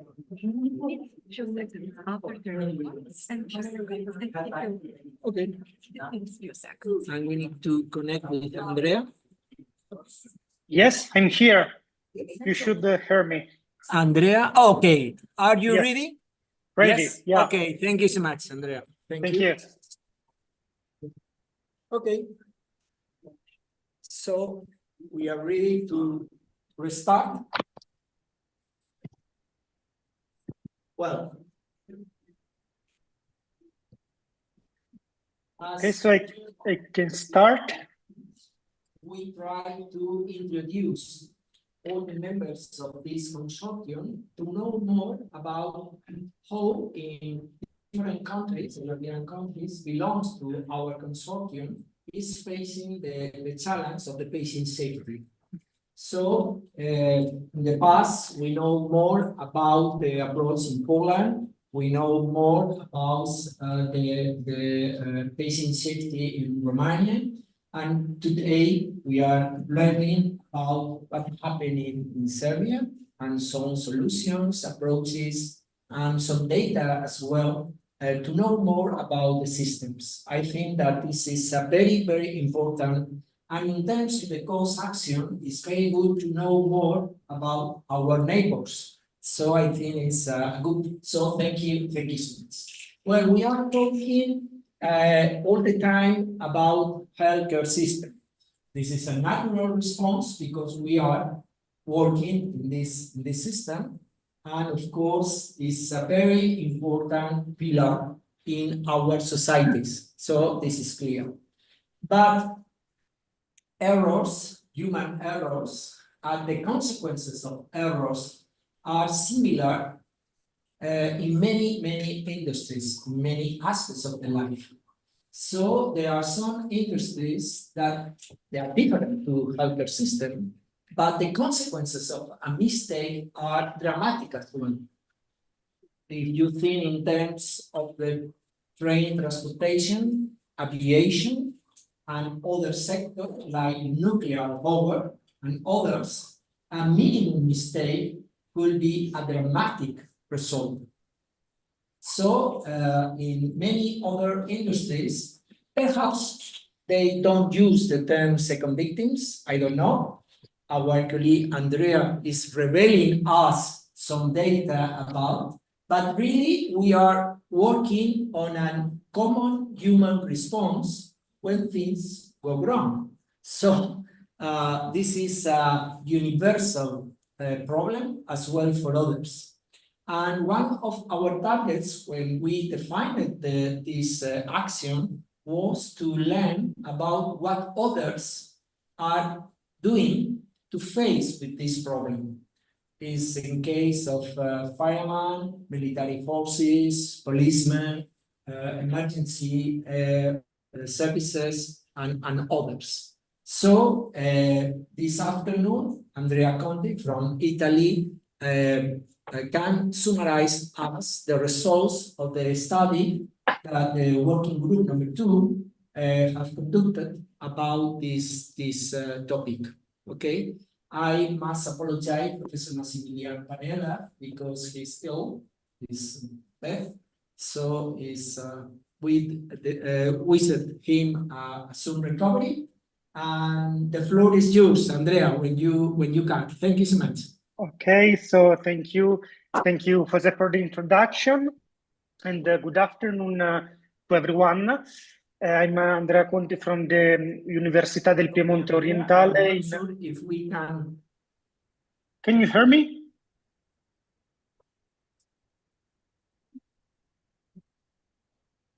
Hello, can you? Andrea? Yes. Can you hear? Yes. Online they can hear, but yes, it's fine. Okay, perfect. So you can hear me, right? Yeah, we are not able to hear you. You can write on the chat if you can hear us. Yes. Okay, because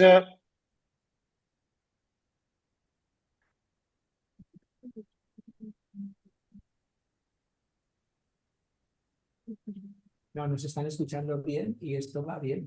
Yes, we are hearing Andrea very well. No, it's okay. Now, but here, not. Okay, let's try this. Hold on. Can you talk again, please? Okay, can you hear me now? Just, but yes, from the very well. computer, not from the. I think there are some issues in the meeting room. Neanche 10 anni che ha passato in prigione sono serviti.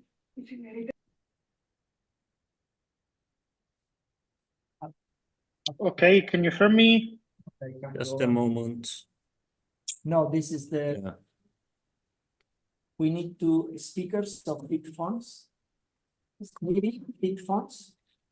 Okay. Big phones. Can you hear me? No, this one doesn't work.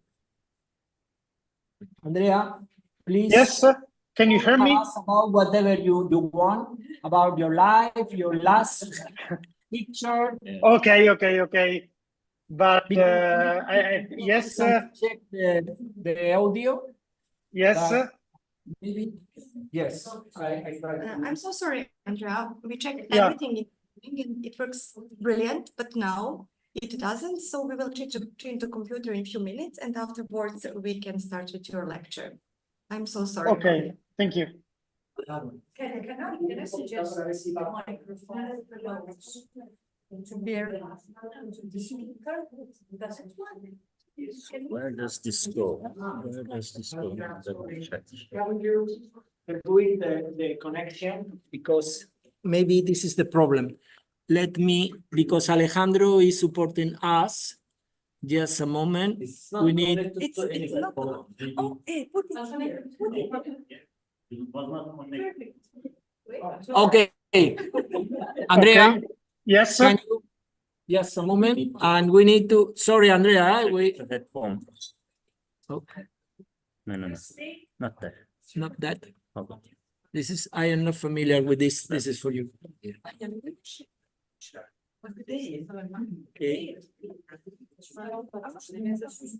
No. Can you Andrea, speak please. again? Okay, can you hear me now? Okay. No. Okay. No, this Okay, now, no, it doesn't work. Yes. We hear you. We hear you very well. Yeah. Hello, can you hear me in the room? Yeah, yes.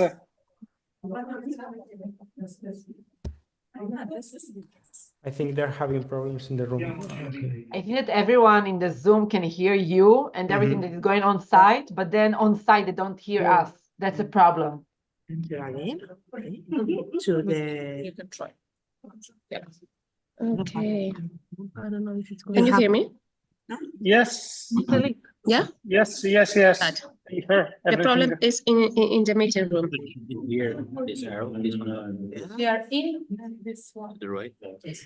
Okay. Maybe same as system. Oh, but this is for microphone for a speaker. Maybe that one. No. Now speak.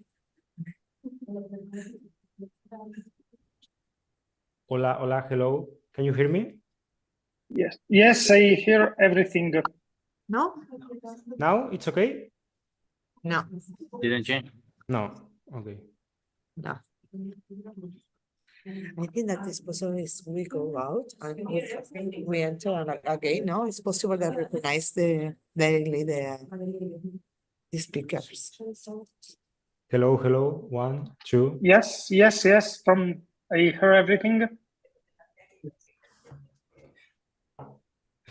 Sorry, I'm talking with Nazareth. Okay. With the telephone. Yay. Okay. Now? Bravo. Hello? No? Speak. Andrea, talk. Andrea, Yes, I'm continuously talking. You should be able to hear me. So I finished my presentation in the meantime. No, I'm joking. Okay, but So we can start now, Andrea, please. okay. So now it works. The audio, right?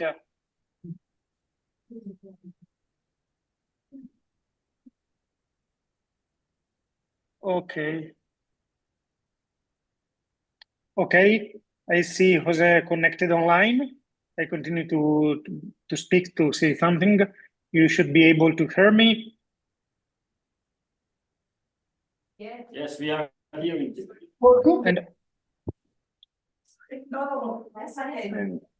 And also in the room there is audio, or it doesn't work yet. No, it's okay. Okay, so you can start. Yeah. Okay, perfect. So, good afternoon to everyone. I'm very pleased to be here despite online. I'm Andrea Conti from the Università del Piemonte Orientale in Novara, Italy.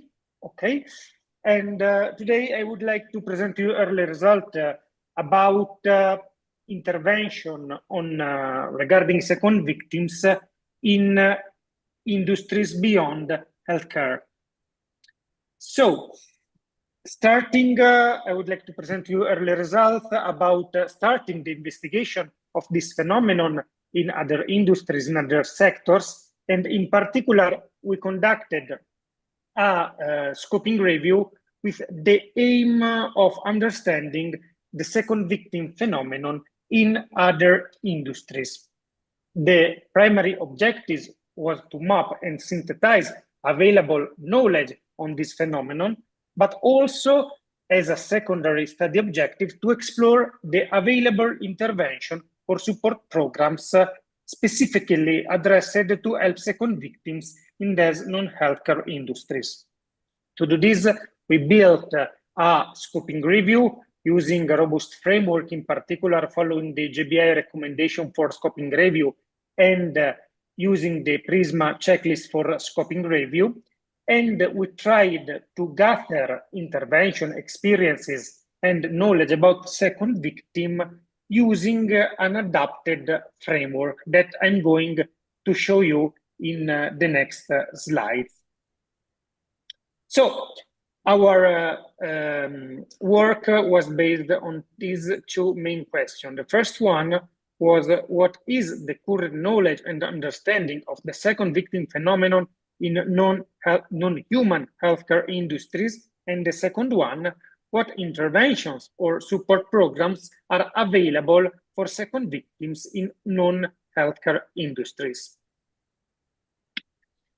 For doing this, we developed our research strategy within the PCC or population concept context framework.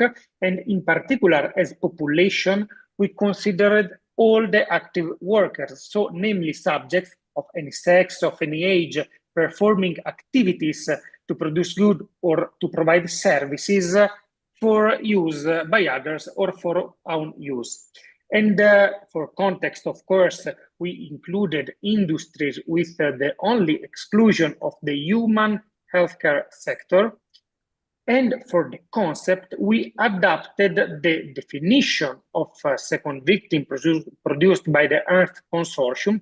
And in particular, we consider second victim any worker directly or indirectly involved in any unanticipated adverse event, for example, an high stressful event, an intentional error or customer or user injury, and who becomes victimized in the sense that they are also negatively impacted. So we took the second victim definition and we only removed the healthcare part from this definition to make it more general and to be able to use it to other sectors.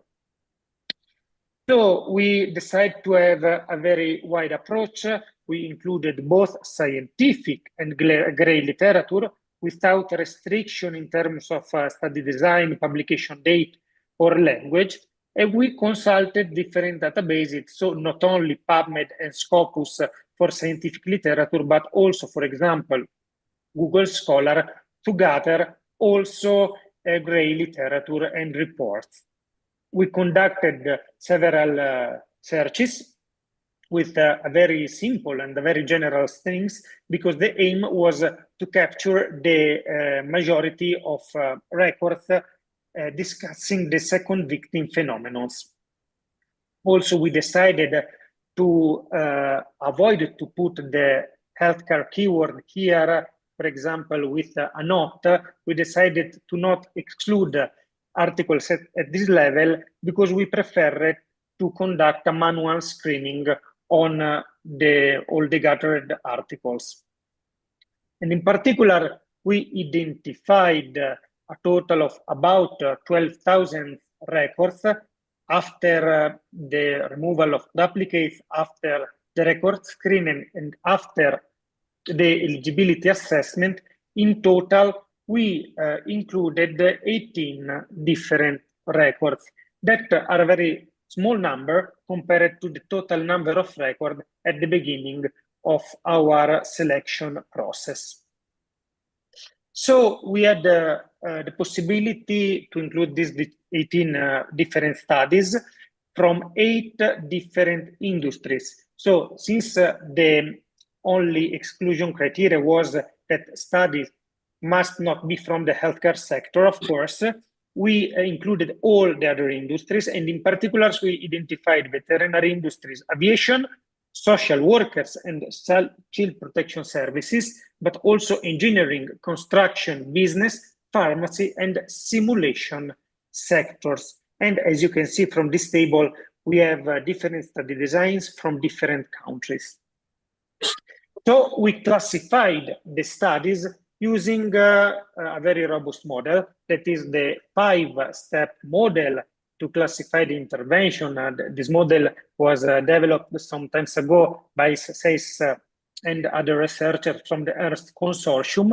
But in addition to the 5 levels, of which each level identify a different type of support, we added a level 0. So, namely, the acknowledgement in such industry of the second victim phenomenon. Of course, all this model, all the intervention were based on the just culture concept. So this is a sort of an overview of the results. And as we can see, we see that all the included sectors in a manner or in another manner acknowledged the existence of the second victim phenomenon, despite sometimes the terminology was very heterogeneous, but only few sectors included some specific intervention. And as we can see, in particular, we see from this slide that self-care and peer support were the most frequent intervention in industries beyond healthcare. And the first of the 8 industries was the veterinary sector, that was very similar in terms of symptoms of stress, burnout, and other condition to the healthcare sector.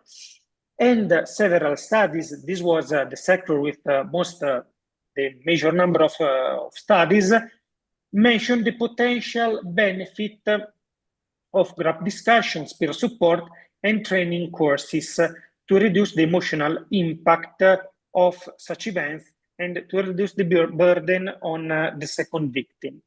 However, also the studies stated that these specific industries face unique barriers for implementing such programs, barriers slightly different from the healthcare sector. For example, the prevalence of freelance work and the existence of a huge number of different small clinics instead of a small number of huge institutions from the human healthcare sector.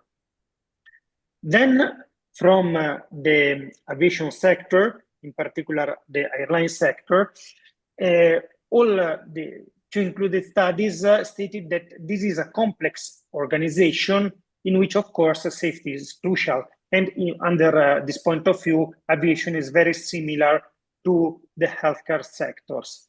Potential strategies to prevent and mitigate second victims, in aviation include supportive intervention, social support, but also structured programs such as the critical stress incident management and the fostering, of course, of just culture.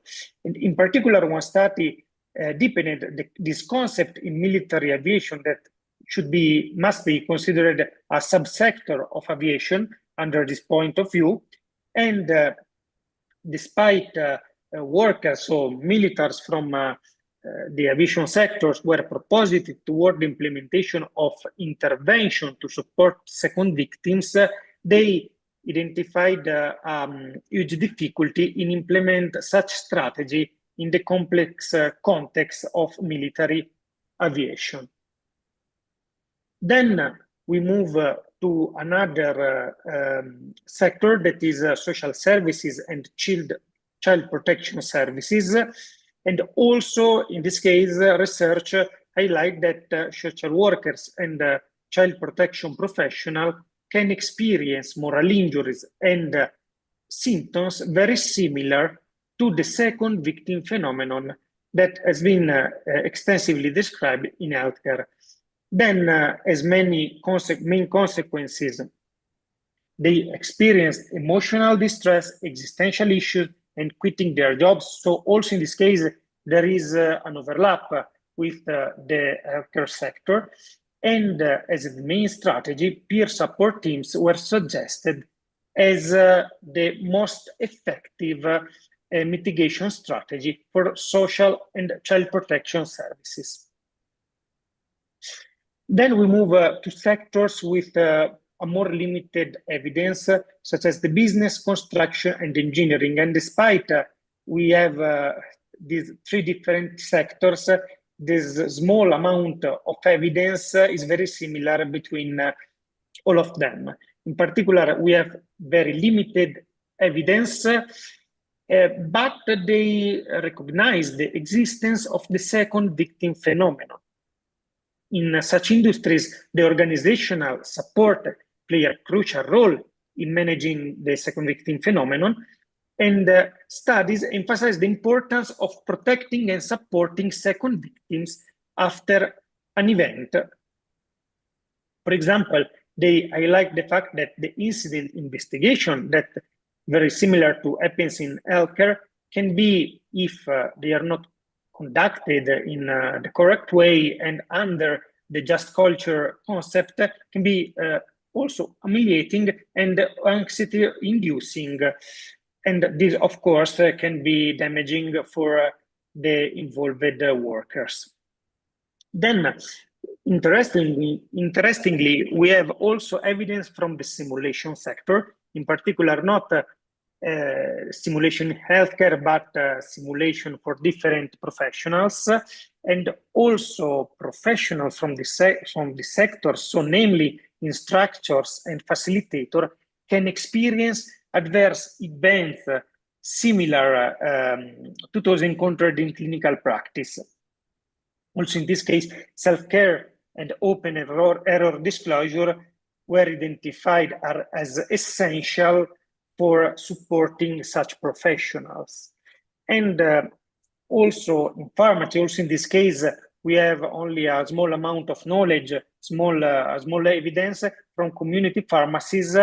The dispensing error has been identified as the main situation that could lead to the second victim phenomenon. And also for such professionals from community pharmacies, they can benefit from peer and professional support. So it's interesting to compare healthcare, so the huge amount of evidence from the healthcare sector with the other ones. And in particular, we see that only for veterinary, we can see different levels that are acknowledged and that are discussed as potential strategies to support second victim in this non-human healthcare sector. From the other sector, we have a limited amount of evidence and the presence of at maximum two different levels. For example, in social workers, we have only prevention, but also peer support. That is a sort of corner, so also for other sectors for supporting second victim. And for sectors such as simulation and business, we don't have the acknowledgement of any strategy to deal with second victim, despite they recognize, despite they acknowledge this phenomenon. This comparison, is made toward the evidence from the narrative review conducted some times ago that led to the development of the 5-step model for interventions. So we have some important, in my opinion, take-home messages. The first one is that the second victim phenomenon is not only present in healthcare, and this is not something new, but they explicitly acknowledge this, the existence of the second victim phenomenon also in other industries, despite there is not a wide adoption of a common terminologies. Also within each industries, it was not possible to identify a standardized terminology. Also, despite the evidence about support strategies was very limited, the most common and most discussed strategies for supporting second victim were self-care and peer support, in case with structured clinical professional support. But in general, the most important part that was highlighted among the included studies was the self-care and implementation of peer support system. Unfortunately, most of the described sectors had sporadic or anecdotal intervention, so it was not possible to go deeper in each sector. But more interesting is that our review was not able to identify support programs in some high reliability industries, for example, firefighting, air traffic controls, or railways, which already have systems for supporting professionals involved in incident. For example, the CISM, the Critical Incident Stress Management for air traffic control from airlines, that is a law requirement. So they use a different terminology, and they probably implemented a different concept for the second victim phenomenon. In fact, some potential results that led to not including studies from such high reliability industries was could be inadequate conceptualization of the second victim phenomenon root causes. Probably we are talking about the same issues, but from different point of view. We saw the same symptoms, we saw the same condition, we saw the same mechanism, but probably we are investigating the same phenomenon from different point of views. Also, since such industries are often from private sectors, that could be an intentional effort to keep data confidential, in contrast, of course, with healthcare and from the public sector. And also the different taxonomies, despite in different industries, we were not able to identify standardized terminology, probably also the terms were focused on slightly different concepts that are for a large part overlapped, but they are not completely the same. And so this highlights some barriers and challenges in addressing the second victim phenomenon in non-healthcare industries. For example, the first one that we already discussed was the lack of a standardized terminology, not only between healthcare and other industries, but also within the same industries, but also a limited availability of industry-specific support programs, and also some industry-specific organizational and cultural factors, for example, a punitive environment or a work environment in which the just culture approach was not implemented, can act, of course, as barriers to address this phenomenon.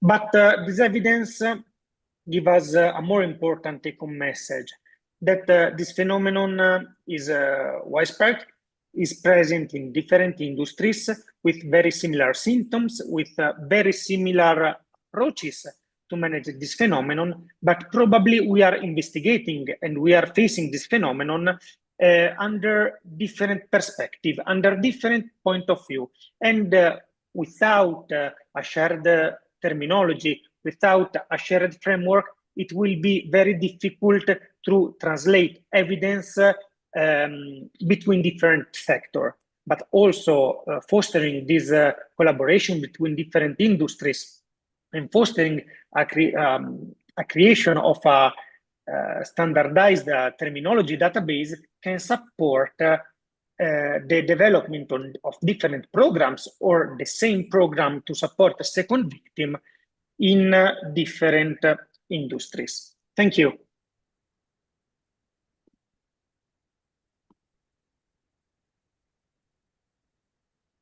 I cannot hear you because probably the microphone is okay.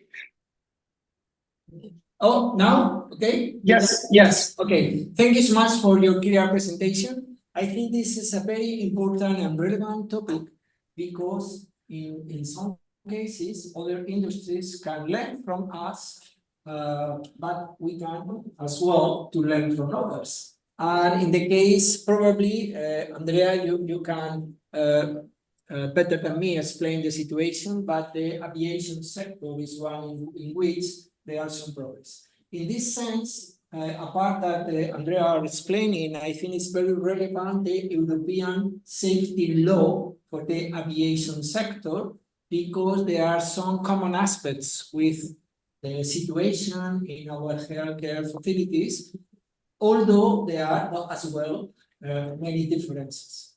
As you know, the Tenerife aircraft accident was the most relevant accident in Europe. 2 planes crashed each to other, and a lot of people died. From there are some support activities in this sector, and more recently, the Alps event represent a cut-off in the history of the aviation in Europe, and as well there are some problems. But as Andrea explained, there is not clear use of the term. In many cases, aviation is using second victims to refer to the relatives of the passengers. So it's confounding the terms, but really the human response, as Andrea described it, is absolutely the same in any sector. The emotions and the loss of well-being is similar, and the response from the institution as well is similar, because support by supporters, by peers, is the most recommended alternative. So this is the current situation in which we are working. So Andrea, thank you so much.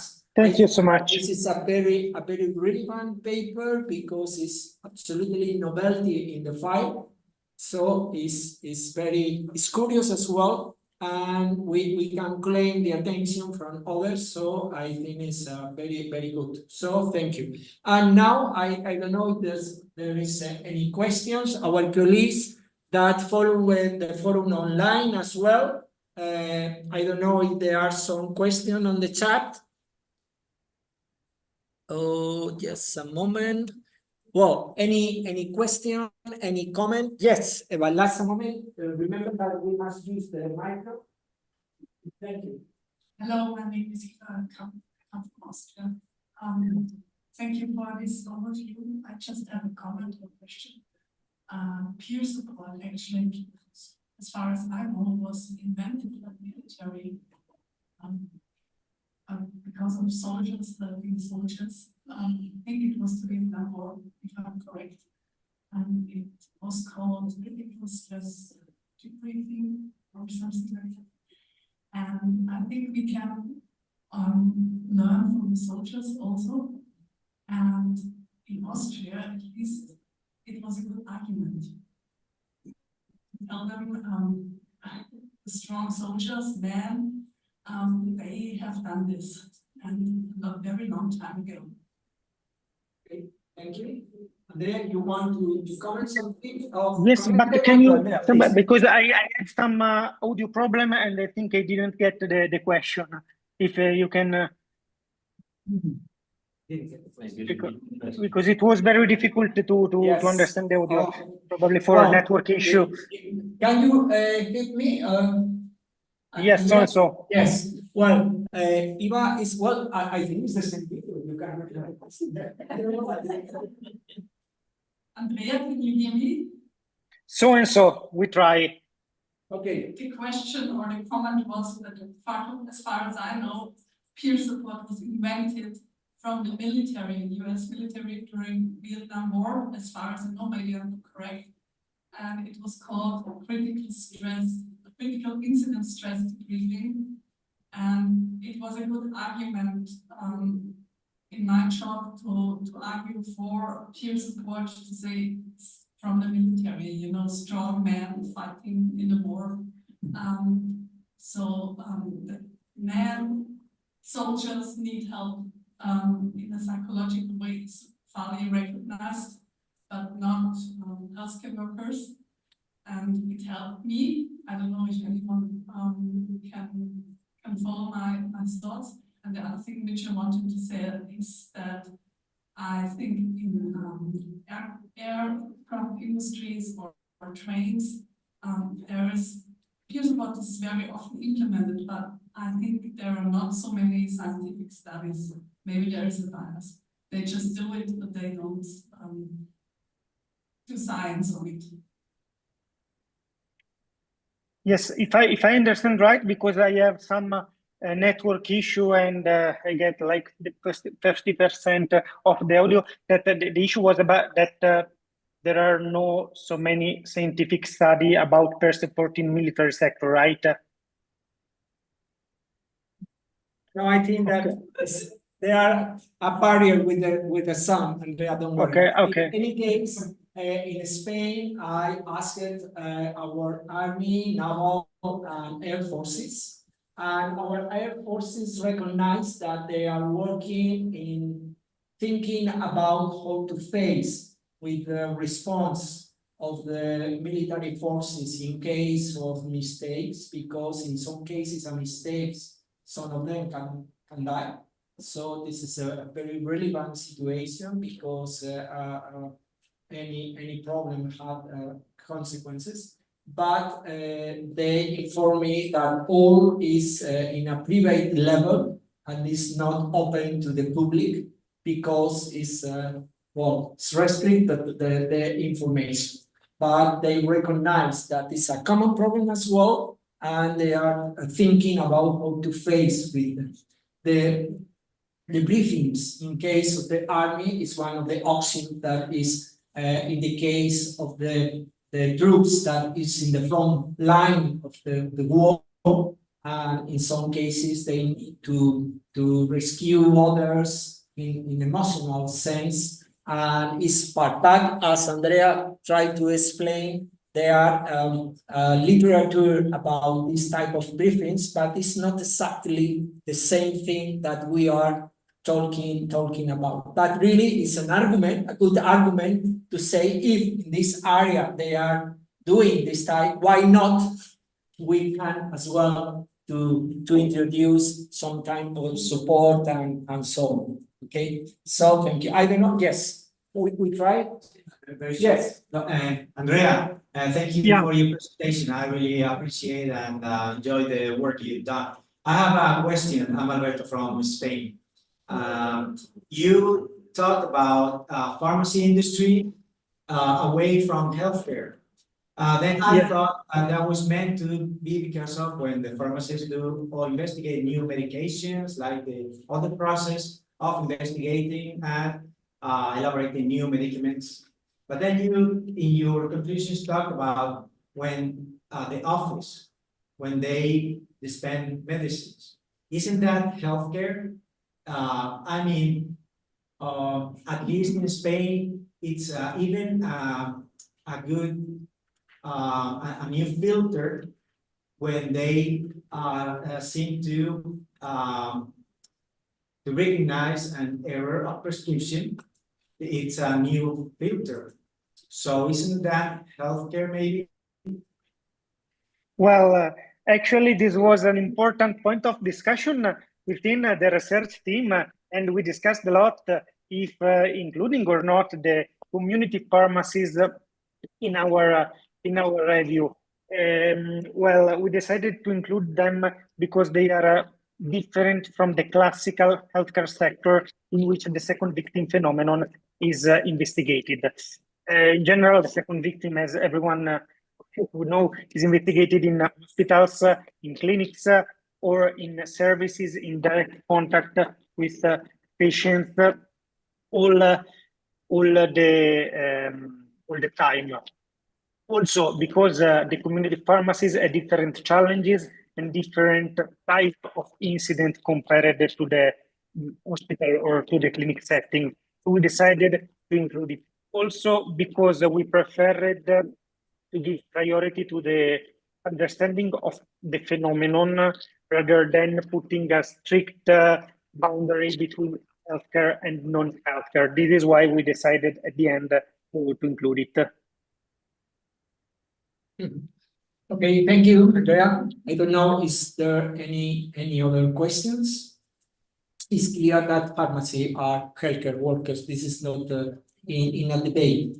The only thing is that we are analyzing different sectors, and in this case, part of the healthcare systems in all countries, but there are specific services, and it's very similar to the veterinary setting because they are as well healthcare professional, but of course they are dedicated to other part of the system.